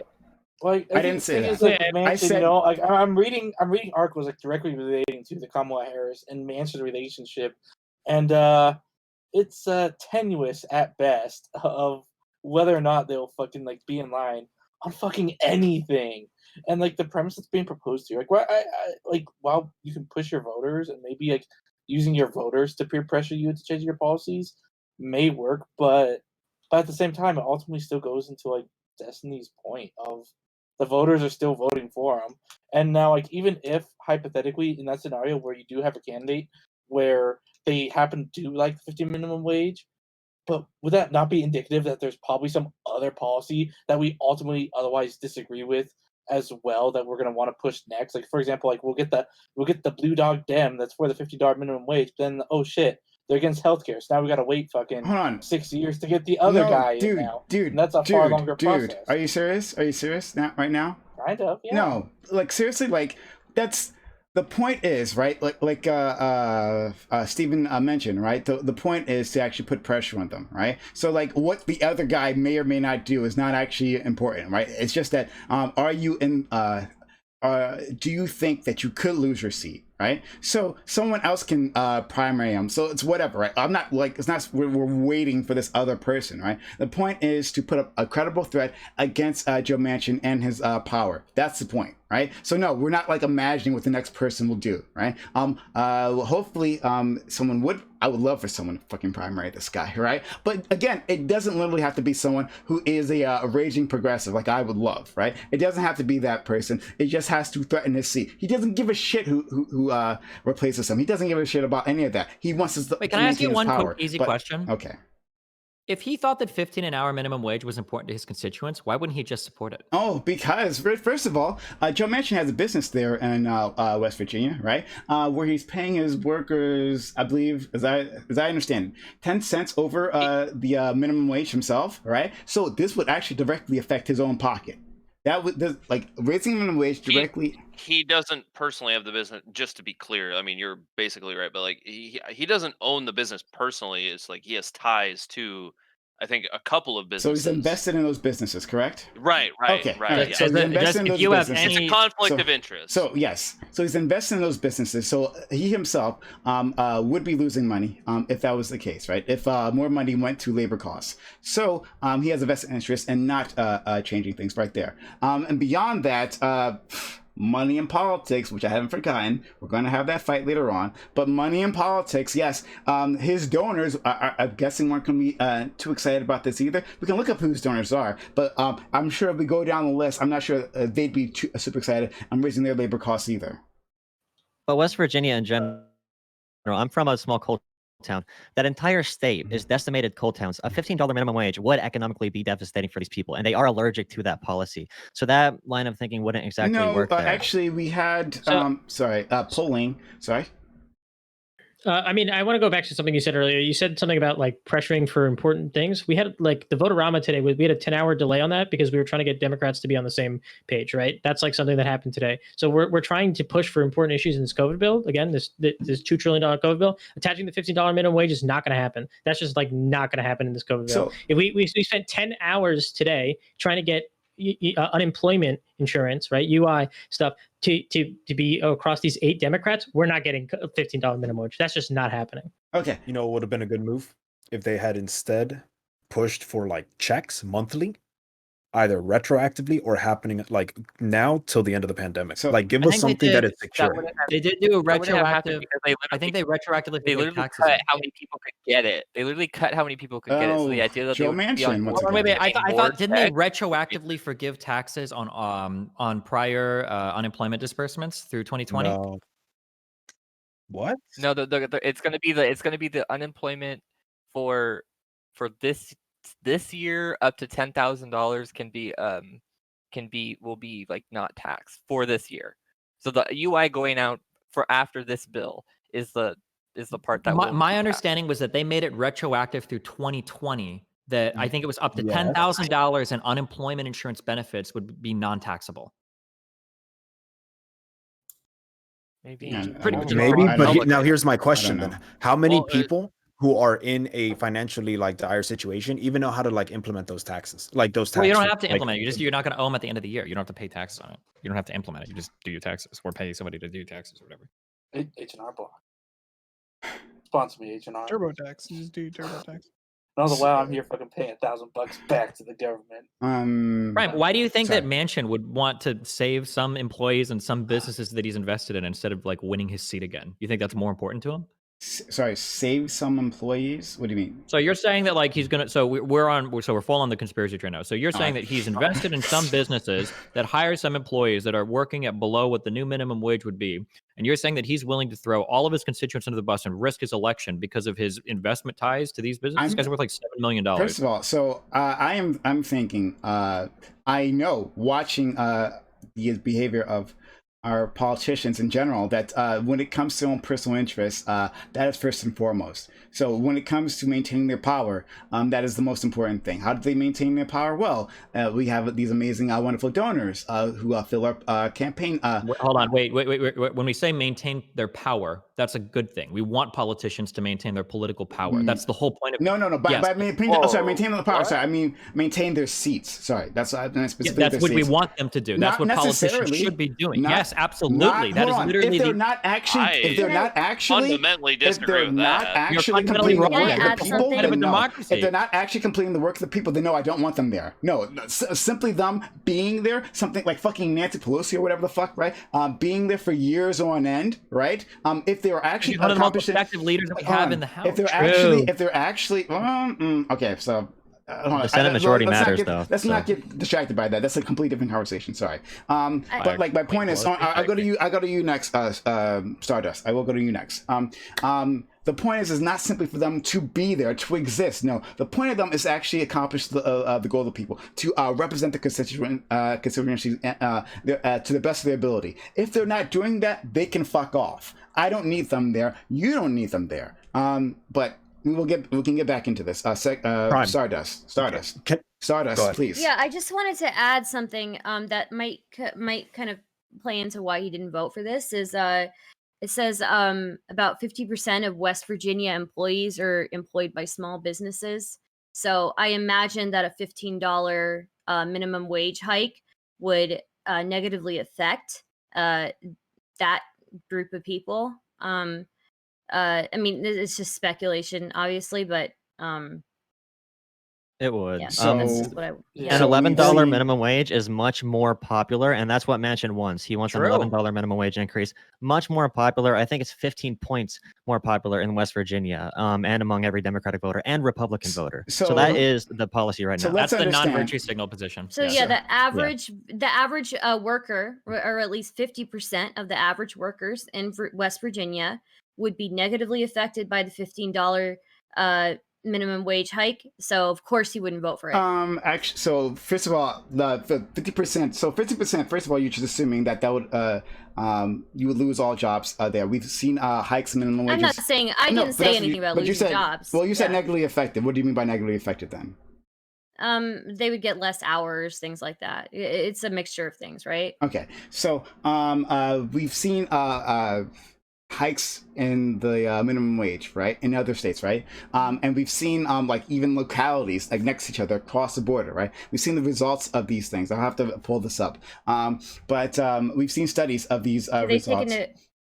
Do they take into account small businesses? Yes, all businesses. Yes, looking at Okay, all businesses, alright. right, and seeing that there isn't this massive loss of jobs that's always used to scare people when it comes Okay, to this is 59,000. not just I'll have real to- quick on this. And we're gonna go. This is brought up so many times. Okay, Okay, sure. people always try to say that like, oh, this has brought minimum wage has been increased over and over and over again, and it hasn't increased. That's very true, and it hasn't led to a massive amount of unemployment. That is very true. But the minimum wage hike that we're talking about right now is way fucking higher. So- and if you read the next sentence on every economist that will ever tell you like, oh yeah, minimum wage doesn't seem to increase unemployment, the next sentence will always be that's probably because the minimum wage is set to what the natural price flow would regularly be for wages. That's always the next. Is that sentence. what it is? I'm not exactly sure Yes. that it is. What is, Well, first of all, what when is it's- like naturally Yeah, mean? I don't. First of all, Naturally, like as in if market productivity? forces were left on their own, they'd probably settle at pretty close to hold what the on. minimum First of all, I wage is. would love to see proof of that. I would love. Right now, to you see can proof Google of if you that. Can want. you Let's link the Google it. studies you were talking about, Okay, Prime? right now, if you want, just Google like IGM 15 an hour minimum wage and see what like most economists think about it. It's probably super mixed opinions. Like that, it's probably gonna be split down the middle, whether people think it's good or bad. Oh yeah, and look at the exactly. Seattle Okay, 15 we an hour can minimum admit- wage. So right? we can admit that. So we can admit that there's a mixed opinion on that. Okay, so like so we've gotten that far. Great, we're making progress here. But beyond that, sorry. Beyond that, no, I fucking forgot my point. It'll come back to me. Sorry. Look. Go ahead, Dr. Vane. I'll get back to it. So if we want to talk about like progressive labor policy, like we need to be talking about like Biden's a union guy, right? He's supporting the Amazon thing. We should be leaning on him on that. We should be like, hey, you like the Amazon union? Let's do it. We got comrades up in Seattle who are taxing Amazon. We got comrades over here in Burbank who are about to start taxing Amazon. Like New York is already like there's this kind of stuff happening. We can push in those areas.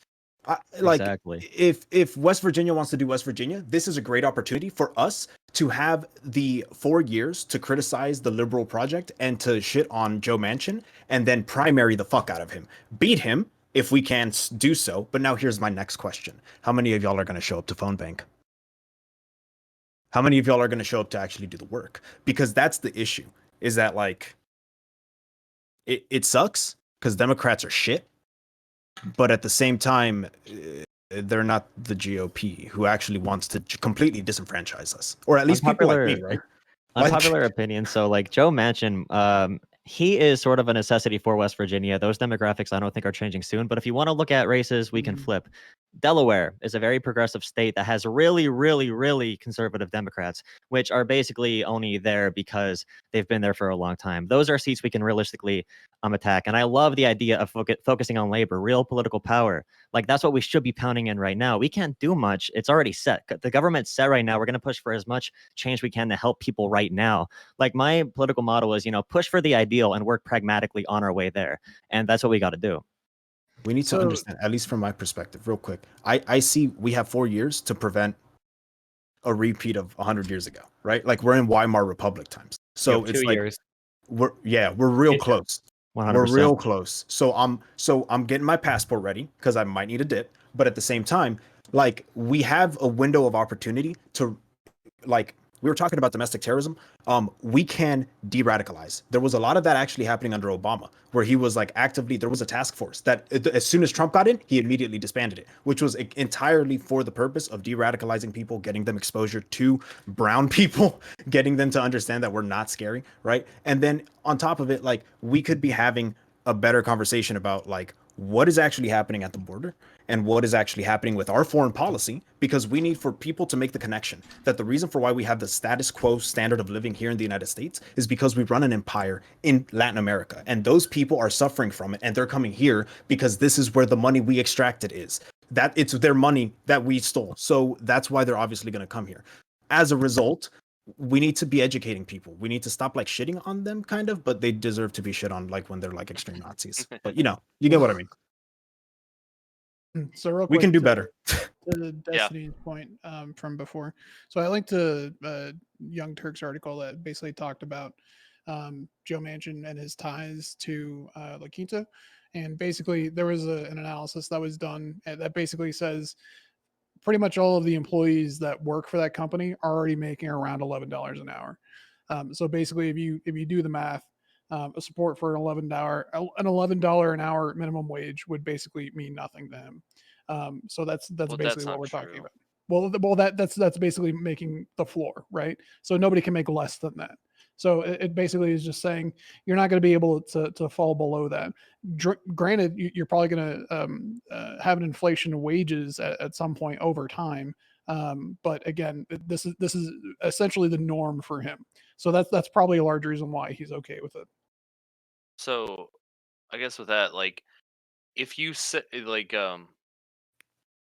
with the case of like $11 an hour minimum wage, like, and he has a company or he owns stock in a company, whatever the whole situation there is, like, if they raise the minimum wage to $11 an hour and he has those people working for $11 an hour, they're gonna have to raise the wage on those people too, because if they're working a certain job and then it's harder than another job that's now like making that same amount, they're gonna have to, like, those people are gonna leave like that. And that's like, I guess, an argument against $15 an hour wage to some extent.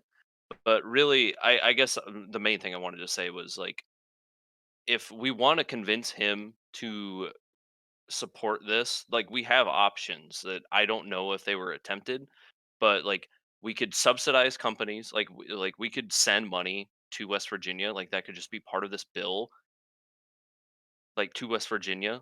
Like he could fight for that, like he could like actually support things like that. We could extend the length of time for rural states to like actually get to this $15 an hour. We could change the formula. Like, it doesn't have to be over 5 years, like, for every single state. Like, it doesn't have to be the same for everywhere. Like, it can be, like, more of, like, an actual formula. to get there, or I mean, we could just straight up give exemptions to states. Like, Yeah, that makes sense, and that that's could be very much what actually the like information that we could yeah. glean. Like, Wait, that could be that really interesting if like if we like exempted states that like if we had like Missouri, a rural state that doesn't have $15 an hour minimum wage. We had West Virginia, like we gave one of them that, like one of them actually accepted it, and then one of them didn't. I'm curious to see what that would do to the economies of both those states. Like, it sucks that that's well, gonna like that impact was a lot of pretty people, much but like it's you know, if that's what those Also, senators a point want, being missed, then a point being really, really missed is that the $15 minimum wage as proposed was going to be a gradual increase. Thank So you. just if yeah, like the yeah, $11, like someone mentioned like $11 was really popular in West Virginia. If it would have passed, it would be $11 right now. Like it would have been $11 this year, and then it would have gone up to like 12 something next year. Like over 5 years, it would have gotten to $15. So this That whole never idea happened. to no, your no, no, point, no, no. Logan, This like with the policy for it to go to 15. The policy that the Democrats voted on in the Senate was the gradual increase to $15 over the course of 5 years. That I get is that it. it's a gradual increase, but what I'm saying Yes. is states rarely ever go above what the federal minimum wage is unless they have a really good economy, like say Right. California Exactly. So or this some whole different. idea that like the proposal that the Democrats wanted in that bill was going to be economically devastating to all these states is just categorically wrong. Oh, Because wait, it, real quick, just I, on that I quick fact check, 29 states have a higher minimum wage than the federal minimum. Sorry, go yeah, ahead. yeah. Is it possible for us to shift away from wage as Wait, so the 21 marker don't? for income towards something closer to profit sharing and something closer towards worker actual ownership? Because wage is based on time, not upon the skill that you actually dedicate to the product, right? So There's like no way that like form of economy would be like compatible with anything that is known to work at the moment, though. that's a long term thing. that's a very long term. Like I'm into it, but that's not something that's realistic. Probably with even in my lifetime. Like it's. If the talk right now is just like raising minimum wages in general, for example, you know, like Amazon's the annual viability of profit Bernie sharing is proposed a No one 40% worker representation on boards, on corporate boards, during his run in 2016. Yeah, he did, but he got crushed on those types of ideas. So How are it. we going to implement it? Just get it Well, talking. what Start do you talking. mean he got crushed on Not a those? bad People are idea. already Maybe his talking other about it. ones, Just but start not talking that one. about That's pretty Like, popular. Because here's the thing, like you got to consider that we waste so much time. We're in a sandpit every time we talk about the minimum wage because we're gonna have to have this talk in 2025. We're gonna have to have this talk again when we push it again, rather than actually doing the math and setting it to something that is actually like, I don't know, rate of productivity. Wasn't that like a better indicator from like Or you- 1960s? Or what you do, No. or you just match it with inflation, like we do with the fucking military. Like literally, military increases are predicated on the inflation. You're talking Simple about things math- that make sense, though. math problem That's that, not how that's democracy how it would be works. with minimum wage. You just match it with whatever the inflation rate is with that year, or with that previous year. Because Yeah, if you're gonna talk about what policies you want passed, you can't talk about what makes sense, as Clara said, or makes logical conclusions, because that's not how a democracy works in terms of our democracy and how our politicians are going to support or not. Wait, Yes, hold on. it would be Wait, nice hold on. to- I want to Wait, fight. I but want to fight no, against this. I Wait, real disagree quick. with this. Our government is totally logical. Everything makes logical sense. The reason why it feels like everything is irrational is because you're trying to pass a minimum wage on a federal level, which makes absolutely no fucking sense. The logical way to pass minimum wage is state by state. That's the actual logical answer. Anybody that thinks that there's a one size fits all minimum wage, especially 15 an hour for every single state in the country, that California, New York, and Nebraska and Should we Iowa not can have a federal minimum wage at all? Should we not have? I don't think so. Nah, fuck the federal minimum wage. Get rid of So it. have a $0 an hour minimum wage. Yeah, let the states set their wages. 29 states already set it above the federal minimum. Just let the states this is the problem. I get Some stronger states union. don't even have a minimum wage at all. Give me the union. really my that popular. my problem is Give me the union. I think unionization would be great. And if we had a president that would fight for those things too, that would be great as well. But We can my push problem is Biden that if you have businesses paying people clearly starvation wages, right? People cannot work one job, right, and make enough for a living. That's a problem. Right? Should those businesses even be in business if they can't pay their workers enough for them, even in the era? Let's say we do like the variable minimum wage, which some of the people have been talking about, right? A variable minimum wage for each different state. That's okay, sure, right? But at the very least, people should be able to work one job, one full-time job, and be able to have a certain standard of living. Do you agree with that? If you don't agree with that, then I agree that anybody in the country that works a full-time job should be taken care of, but it's not the job of a company to that's not their social responsibility. You wouldn't expect them to do okay. Well, yes, we wouldn't expect them to do that. That's why we have a minimum wage. Great. Yeah, Glad but what we happens agree when you on make the that, minimum man. wage too high and it gets too far away from the value these laborers actually produce? They're just going to automate the So shit. first of all, hold on. First of all, the value that Americans have been putting in, our productivity has been rising for decades, right? And our wages have not been keeping pace. Our right? productivity has been rising for decades because of what college-educated engineers are contributing to our economy, not because people at McDonald's and Burger King are getting better and better clicking burgers. But they I'm sorry, suffer. like, They suffer just as much. They suffer just that's as much. fine. I'm not, it's not. They Stop. suffer. Hold on. Stop moralizing. Stop moralizing it. It's an economics hold on, problem. I'm not moralizing this. I'm not moralizing You this. are. Hold on, again, you're putting intentions into my. No, you're talking about like they're suffering. You're moralizing If you it. let me finish my point, then you'll understand what I'm trying to say. But by what suffering I mean economically suffering. That's a thing that we use. That's a phrase, right? Economically suffering because the floor is lower. Because the floor doesn't increase. If you increase the floor of your wages, right, then the wages above will increase. I experienced this personally when I was at some point I had a job, right? The minimum wage increased within my state, right? And I had been making just above or just below that, and guess what? My wages got bumped. Because the floor came up, right? To retain me as a worker, my wages were bumped, and that happens all up and down the economy, right? Because we have You can to talk to just as many people that have the opposite experience, by the way. People that are working that have like gotten their wage up to like 13 an hour, and then their state passes like a minimum wage hike, and all of a sudden newcomers are making the exact same amount of money they are. Like, I mean, these stories go both ways. Yeah, hold on, like, but that's a shitty employer. But the very fact that the floor is raised means that other people will have the opportunity. Okay, to raise here's it. a So, super like, simple question. You cannot Could control we do exactly what. Could we do a 50-an-hour minimum wage? 50. 50? No one's asking for a $50. Why not? No, Wait, no, why couldn't we? No one's asking for $50 minimum Yeah, wage. but why couldn't we do it? Hold on. Over what time period? Over what time period? 50-an-hour minimum wage over 5 years. Look, yeah, great. This is a wonderful Probably thing not. that you hear from a lot of fucking conservatives, right? Yeah, Shawman. No one's asking for a $50 an hour minimum wage, right? We're asking for a reasonable increase that would match the What is productivity. reasonable? What I just said, $15 an hour minimum wage. That's what I'm saying. Why is that a reasonable? How do you increase, decide right? that that's the number that's because reasonable? Looking at how productivity has increased over the years, right, and seeing how our wages has lagged behind, $15 a minimum wage would be a reasonable increase to match that productivity. That's Productivity how you figure has not increased equally among all sectors. That is not true. So what is $15 an hour supposed to do for somebody living in Silicon Valley? It's a moralized position. Yeah, So this doesn't make any sense. Sorry, excuse me. Hold on. What does more money do for a person living in Silicon Valley who apparently can't right now who can't on their current wages afford hold on. Holy shit. Don't interrupt me. You can stop that right now. Thank you. So at this moment, you're telling me this person making whatever the minimum wage is in California, I don't know what it is, but making that, if they were having trouble affording their place, if they're having trouble making ends meet, you're asking what would putting more money in their pockets do for them? Yes, that would ease their burden. Exactly, right? And maybe for some places, the wage needs to be higher. That's why we have state minimum wages, right? So you can raise it above that floor if that's what's necessary for your locality, right? But we can understand that there are certain states, right, southern states mostly, that won't raise this minimum wage no matter what. They'd get rid of, if we had a $0, we had no federal minimum wage, they'd get rid of their minimum wage, right? And like let the market take care of this. No, we can understand that there will be starvation wages if some states, some localities have the ability to do that.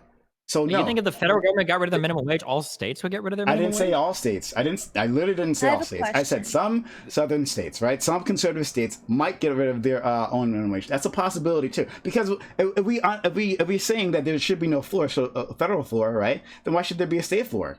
There should be a state floor because ideally there should be a city floor. That's the ideal. But state is probably the most local level you can get it to. Because that's just what makes sense. If you've lived in different parts of the country, you know that to be true. Yeah, that's true. But then that just makes sense isn't really an argument, though. Okay, I'm sorry. You brought up a point to me that I'd like to respond to.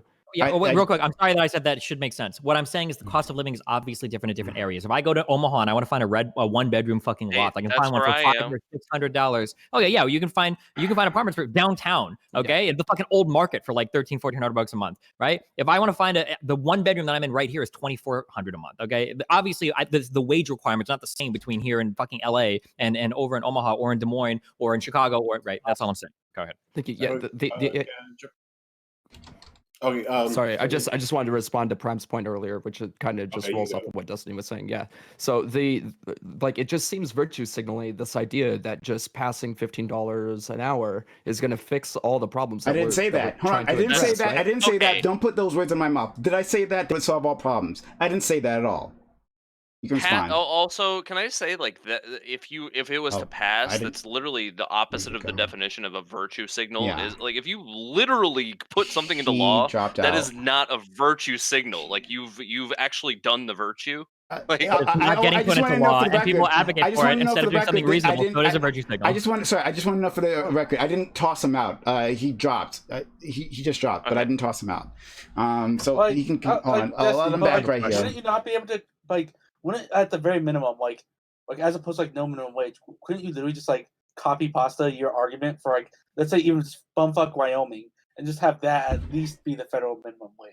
Yeah, you could. The STRDSK person's had their hand up like the entire time. Go. This person should talk. Oh, I'm sorry. I just had a question. So, were you being serious about like eliminating the federal minimum wage? Sure, it's shit. There's no reason to have it. Honestly, so for Stardust. So I guess for there are states that I guess don't have one. Is what I'm. Yeah, there just for so people know, like clarification. Yeah. 5 states don't have one at all on the books: Alabama, Louisiana, Mississippi, South Carolina, and Tennessee. 2 states, Georgia and Wyoming, have one that is lower than the federal minimum wage. So I guess I would ask is like how would we make sure that people are still making livable wages in some of these states?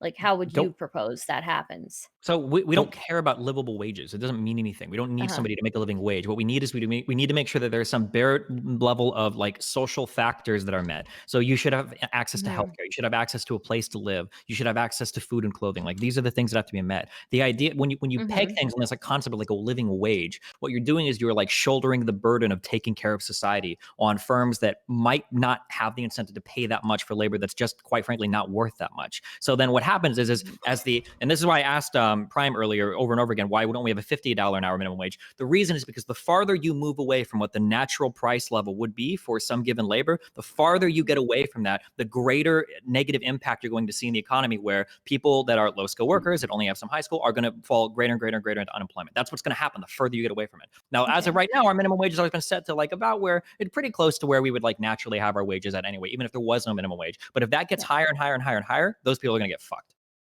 So then what would be the proposal to like would it be to make housing more affordable, or what would you say that we shoulder too much of the burden on the wages that we make? So where would you shift that burden then? Tax policy is so good. You can target people so perfectly with fucking taxes and make me rock fucking hard. Taxes are nice because we can go after exactly who needs exactly what type of compensation. The problem with minimum wage is like you have like a circuit board that you're trying to attach a fucking diode to, and you bring in a sledgehammer and you just try to like hammer it on.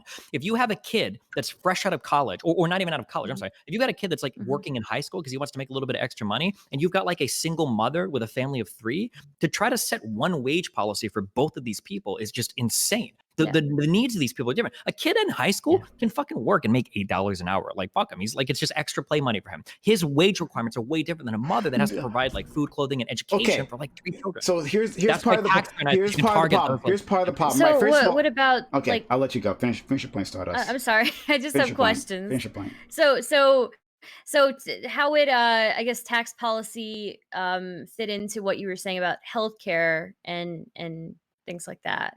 So like a really good example of well, for healthcare, we should have some form of like social healthcare. We need to have some form of like universal multi-payer or single payer system sometime.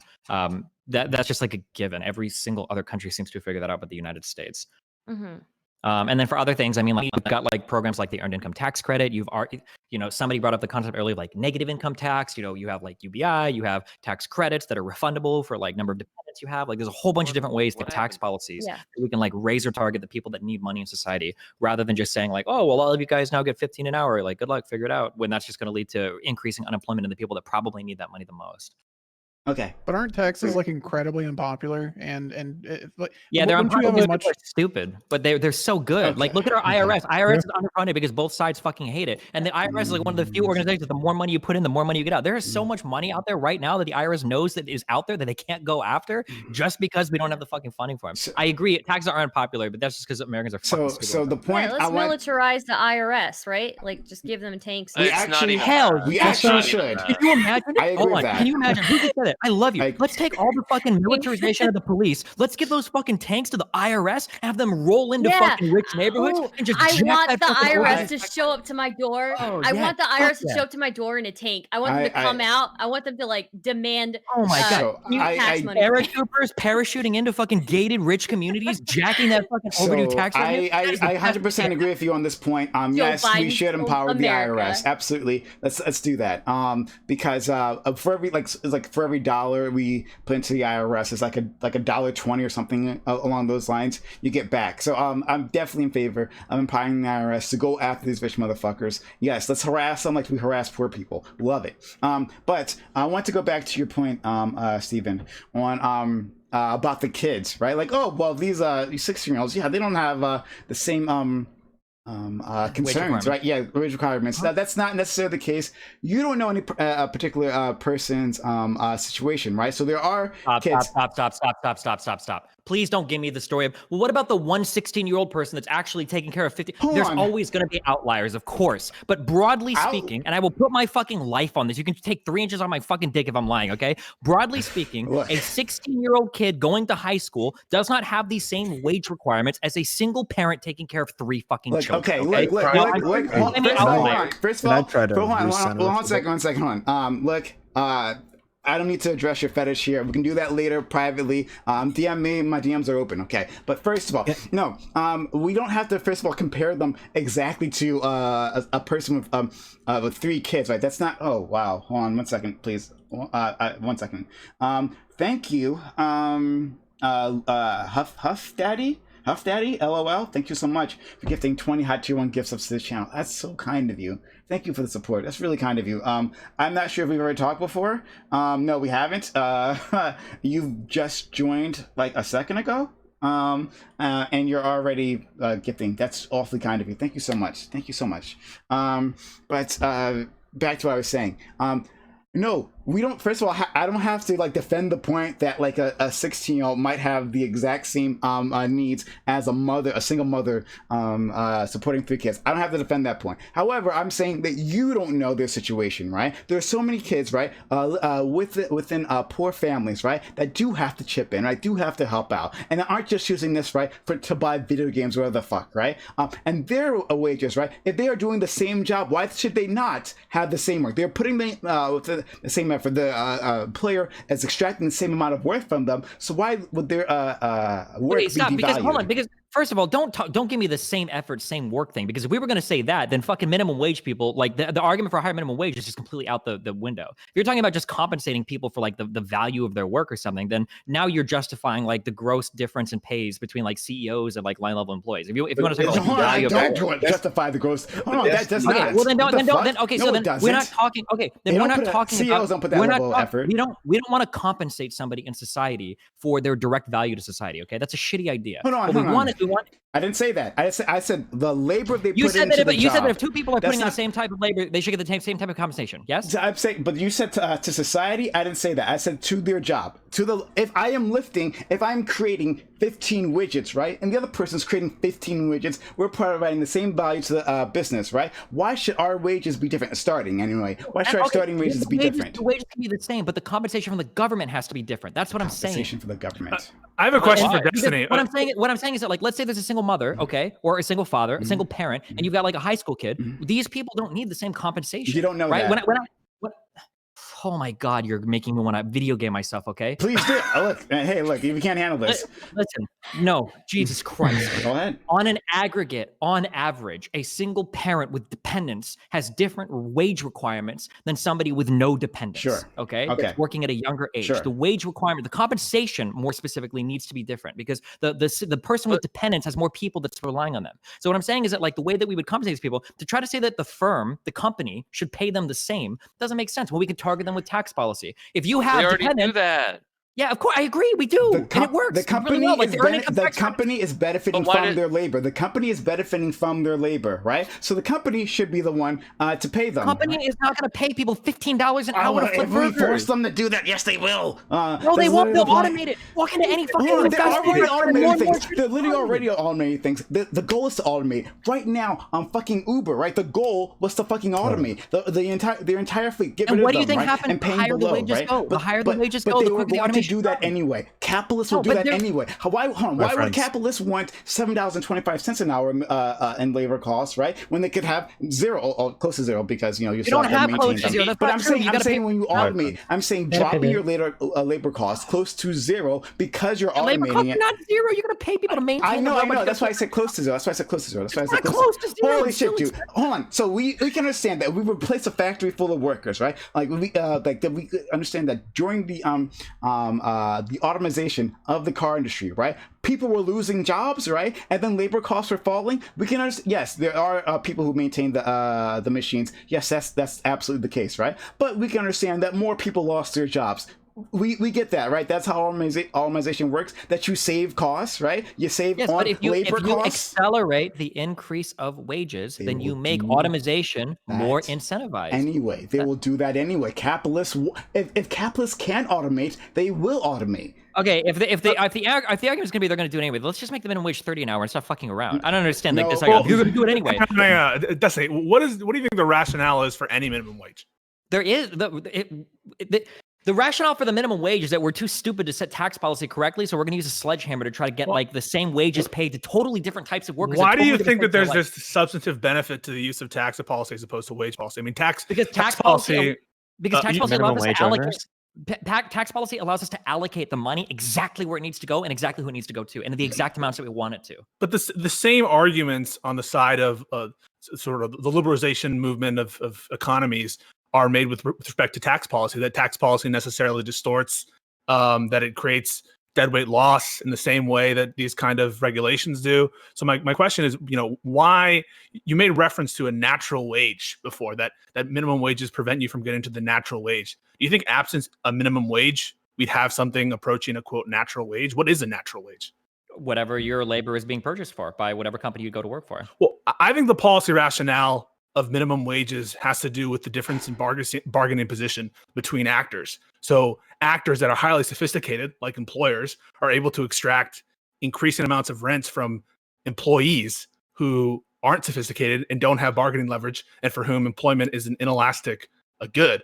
And therefore, they're able to have a much lower wage than what is socially efficient. And that's the purpose of minimum wages. And I think it totally depends on the type of labor market that we're talking about. So if we look at for as much as I fucking hate him, if we look at Trump's labor market prior to the coronavirus, our unemployment was at like fucking 3.5%. It was unbelievably low. And you could drive around these cities where these wages were going up and up and up, and people could not find workers to fill their shops. It was fucking unbelievable. Like some of the squeezes that people were in. Now, I do agree with you that there are times where if you want to talk about like monopsony power, so like you can only get to one job, yeah, you're pretty fucked when it comes to bargaining. And I do agree with you that the bargaining power between labor and capital, depending on where you are, can be heavily distorted in favor of capital. Absolutely. This is a really good argument in favor of things like unions, which was being talked about earlier. Mm-hmm. But to come at it with a federal fucking minimum wage, with the biggest fucking bad boy fucking hammer that every fucking firm in the entire fucking country has to pay $15.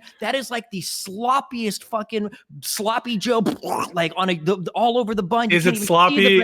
It is so. Is it sloppy when is it sloppy when we have federal regulations over certain types of industries? I mean, we have federal regulations with respect to finance. Absolutely, markets. it is. You want a really great example of this? Really sloppy type of regulation? Look at intellectual property laws and look at how horrible they've been at keeping up with stuff on the internet and digital content. Because we have like this huge one-size-fits-all. We haven't modernized. Okay, but imagine what our intellectual property rights would be if the substantive law were all decided by states. I mean, think about what it is to have intellectual property. These with the internet. I mean, it's harder when we decide that state by state because there's so much commerce. Like that's legitimately right. like interstate commerce, right? But when it comes to labor, that's a much more localized force. You're not allowed to sell your labor on a national market generally, right? Unless you're lucky. If you're an engineer, white collar worker, you are. But if you're like a lower class worker, if you work at McDonald's, you're not selling your labor on the national market. You're doing it like fucking down the street. The world is changing.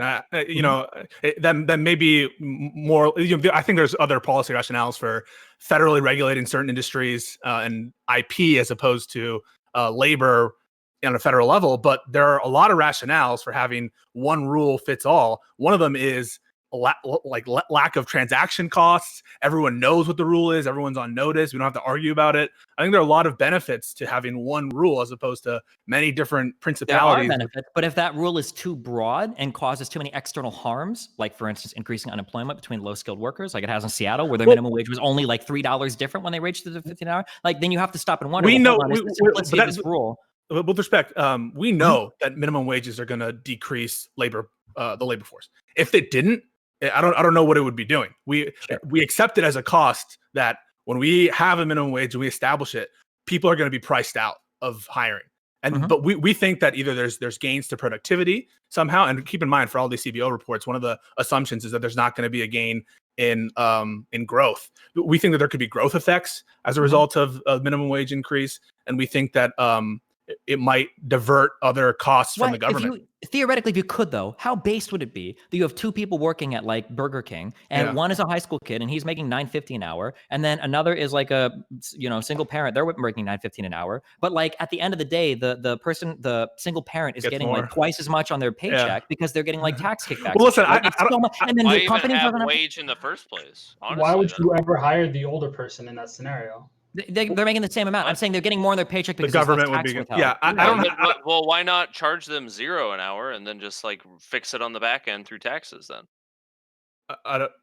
Because I don't think because they're still going to pay something, right? Why?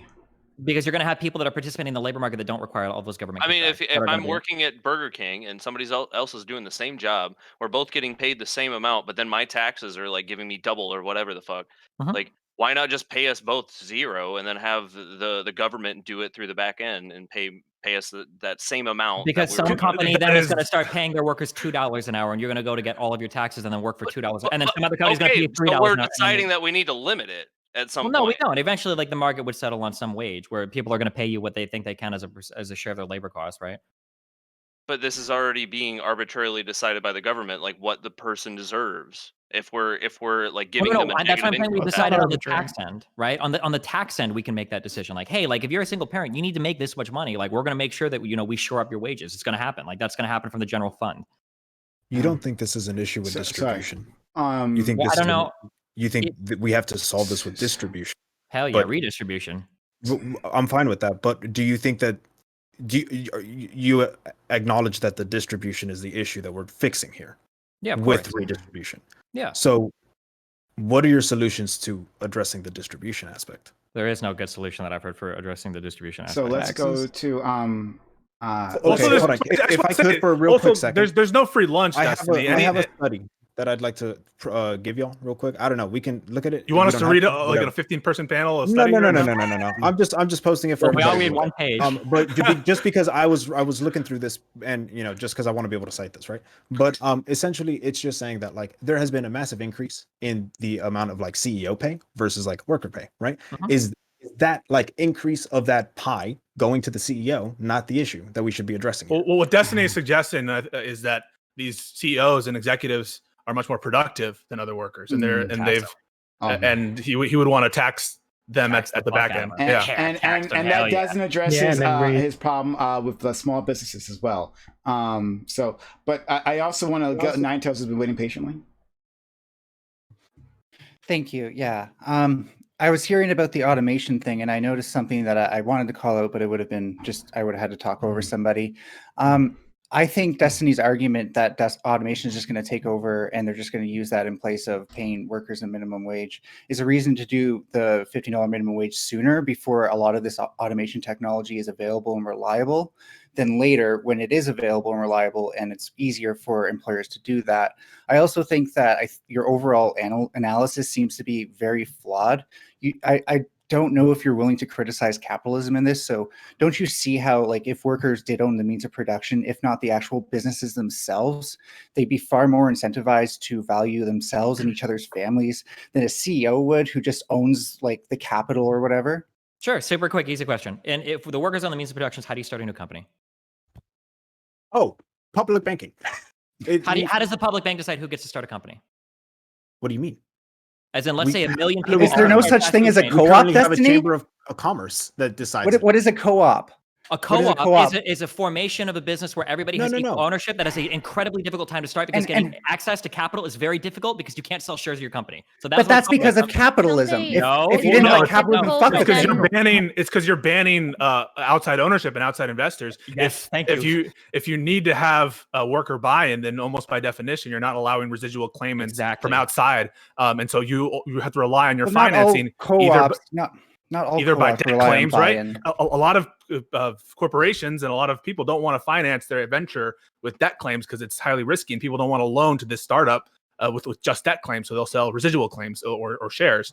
And so there's problems with so Destiny's not worried about any particular subset of the economy. He's worried about everyone overall. And so you saying that, maybe in one system that there might be more labor benefit or benefit for the labor force in one system as opposed to another. No, my that's not gonna sway him, criticism is that he's not willing to factor in capitalism into his analysis. I'll factor in capitalism, but you have to give me a better alternative. And co-ops just have huge problems with initial capital. It's hard to start a new business. Like Dr. Vane over there was saying, well, what about banks? Well, so what? Does people have to vote on which businesses get to start in a society? Well, it's starting to sound. If capital is the issue, then it's starting to sound like not capitalism is a solution. We currently do that with the Chamber of Commerce. Solutions are not. First of all, no, that's not true. Anybody can go and get an SBA loan if they want. You don't have to go to the Chamber of Commerce to get that approved. What are you talking about? The Chamber of Commerce? Not the Chamber of Commerce. That's what you.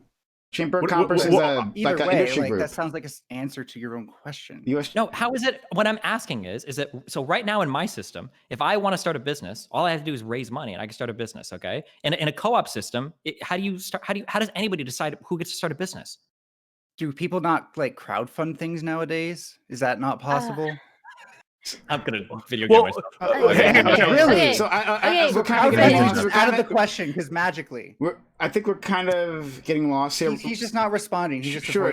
But I think hold on. I avoided the question because the idea that you would have to fucking welcome to society. Like, oh, do you want to start a business? Well, here's Indiegogo. Good luck raising. Well, the you're funds making for it sound impossible. When it is impossible. You don't crowdfund. How do you crowdfund every single business? It's not impossible. Okay, everyone, shut up. Hold on, everyone, shut up. Everyone, please, thank you. Stardust, I see your hand. But yeah, I see. I think we're getting lost now because the issue was $15 minimum wage, right? And now we're getting lost in different business types. Now, I would love to increase the number of co-ops, and I think we could alter the rules of our system, of our banking system, for instance, to make this more feasible, so they get startup capital, or for instance, encourage them through government grants or loans or whatever. I think there are ways to do this, but we're getting lost in that sauce. So I want to get back to this idea of $15 an hour minimum wage. Okay, and I'm going to take a quick moment to say thank you, Katarana, for gifting that 5 hot tier 1 gift subs, and Katarana for I think right now in terms of my PayPal donations, you're number 1 all the way for the month. Thank you, Katarana, for being so kind. Those were tier 3s. Those were tier 3s. She gave what, tier 3s? No. Yes. Holy shit, you gave tier 3s. Holy fuck. I did not notice that. Oh wow, thank you. Katarana, thank you for those 5 hot tier 3 subs. What? I did not notice that. Thank you for letting me know. Holy crap, Katarana. Holy crap. You're halfway to crowdfunding your business. Yeah, almost there. Almost there. Thank you for the 5 tier 3 subs, Katarana. Holy crap. I hope you saw that. Hopefully you just didn't leave the moment I said this. But anyway, okay. So we're gonna go $15 minimum wage. Yes, yeah, $50 minimum wage. Come on. Let's go to Stardust and then Canadian.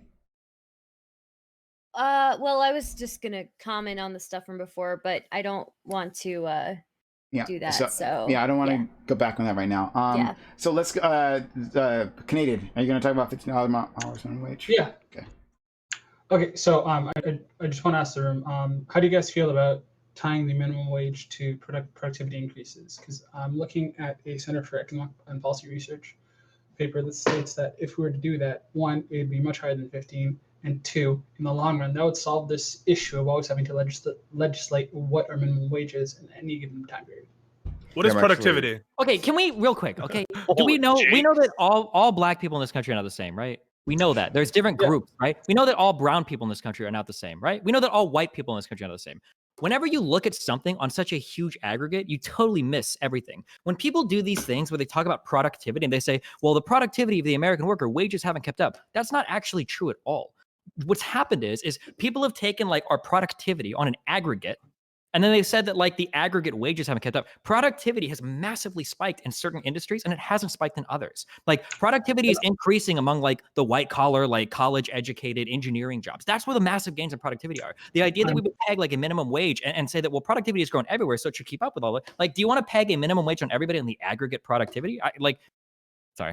Also, I think part of the appeal of a minimum wage is also having a bright line rule and not having to do a lot of calculations about any particular industry. And so I think a lot of those efficiency gains from having a minimum wage and having something just tell you what you have to pay with the threshold, you lose some of that when you have to have these like back end calculations tied to a particular industry.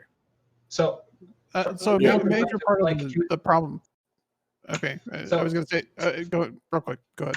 So from like a general perspective, right? Like, so increases in productivity are partially due to like automation and use of machines. This applies to low skilled labor as much as it does high skilled labor. Like McDonald's spends millions of dollars per year making like their back rooms more efficient. So the average like amount of money that's produced per even the lowest skilled labor is incentivized to be higher. So I don't see that as that being that ridiculous, because even in those low skilled jobs, we do invent machines to make those jobs more productive and more economically beneficial to those industries.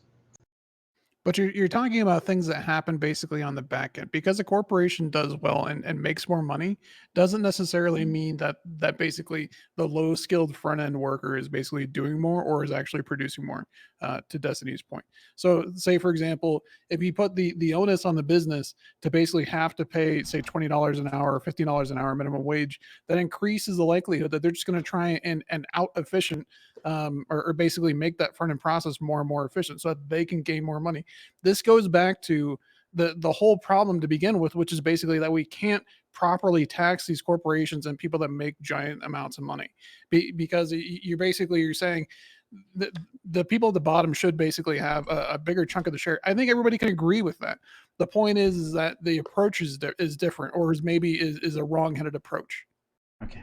I want to take issue with Destiny's panacea of tax policy. Good. I think there's no such thing as a free lunch, and every expenditure or benefit that you're given to some sector of the economy is taken at expense of another part of the economy that's paying representatively a larger amount of taxes. Take it from the fucking wealthy people; they can afford it. Fuck. But it distorts things in just the same way, or maybe we can have differences of opinion about how it distorts and what magnitude, but it distorts things just as wage policy might.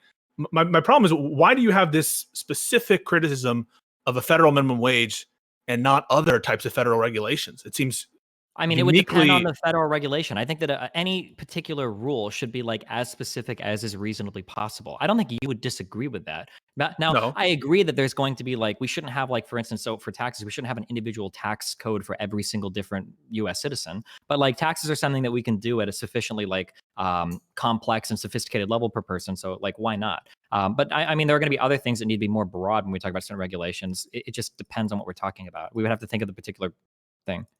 So do you think that the country would be better off were we to abolish the federal minimum wage?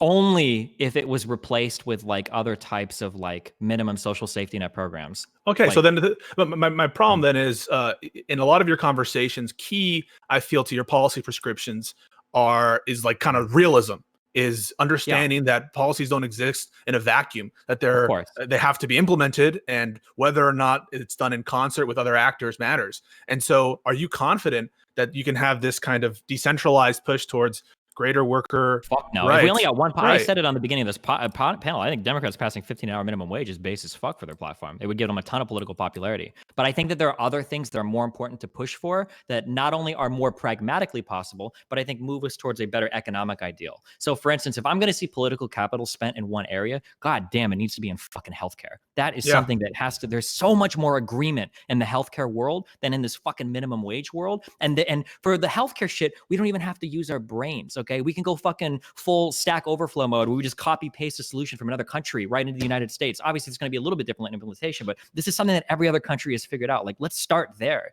And then once we have healthcare figured out, our conversations about minimum wage become so much less heated because now it's not a conversation about whether or not somebody can afford their fucking chemotherapy or not. Now it's just like, okay, well, what don't we provide right now in society that the wages aren't taking? I agree that minimum wages aren't going to be a huge boost of growth in this country and shouldn't be on the top of progressives list. But I also think you're being a little bit naive about the complexity and difficulty of passing healthcare regulation. In this country, we've had numerous eras where we've tried to pass healthcare regulation and it's been defeated. And we got the ACA. It was huge. It took a huge amount of pushing, and we had to have the drug companies on board, the American Medical Association on board, all the insurers on board, everyone in concert. And even then, right? It's been but there have been huge pushes like that. We've had women's suffrage, we had the Civil Rights Act, we have gay marriage, we had the ACA. But it's a lot of political capital. So what you're saying is it's not a trivial. We got the crime bill and we lost Congress for it. We got the assault weapons ban was a big part of that. And Democrats paid a huge price for it. The ACA, we got that and we lost Congress for 6 years. Democrats paid a huge price for it. Like, yeah, there's a lot of. But you suggested that healthcare would be an easy compromise, and we could. It's an easier thing to go through. I think that healthcare, because I think we're at that moment in U.S. history where the conversation now has moved to that, where you're getting like a lot of bipartisan support on things like not single payer, not the insane, stupid fucking shit that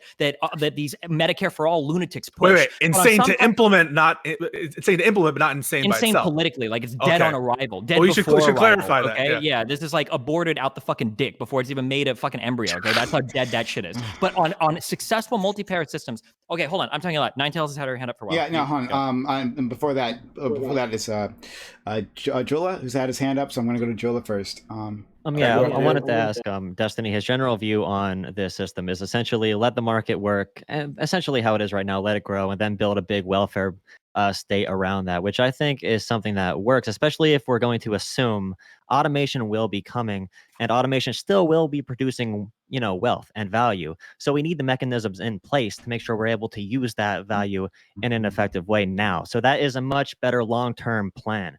It seems like the $15 minimum wage is yesterday's news when it comes to preparing our economy for the future. Yeah, 100%. Markets are so good at doing what they do. Let them do what they do, and then we'll just take care of everybody else on the back end. Use tax policy for it. Don't fuck with the markets so much. Like people like rent control and crazy shit like that. Like the markets and do tax what they policy. Let them do what they do. Like market socialism. So yeah.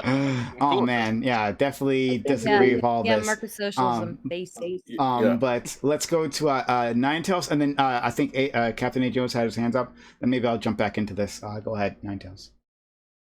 Yeah, so I quickly read over a couple meta-analysis of the adverse effects of minimum wages in various places, not just the US. It seems like specific labor groups may be more vulnerable than others, particularly part-time employees and their ability to be retained. However, I'm hearing a line of logic that goes, we can't stop this sort of thing from being abused, or we can't stop certain workers from being hurt, so we just shouldn't do it. I think that the more that we get into like, well, okay, it's not all laborers that are going to be negative effectively, it's just very specific ones. The more we can regulate these things, and the less abstract it is to regulate that, part-time employees are I don't know. In this case, it would probably be like a contract or something that they get to sign. But in general, I think that protecting workers while giving them a higher minimum wage is better than not giving them a higher minimum wage and not protecting them. Okay. Jones? Yeah, so I mean, like, I think something that we're kind of missing here might be like might be like as leftists, because I think I do this too. Like, I want to live in an ideal world as well, where everyone can get paid a fair wage, no matter what they're working on. But like, I would totally settle for an $11 minimum wage right now rather than pushing for 15. I think that it was really overambitious of the Democrats to push for a $15 minimum wage in in the relief bill. I think that's something they could have tried to do later, maybe. But like doing it in the relief bill, I think was just a really big overstep, because what we have to realize, like I'm in San Francisco. I'm in a fucking bubble. I'm in a liberal utopian bubble. It's amazing. It's awesome. But the problem is there's people in the middle of the country, like where Joe Manchin is. And he's not in the middle of the country. He's not in the middle. Oh, I don't even know where the fuck West he is. Virginia. He's just West a senator. He's on the just coast. a senator. He's on the coast, so. But what I understand though is that he's basically like a blue dog Democrat. He has to cater to blue dog Democrats in his area, and it's a very conservative electorate. I mean, really, it just boils down to the electoral college is fucked up. And that might be what we want to aim our focus at, is getting rid of that. Why are we talking about the rightness or wrongness of the policy? If this is all, political posturing and sort of getting a right strategy that appeals to people in the right places, then let's say that. But having these discussions on the merits about whether or not minimum wage is good or not, I think that to be fair, that wasn't the original discussion. Okay. The original discussion was over whether or not Biden, I think, should have been pushing for it. So that's why we were discussing. Well, I don't know what else Biden could do. I know, people who are blaming Biden for this. True. Hold on. I don't know what. Hold on. I'm saying. Oh, okay. So Pisco. This is a. Oh shit! Was that your position, Prime? Yes, I'm sorry. No, it's fine. No, it's fine because you weren't here for it. But like I'm saying, Biden has the bully pulpit. He hasn't actually put any executive muscle behind this, because I don't think this is actually a priority. He says it's a priority of his, but I've literally seen no proof of it whatsoever. And addressing, I can only address part of your point now, A. Jones, but I'll address the rest later. But in terms of attaching this amendment to this bill, right? Now, you can argue on strategy. That's one thing. You can argue on strategy. Maybe this wasn't the best strategy. I'll argue against that because for something like this, it needs to be attached to a must-pass bill, right? Like doing this on a clean bill is going to be even a harder lift, even tougher lift to make happen. So if you actually want to get this done, I would attach it to a bill that must for instance, like if not this, then like the defense act, like the defense pay act. I forget the name of that. I don't know. It's I'm blanking here, but you guys know what I'm talking about. The bill that pays for defense. So defense appropriations bill. Sorry. So like that's another option, right? But it has to be it's almost certainly needs to be on a must-pass bill. So like just the strategy of it. I think to avoid the filibuster. Is that what you're saying? I think, yes, to avoid the filibuster would be one way of doing this, or just because like it's something that needs to go. So like if once the amendment is attached, right, unless it's somehow removed, then I mean job's done. Because you guys also can't be naive, all right? So all these people who are these senators and stuff, you think that they don't know that this is going to fail when they put it forth? In some ways, you could. I don't know that this is happening. I'm not in their ears, but you can imagine a world where Biden is giving people like Joe Manchin and Sinema an opportunity to vote something down, so that they have a better opportunity in their electoral races in the future. So don't be naive also about what it seems like the purpose of putting this forth might not actually be the purpose. Yo, I'm Biden all the way. Democrats all the way, baby. I'm 100% agree with you. But I can see it from the other side as well, right? Why do you think 8 people voted it down? Yeah. You think those other 6 would have, if it was going to pass, they wouldn't have voted for it? They're doing it for a reason. That's definitely a possibility as well. So like, yes, don't look at things from face value. 100% agree with you there. But also, there is utility even in the loss, right? Even here in the loss, because now you know who's against it, right? Possibly maybe other people would have voted it down. Who knows? But we see Prime, but the implication is against you because it's going to help their electoral odds. Not necessarily. Progressives don't understand that because Prime is going to tell you that actually all of their constituents actually. Here's Prime's argument. Okay, I didn't say that. What Prime is going to say is, well, actually, their constituents super want that, but all of those politicians are super corrupt and they all own businesses where they underpay their poor Hispanic illegal immigrant employees. They're dying with heroin needles out their arms. They're being sold to them by these politicians. So they're never going to vote in favor of these minimum wages. That's the argument. I nice try, Pisco. You almost got him there, Pisco, but he came back into the corrupt politician argument. Steven, I'm so happy to experience once again the magic of your Don't worry. argumentation. I got your back. I got your back, PrimeCayes. With Don't worry, man. plenty of straw man ahoy, the straw man emporium. That's what you'll find at the Destiny's channel, twitch.tv/Destiny. Right? If you want your straw man, you need a straw man. Destiny can provide you. Don't worry. So I think one I know, like from polling, that it is actually popular, right? It's a popular position, right, to increase the minimum wage, right? I think also that if outside groups are going to have a chance of putting any pressure on them at all, right, you have to identify the people who've actually voted against it, right? So yes, sure, some people, maybe it's impossible. It's a possibility that some of these senators can't be moved, right? But as Destiny admitted fucking 90 minutes ago, some senators actually can be flipped, but first you have to identify them. Who is actually holding this up? Who is voting against this, right? Now that we have that, that's another step down the road of actually getting this thing passed later on, right? Okay. So can I jump in? Sure, you can jump in, and then but before that, actually, Gosh, thank you for joining us, and then we'll go to you, Strawberry. It's been a while. It's Gash. Yeah, sorry. It's okay. So I think there are a couple things that are being missed here. First of all, when we're talking about like whether or not there should be a minimum wage at all, no one is talking about like what a wage is actually for.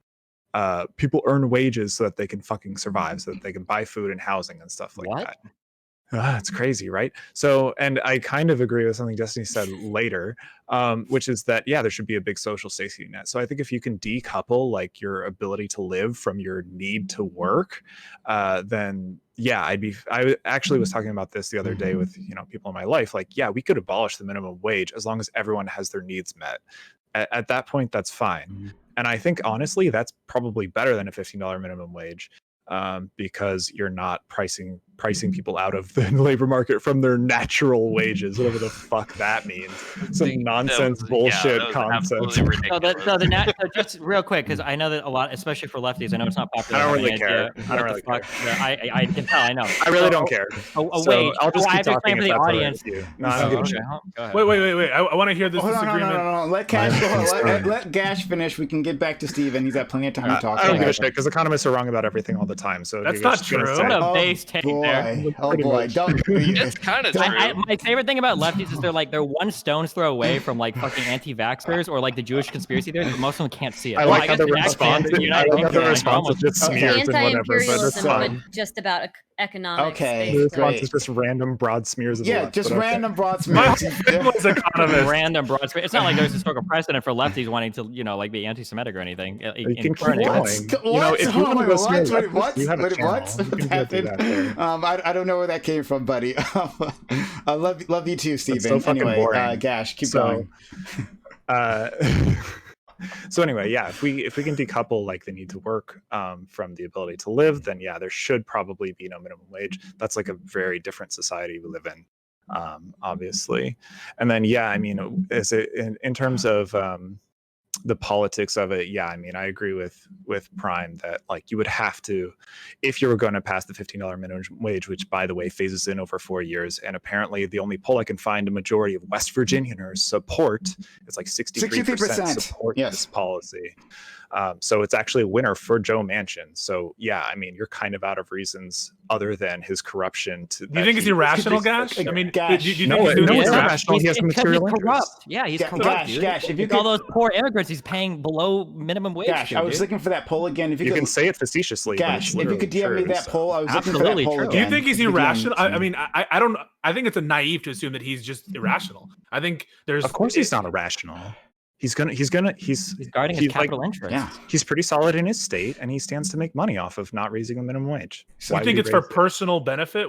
That he is not? It's either that, or he's posturing, or he's like trying to make a power play in politics. And 63% of West Virginia support. Again, if you could send me that poll again, because I was looking for it, Gash. Okay, but Joe Manchin has an easy out, right? Because people don't vote on this policy per policy way. They're affected by policies, but he can say to his constituents, I represent a guard against attacks on our institutions, and this the parliamentarian said this was not allowed under the budget reconciliation process, But and I'm respecting that. Voters give a shit about that. No, Nobody no one gives a shit about People- that. Not a fucking person. You're kidding not yourself. any constituent anywhere gives a shit. People what the Senate care pub- about moderate. No, hold on. Seriously, are you going to say this? Piece of goods. This is going to be your argument. I'm gonna Sam, be Joe Manchin. Sam, Are you fucking serious right now? cares about the Sam, I rules see of your the hand Senate. up. Don't worry, I've got you. You'll be after Strawberry. And then Stardust, I see your hand up as well. Okay. I just want to say, so moderates perform incredibly well in recent elections. Wrong. Susan Collins outdid her polls by like 8-9 The points. polls were 'cause she rigged, was- just like they were against Bernie. You're just wrong, Sure, dude. sure, home. But what's that to do with the point that I was making? So I think when moderates make these decisions to like stop certain legislation, even though it might be popular, they're not doing it because they're looking at polls myopically. They're looking at the feel of their candidate and who they represent, and who they are, and I think they're guarding the notion that they're electable. And so yeah, so I think that there's more to it than just looking myopically at a singular policy poll. Yeah, well, obviously, We're there's talking about a more, singular policy. but yeah, we can see. Hold on, sorry. I'm gonna end up responding Is to this this. going to vote on whether or not Joe Manchin is left wing or not? Yeah. I mean, oh god, it's just so much to respond to here. But I'm gonna have to leave that alone for now. But I can get back to it later, Pisco. I mean, it's one of two things. Either he's acting rationally because he's won in West Virginia and he knows what So- it takes to win, or he's a corrupt asshole who's just Do you looking think money for has $1 nothing to million. do with anything in politics? Do you think What's that? money has no consideration in politics? Do you think that maybe Joe Manchin Joe Manchin receives money from donors who would not like the minimum wage raised? If your goal is to maximize the amount of money that you receive in this world, then you should get out of politics. That's because politics isn't like the most lucrative thing. you Hold can on, get. what? Dude, do you not know that Manchin is worth literally? Manchin is worth $7 million. That's a super rich guy. What are you talking about? Holy shit! That's not what I meant. I meant campaign donations, right? So they're not putting the money directly in his pocket. It's for him to be reelected. Yeah. That's what I'm talking about. So Yeah. no, I'm not talking about what you're talking about. But that's nice. Thank you for the next delivery of another straw man. Thank you, Oh, Destiny. It's no, great. so I'll address it. So yes, I think that politicians are motivated by campaign finance reasons, but that I don't understand why you think. Oh, I see. So the train of logic is not that he's personally going to profit, but he's campaign. Oh, it's both. Well, because they probably steal money from the campaign contributions. No, and and his company. it's a nice straw man. Wow, he's so good at it. He's amazing. People talk about other on people. demand. Strawman on so demand. good. Thank you so much. But all right. So look, I got to move down this line because people have been waiting, right? So I had decided the line of Strawberry, Sam, Stardust, and Ninetales. Okay, looking at this minimum wage thing and what Destiny was talking about, like I can see, the tax phasing the tax credit in, as to compensate for the difference in people's situation and that whatnot. But if you just look at what the minimum wage is now, the $7.25 an hour, once you account for taxes, that's about $870. So if you not account for the high school workers, that's saying that anyone working a minimum wage job, they have to live off of $870 a month. I think that's ridiculous. Once you even pay for rent and then food, what do you have left for transportation to work, lights in your house, water? I mean, it seems unreasonable. I think more reasonable would be the $15 an hour. So you would give someone $1,800 a month to live, and then if they had 3 kids or they had under other extenuating circumstances, then you use the tax credit to phase that in to provide that supplement. But I think the federal government should require that all businesses across the entire country at least give people the baseline amount to be able to live, and then the government can take over for the people who fall above that. Thank you. All right. Next, we'll go to Sam, Stardust, then Ninetales. Yeah, I wanted to go back a little bit on you saying Joe Biden is abandoning his campaign promises. Again, what Pisco said, we have these ideas that why they could vote no on this bill, right? Either maybe they disagree with the price point, or maybe that it shouldn't be with the COVID bill, or maybe that we shouldn't be overruling the parliamentarian. these things are there. This doesn't mean that like Joe Biden has given up on the $15 minimum wage or minimum wage hikes up at all. And I think that that's like a ridiculous assumption to make. That if he just because doesn't it's fight not, for his priorities, why am I? Why would I assume that? What it's a can he do, priority, Prime? right? First of What all, can he do? You can do you overrule think the that, like, parliamentarian. but You can we- overrule we- the parliamentarian. That's what the possible. The vice president, as I understand it, can overrule the He needs parliamentarian. Manchin and Cinema. He needs them. As Yeah, I understand he it, would need yes, 50 I mean votes. that's why we're not getting attached. Yes, I get that. But I'm saying that as I understand, the vice president themselves can overrule the parliamentarian. If I'm incorrect in that assumption, someone can correct me on that one. But he would still need Manchin and Cinema. So it doesn't. It's almost kind of doesn't matter what the parliamentarian says. Okay, well, but the parliamentarian was brought in, so I'm saying that the parliamentarian can be overruled. And who the again, if this is a priority of yours, right? Why did you give a shit what the parliamentarian says? Exactly what you said. Who the fuck cares? No one gives a shit about process. No one gives a damn about that, right? Like, there is no constituency for fucking process, for like the arcane rules of the Senate. Like, the Senate rules were like the Senate parliamentarian. The problem isn't the process. Right? The problem is that after you do all this weird shit to do the parliamentary you're getting overruled. You're still not gonna have support for the bill. So you're gonna go through all this effort for literally nothing. But it was brought up. Someone brought it up, so that's why I'm addressing. I brought it up because not with the specific procedural issue, but the notion of a candidate who's there to be a bulwark against radical liberalism and Trumpism. That's the image that I think that Manchin has been trying to cultivate, and it's been successful for him in the past elections. So okay, I'm not surprised by multiple things that you're throwing at me here. So one, I address the Senate parliamentary thing. Manchin is a separate issue that we've been addressing this entire time. But okay. Well, I was saying that he would use that issue. Let's let Sam finish his point, please. Sam, finish your point. Yeah. So I mean, like again, optically, getting this COVID bill passed is like a big deal. So if we keep delaying it, that's going to look even worse on Biden in any way. Like, again, delaying this $2 trillion COVID bill is the worst thing that Biden can do. Okay. So doing anything to get this passed is the most important thing.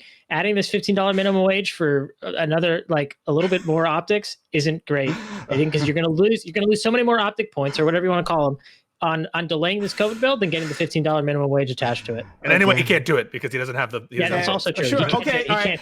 But then this is my problem with the progressives as well, right? Because the progressives aren't fighting for this, right? On the other side of this, right? Yes. Well, why don't you don't have the votes for the bill if you don't have this included? That's another option. They're like, hey, the reason why everyone listens to what the fuck Joe Manchin has to say, right? The reason why you could rightfully call him the motherfucking president at this point, because apparently he decides what's happening, right? It's because he's a squeaky wheel. He says that if you don't do as I say, I will withdraw my support. Wrong. You're wrong. This is not why he's so powerful. The reason why he's so powerful is because you don't have the votes to do what you want to do. That's what I'm saying. That's what I'm fucking saying. Yeah, it has nothing to do with him being a squeaky wheel or anything. I agree with you. I'm agreeing with what you're saying. You're saying. If you let me finish what I'm fucking saying, you'll know that, right? So by refusing to vote, by withholding his vote, yes, you don't have enough votes for the bill, right? So on the other side, people who do care about the bill, right, care about attaching this amendment, right? They could also withhold their votes. Like, we're not gonna, if this is not gonna be a part of it, then we won't give our votes. So let's say let's ignore this the COVID-19 bill, right? Let's say okay, you guys disagree with attaching it here. Okay, let's attach it to the defense appropriations bill, right? This literally the exact same fucking math is going to happen there, right? You're saying that this COVID bill has to happen right now? Okay, I agree with you, sure. But during the defense appropriation bill, what changes? Absolutely nothing fucking changes, right? So the progressives in the House, Bernie Sanders, Elizabeth Warren, I guess, and whoever else, right, could also say, no, we're not going to vote for this. Like, we've waited long enough. You've said, Joe Biden, that this is a priority of yours. Fucking show us as a priority. So we won't vote for it unless this amendments attached. Like, that's another way to apply pressure, because then you have to negotiate with them as well, right?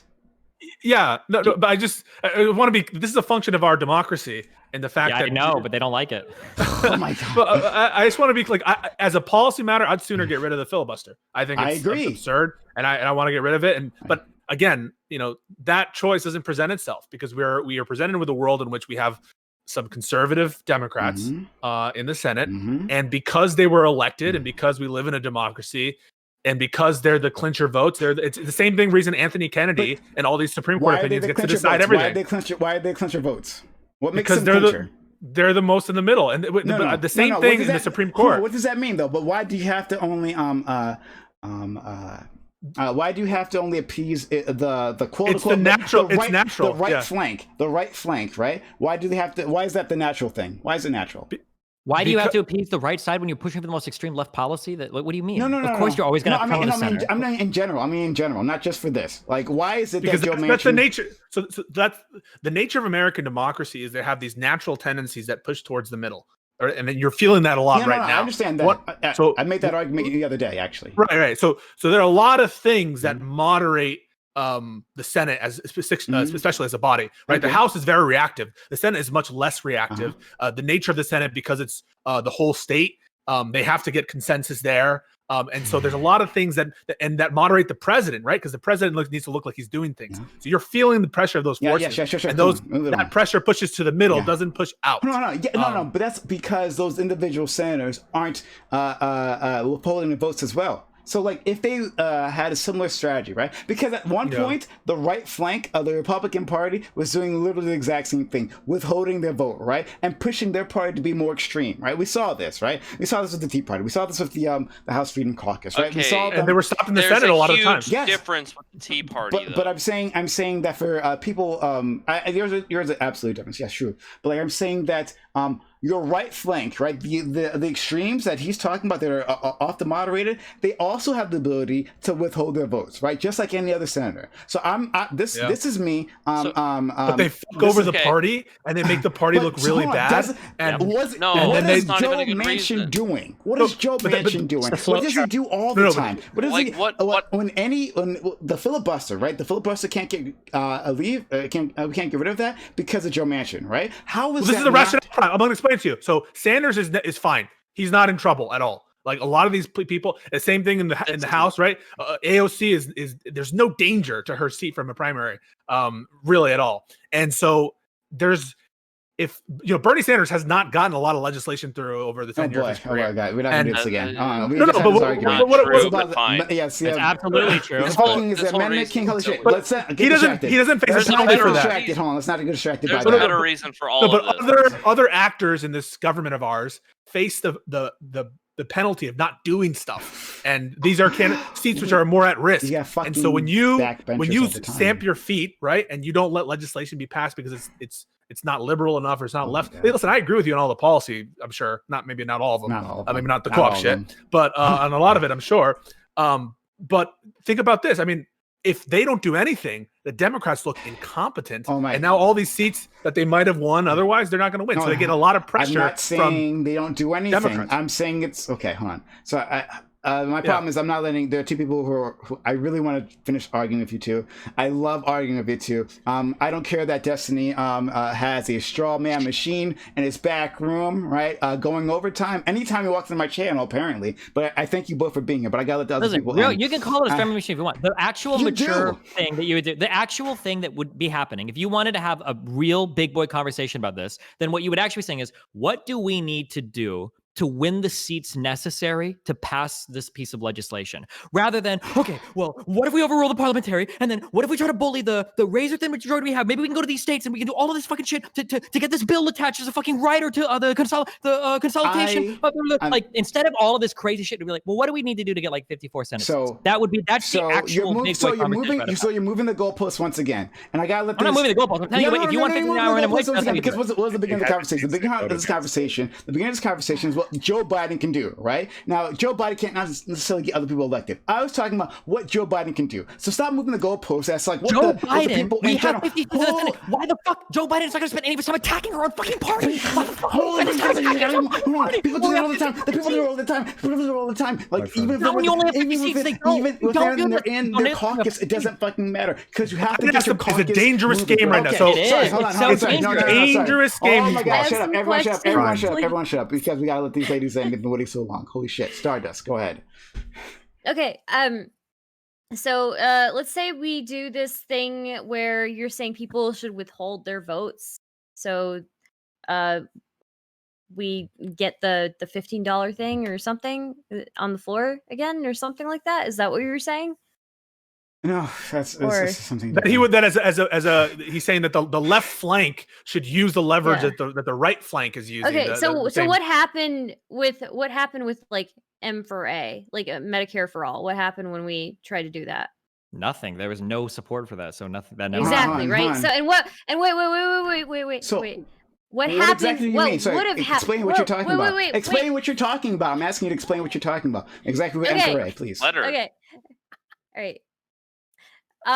So the Justice Dems tried to withhold the vote to confirm, I think, Pelosi to get They M4A on didn't do the that. or there was a plan to or something like that. That wasn't right? their plan. That wasn't their plan. That's not. Yeah. That wasn't That their was plan. Jimmy Dore. Twitter people. That was a Twitter thing. Oh, That wasn't okay. a thing. All right. No. All right. Okay. Fine. That Whatever. tree's not go If down this tree. M4A had gone on the floor, right? Like you think what would have happened? That would have been a bad plan. I'm not advocating for that plan. Yeah. I'm advocating for a Yeah. different You're plan. Though. advocating for that That's exact not the same same plan. fucking That's thing. Holy okay. shit. Wait, guys, please. Sorry. I'm trying to get to. I'm sorry. really I'm trying sorry. I'm to sorry. connect I'm the so dots sorry. here. I'm so sorry. So, the reason why I'm bringing like this up is because we're talking about this $15 minimum wage, right? And you're saying that we need to use our leverage to kind of like force them to do that. I don't see how we would do that. Like what? How would we do that? Okay. And then let's say that.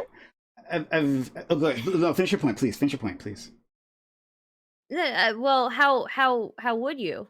Literally, that's what we've been discussing the entire time, though. It's literally what we've been I understand. saying. It's just gotten so muddy, I right? know, but like I've said it like 10 times already. Like it's. Well, I'm not quite sure either. I mean, that's fine. That's Yeah. fine. But like I literally said it 10 times, so that's fine. I'm just. I'm sorry if I'm not understanding. No, I'm not that's understanding. okay. That's okay. This is the problem.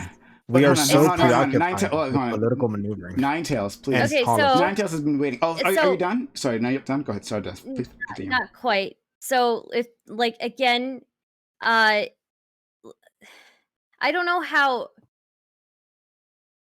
the Medicare for all would have failed, right?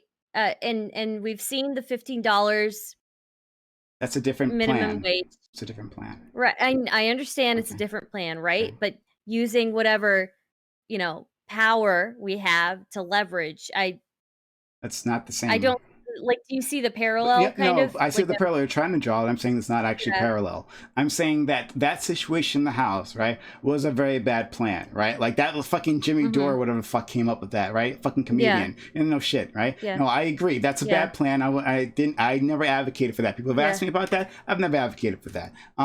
Because that wasn't the right moment. I There are understand. specific political pressure points, right? Specific times where you have maximum pressure. I don't think that time with Nancy Pelosi was the right time to do the Medicare for all, and especially since I think it would have died in the Senate any which way, right? So like that at point in time, it hasn't. We already have this $15 minimum wage that's passed within the Senate, right? That's it's attached to the COVID bill not the Senate, excuse me, House. In the House, I apologize. Within the House, it's already attached there, right? So that's mission accomplished. And the Senate, right? We aren't going to have it attached because of these senators and everything else we've been talking about, right? I think in this moment, at this time, with this bill, right? Or like let's say in the future, right? The defense appropriations bill, right? A different bill that is must pass. I think that would be actually more appropriate. That's the difference here. Okay, I kind of agree. Maybe at a later date, it could be something that people bring up again. But for the COVID, I just don't. I feel like that we are sacrificing political efficacy, basically. Okay, great. That's fine. All right, but I hear you. Yeah. I want to make sure. Did you finish? I want to talk over you. Yeah, I'm finished. Yeah. Great. Sorry. And I'm sorry for making you wait so long. I'm arguing with my man Pisco here and my straw man Destiny over here. But let's go with Ninetales. Okay. Yeah. First of all, for those who aren't aware, she, her pronouns. So yeah, small nitpick. More, I guess, like a PSA for people who kind of are like trying to use the natural wage to prove anything. And then, excuse me, and then I'm just gonna get straight into it. So yeah, the problem with the natural wage and real wage theory is that it's all based on Malthusian population theory, and the problem is that at best it hardly covers a certain aspect of like socioeconomics. So if you want your analysis to be limited, then it's fine to use it, I guess. So as far as like getting this stuff passed, uh, as far as like what Prime's getting at, I totally think that you can make a bill that will be more appealing to Republicans. And like, I guess I'd be a bit swayed on this, but I don't think that there's, if you could, I'd be a bit swayed if you could show me data, but I don't think that there's a lot of politicians who are like, have their entire career invested in not raising the wage of their constituents. So I think a lot of them could be put on the fence once you point out, like in a popular way, that this is something that like their constituents could like, and that that this isn't just like a net negative. And so I think a huge part of this is not fighting something simply because it's not perfect. Like the whole thing is like, we're not going to pass it so long as we have people like Destiny saying, well, it's not perfect, it's not to my standards, so I don't think we should do it at all. Like a lot of things have gotten passed despite like all odds, and that's how progressivism works. Like what you're effectively doing is arguing that we shouldn't be progressive because it's not ideal. It's never been ideal to be progressive. And that's why I think like everything from niche Twitch politics streamers talking about this to people getting on the ground and doing Fight for 15 rallies will make a difference in both like changing the public perception, but also like rallying together politicians to do more for this. Let's Lorden. He's been waiting quite patiently. And we'll go to Jola. And we might. Dr. Vane, did you have something you want to add as well? Okay, so we'll go to Lorden, then Jola, and I'll decide what to do from there. Okay, so yeah, I'm just curious, like, what do we think would happen if someone like Sanders was to like withhold his vote? What if he was to be like, nope, this isn't where I want it to be. Like, I am just saying it right now. I'm not going to vote yes on this bill unless it includes these things like $15 minimum wage. Like, Make it the defense appropriations bill, because everyone's disagreeing with the COVID-19 bill. Fine, let's give them that. Make it the defense appropriations bill. Yeah, no, but like another must-pass bill. Just he's helping Republicans if he does that.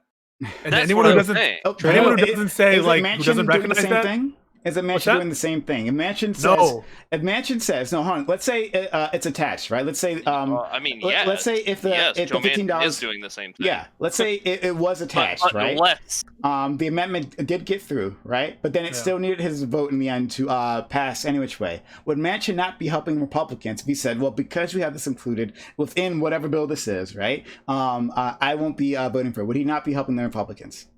Well, he's helping himself, the at-risk seat. He's helping himself. Yeah. Who's more likely to lose their seat? Who's more likely to lose their seat? Bernie Sanders or Manchin? But I mean, neither. But that no, Manchin's at risk. Oh, well, okay, sorry, sorry. Manchin is probably more likely to lose his seat. Why do you think Manchin voted for the Supreme Court justice? I mean, Gorsuch and the others, right? But it was because he's doing he's not stupid, right? I don't know how to get it through to people's heads. Like these senators. Not that he's stupid; it's that he's corrupt. I don't really care if Bernie helps the Republicans, because that's all the Democrats do. This isn't a break from the norm. So it's not an argument not to do it. Well, this is totally different. Think about the world we live in now versus the world we'd live in if the Georgia races had gone to Republicans. This is a different world we're living in that we need to recognize, first of all. That with the fact that we're even having these conversations and we have a $1.9 trillion package. No, agreed. Agreed, right? Okay. So now we're getting $1,400 checks, maybe, right? For a smaller pool of people, right? So $2,000 was promised, right, in Georgia, right? Isn't that right, buddy? That's Destiny, compromise. Right? That's the story of our democracy. No. I'm just saying the priority, right? And immediately, I remember watching this happen beat by beat, right? Immediately, Joe Biden didn't fight for it. He didn't put up any struggle. He was like, "Oh, what is that too much? Oh, okay, we're not even gonna put up for a vote. Already, we're dropping up to $1,400, right?" The problem is just a fundamental misunderstanding. This all just comes down to a misunderstanding of how the government works. No, that's literally all. Stop telling me You guys think this Biden can come out? You guys think that Biden could just Yeah. come out with a sword and shield and start Oh, fucking angry. slapping heads off, okay, in Congress. They can't do that. We don't have I the power didn't to say, do it. I We wanted didn't to say see that. what I people didn't would say do. that. I But didn't. Prime, Hold on, Prime. please. Hold I on, please. don't Hold even on a second. Hold on, please. Go. I never said that. You keep saying that I'm saying that. I'm not even saying that he's going to succeed. I'm not even saying he's going to succeed. The Then why would original we question, waste hold on, the capital on it? original fucking question There's no such thing was as political what? capital. There is Hold on. no, 'cause Oh my god. Oh my god. Shut up. Everyone such shut thing up. as- I don't give a shit. Everyone shut up. capital. Hold on. Everyone shut up. Let me finish my point. Then you can argue about whatever the fuck. Let me finish my point. Thank you so much. Great. So I'm not even saying the original argument, like what could Biden be doing? I've been trying to answer that question, right? What could Biden be doing, right? Now, what Biden can't do, what he can't do is make some unilateral decision on including the $15 minimum wage, right? That's not what I think it looks like for him to show that it's a priority. I've never said that. You keep implying that I'm saying that, but I've never said that. Again, Use his bully pulpit. I understand, No Brian. more. Yeah. No more. Thank you. I've never said that, right? I'm saying that he can use the tools available within his the executive branch, right, including in the bully pulpit, yes, right, to try to move things on. I'm just saying I want you to see him try to honor his campaign promises. There are plenty of campaign promises that you can actually fight for and you can completely lose on, right? But I'm looking for the fight. That's literally all my whole point has been, right? But you keep Destiny, you keep straw manning me, saying that I don't understand how the government works. No, I understand how the government works. I'm working very much within those the laws, the separation of powers. I get that. I get all of that, right? So stop. You can stop straw manning me, right? Then our goal then is we you're want fighting Biden- me on some different terrain that I'm not fighting you on. You're Biden, there's all for only your so own. many. There's only so many hours in the day. Biden should fight the fights that he can win, rather than Right. wasting all this time trying to threaten other senators and do all But it this doesn't do crazy anything. shit. Like it's like go work on do all the positive EOs that he's done. Like But- go look at Prime. that progress. Like work on that level. Like Prime, it's also another understanding. It's not just political. Another one is a negotiational. Do you think that they just threw out this minimum wage? When you go into negotiations, do you put in your bottom line first?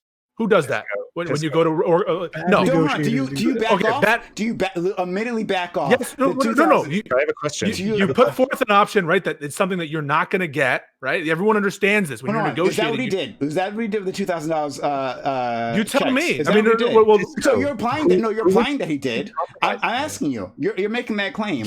Is that what he did? Joe Biden is simultaneously negotiating with a lot of different actors, right? He's trying to get Republicans on board. That's what he tried to do when he met with them. They didn't go for it, and they didn't want it. And he took a stand there. Right now, he is sacrificing something. So why did he reduce the checks?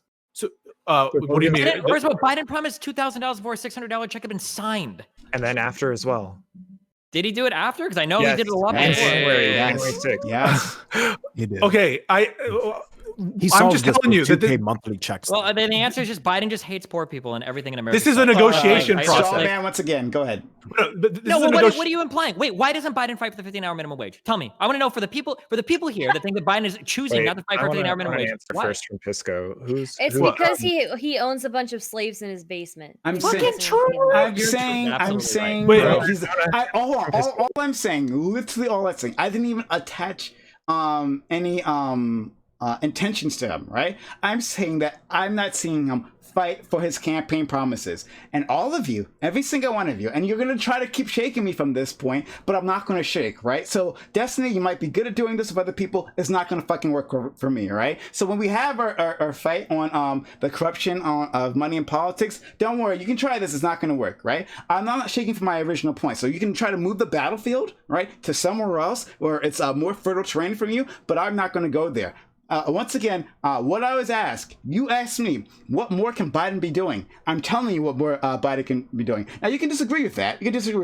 But I'm telling you that, right? So you can try to get me to fight on some other train. It's not going to happen. You're not going to shake me. It's not going to happen. Who was he compromising with from the 2,000 down to 1,400? Who pushed him there?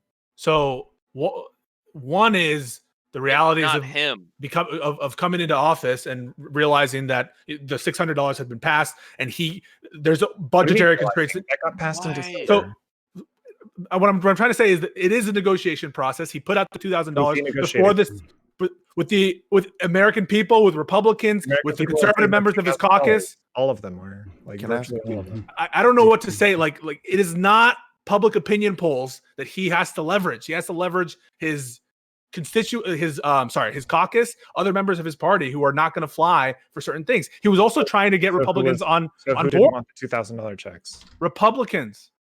They didn't vote for the and bill anyway. Blue Dog Democrats. And Blue Dog Democrats. So Manchin talked him down to 1,400. No, also I don't know. I wasn't there. I wasn't in the room where it happened. But there's a reason for everything, right? How come?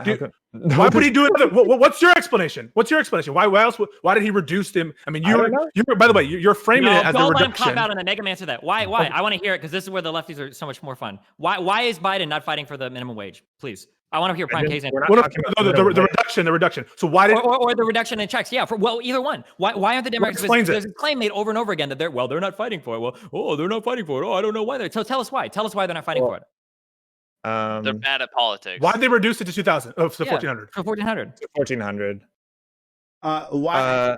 Sorry, I'm not nothing. entirely Why sure. did they? Why did? I just why gave did you why an did answer. he They're agree? bad at politics. Wait. Let me say something. Okay. And I don't know if this is it, but there is a theory that especially liberal Democrats, like the more conservative leaning Democrats, aren't largely in favor of giving money to people because they think they agree with sort of the Republican conservative idea that it'll make them lazy and dependent on the government. So that's Blue Dog Democrats. So you're talking about so it's possible. Wait, it's possible that Biden made a political calculation prior to the election and said, "Hey, look, it would be great if we had these 2 seats in Georgia. We could have some great messaging and say $2,000 checks will go out the door as soon as I'm elected." And then that, spurred more Democrats to go to the polls in Georgia, right? Helping him win the state. And once he gets in, he enacts his actual agenda, which is less than that. I can get away with it. Who cares? But what is he getting in support of it? I mean, if he would, why wouldn't he give 2,000? I'm not really sure. He's getting something from it, right? He's getting something which is support from someone, right? It may just be in line with his ideals. I don't know. So I think that we should have just. So I think that we should have just waited until after 2022 to get the $15 minimum wage. I think the problem with pushing it now is the problem that we're currently running into is not being able to pass it. I think if we want to try to get a minimum wage increase right now, we need to settle for $11. Say it was great optics. Why don't we pass it? I said if you have the political will to do it, but we can't. If he has the vote, we can't. We literally can't. What are you talking about? There's Okay. nothing You wrong with don't even it. You don't necessarily have to wait till after 2022. You can just not attach it. Well, hold on. You didn't let me finish. Okay. The rest of what I was going to say is that until 2022, what we need to focus on is more popular measures that we can reasonably get passed so that we can get as many Democrats elected in 2022 so that we then have an actual majority in the Senate. Unless those Democrats aren't for them too, and then we can't put any pressure on them either. Great. But yeah, and we're a possibility of also losing there, right? Actually, who knows what happens after that? But if the Republicans retake the Senate, then it's oh, okay, I guess we'll wait another 2 years before even trying. Okay. So to my honest members, if you have been enjoying this content, this amazing content with us yelling at each other, has been really, really fun. Do me a favor, hit that follow button, hit that notification bell to know when I'm going live. I do this all the time. 6 days a week, we have these conversations. 6 days a week, we have people invading my chat to have a discussion. These are all members of my audience who decided to join, right? It's an open walk-on panel. We invite all of you to be involved, right? If you like that, you like the randomness of a panel like this, and the absolute fucking insane. This was still tame. We've had much wilder open panels. Ain't that right, Pisco? Ain't that right, Pisco? No, that's correct. Yeah, that's correct. We've had much wilder panels. We found out we can fuck our fans, right? And we found out we can fuck our fans. That's the thing that happened here. So yes, if that interests you, like the wildness of my open panels, right?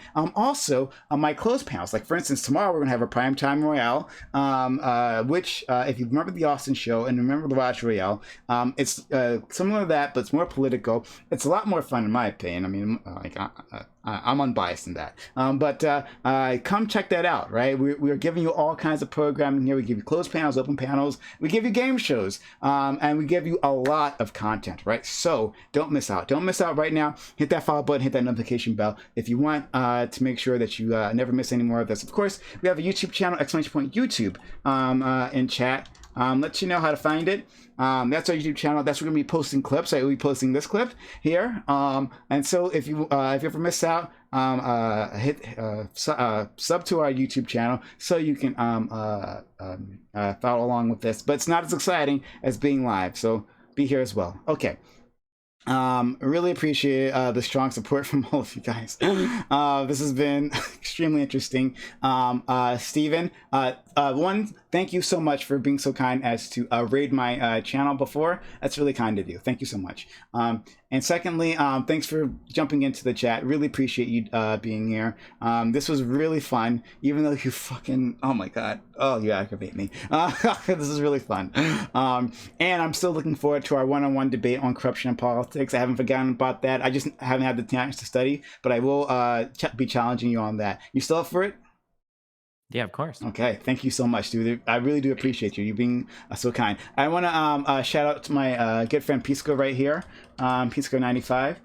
He DM'd me saying that he was going to come in and help me out. Listen, I agree with you on the minimum wage, and I was ready to have a discussion with Destiny about. I think the $50 minimum wage is a good idea. I just didn't know there was all this like kind of pseudo conspiratorial talk about Biden and Joe Manchin, which I don't buy into. Okay, all right, all right, never mind. Oh my God. But just on a real quick fact check, also because I had to go back and look this up because this is so complicated. The idea that Biden broke some promise on $2,000 checks is just not true. The idea was that instead of $600, we were supposed to get $2,000. They were going to change the payments. Alexandria, what? Look up the ads. They have ads with. I don't have to look up the ads. I can like $2,000, and that's great. AOC literally proposed. She literally proposed an amendment to change the $600 payment to $2,000. That's literally with Rashida Tlaib. That was literally what AOC proposed. That was what Biden was backing. Yes, they were going to change what was already being dispersed. They were going to change that from 600 to 2,000. That's what was being promised, not an additional 2,000. That was never what was on the table. This whole thing, I think most people understood it to be $2,000. So, like most voting people, whether they're wrong or they not, might have, whatever. They might have, but even I don't think we should make arguments that voters are stupid and that they were wrong. Like, objectively bad. Don't literally say $2,000. Like, AOC was talking about the other bill that passed in December. How else do you AOC was talking about the $600 bill, the amendment that she proposed when she said, I already co-wrote the COVID amendment for $2,000 checks. So let's go. Let's get it ready to go. The amendment that she proposed was to strike the 600 and turn it into 2,000. That's what she was talking about. Yeah, on the previous bill. And then they're passing another COVID relief bill that they said they would give. So why do you assume that carries forward? Yeah, Biden didn't say it was going to be an additional $2,000. Now, I understand optically it looks bad, but AOC was right along there with him. Okay. So, I mean, like, yeah. No, that's not true. Okay. It absolutely is true. That was the amendment that she proposed. Okay. Yeah. All right. Wow. Amazing. This is amazing stuff. Eagle Eye Valor is my editor. He's been so kind to help us out that YouTube channel. So please give him a follow. Give Pisco95 a follow. I already shouted him out. Ninetales, do you stream? I forget if you stream or something. I have a Twitter, but I will be streaming when my graphics card comes in. Well, can I quickly plug myself? Sure. Okay, just twitter.com/M9Scarlet, the letter M, the number 9, and Scarlet with 2 T's. I'd love it if everybody on this panel followed me and everyone in chat. And I love having discussions on Twitter, as crazy as that seems. So engage with me. Okay. Well, what? I was gonna say, can I do the same? Like, can I plug my Twitter too? Sure. Like, everyone, throw your Twitters in. Yes, please. Yeah, it's literally Lord and Pole, like same as my Twitch handle, like in chat. Also, I stream on Sundays, but it's I don't have any followers or anything. But Connor Sharp, thank you for the $5. That's awfully kind. He's asking me to define race realism. Well, we've already done that here on this channel. But those are for the OGs. But yeah, guys, this has been really fun. And again, I thank you once again, Stephen, for being so kind as to join us. It's really kind of you, and I can't wait to have our real fight. I know exactly what's going to happen when I do. You've got more Strawman in the back. I know. Bring them out. Don't worry. I'll knock them all down. But dude, I seriously appreciate it. All right. Off we go to I'm really important. Please be kind to. Holy shit. He's streaming? Yeah, he's doing the Votorama thing. The Votorama, dude. Yeah. Wow. Yeah. It just went after the 10-hour delay. Yeah. So we're going to raid him. Please come back. It's gonna be fun tomorrow. It's great. Anyway.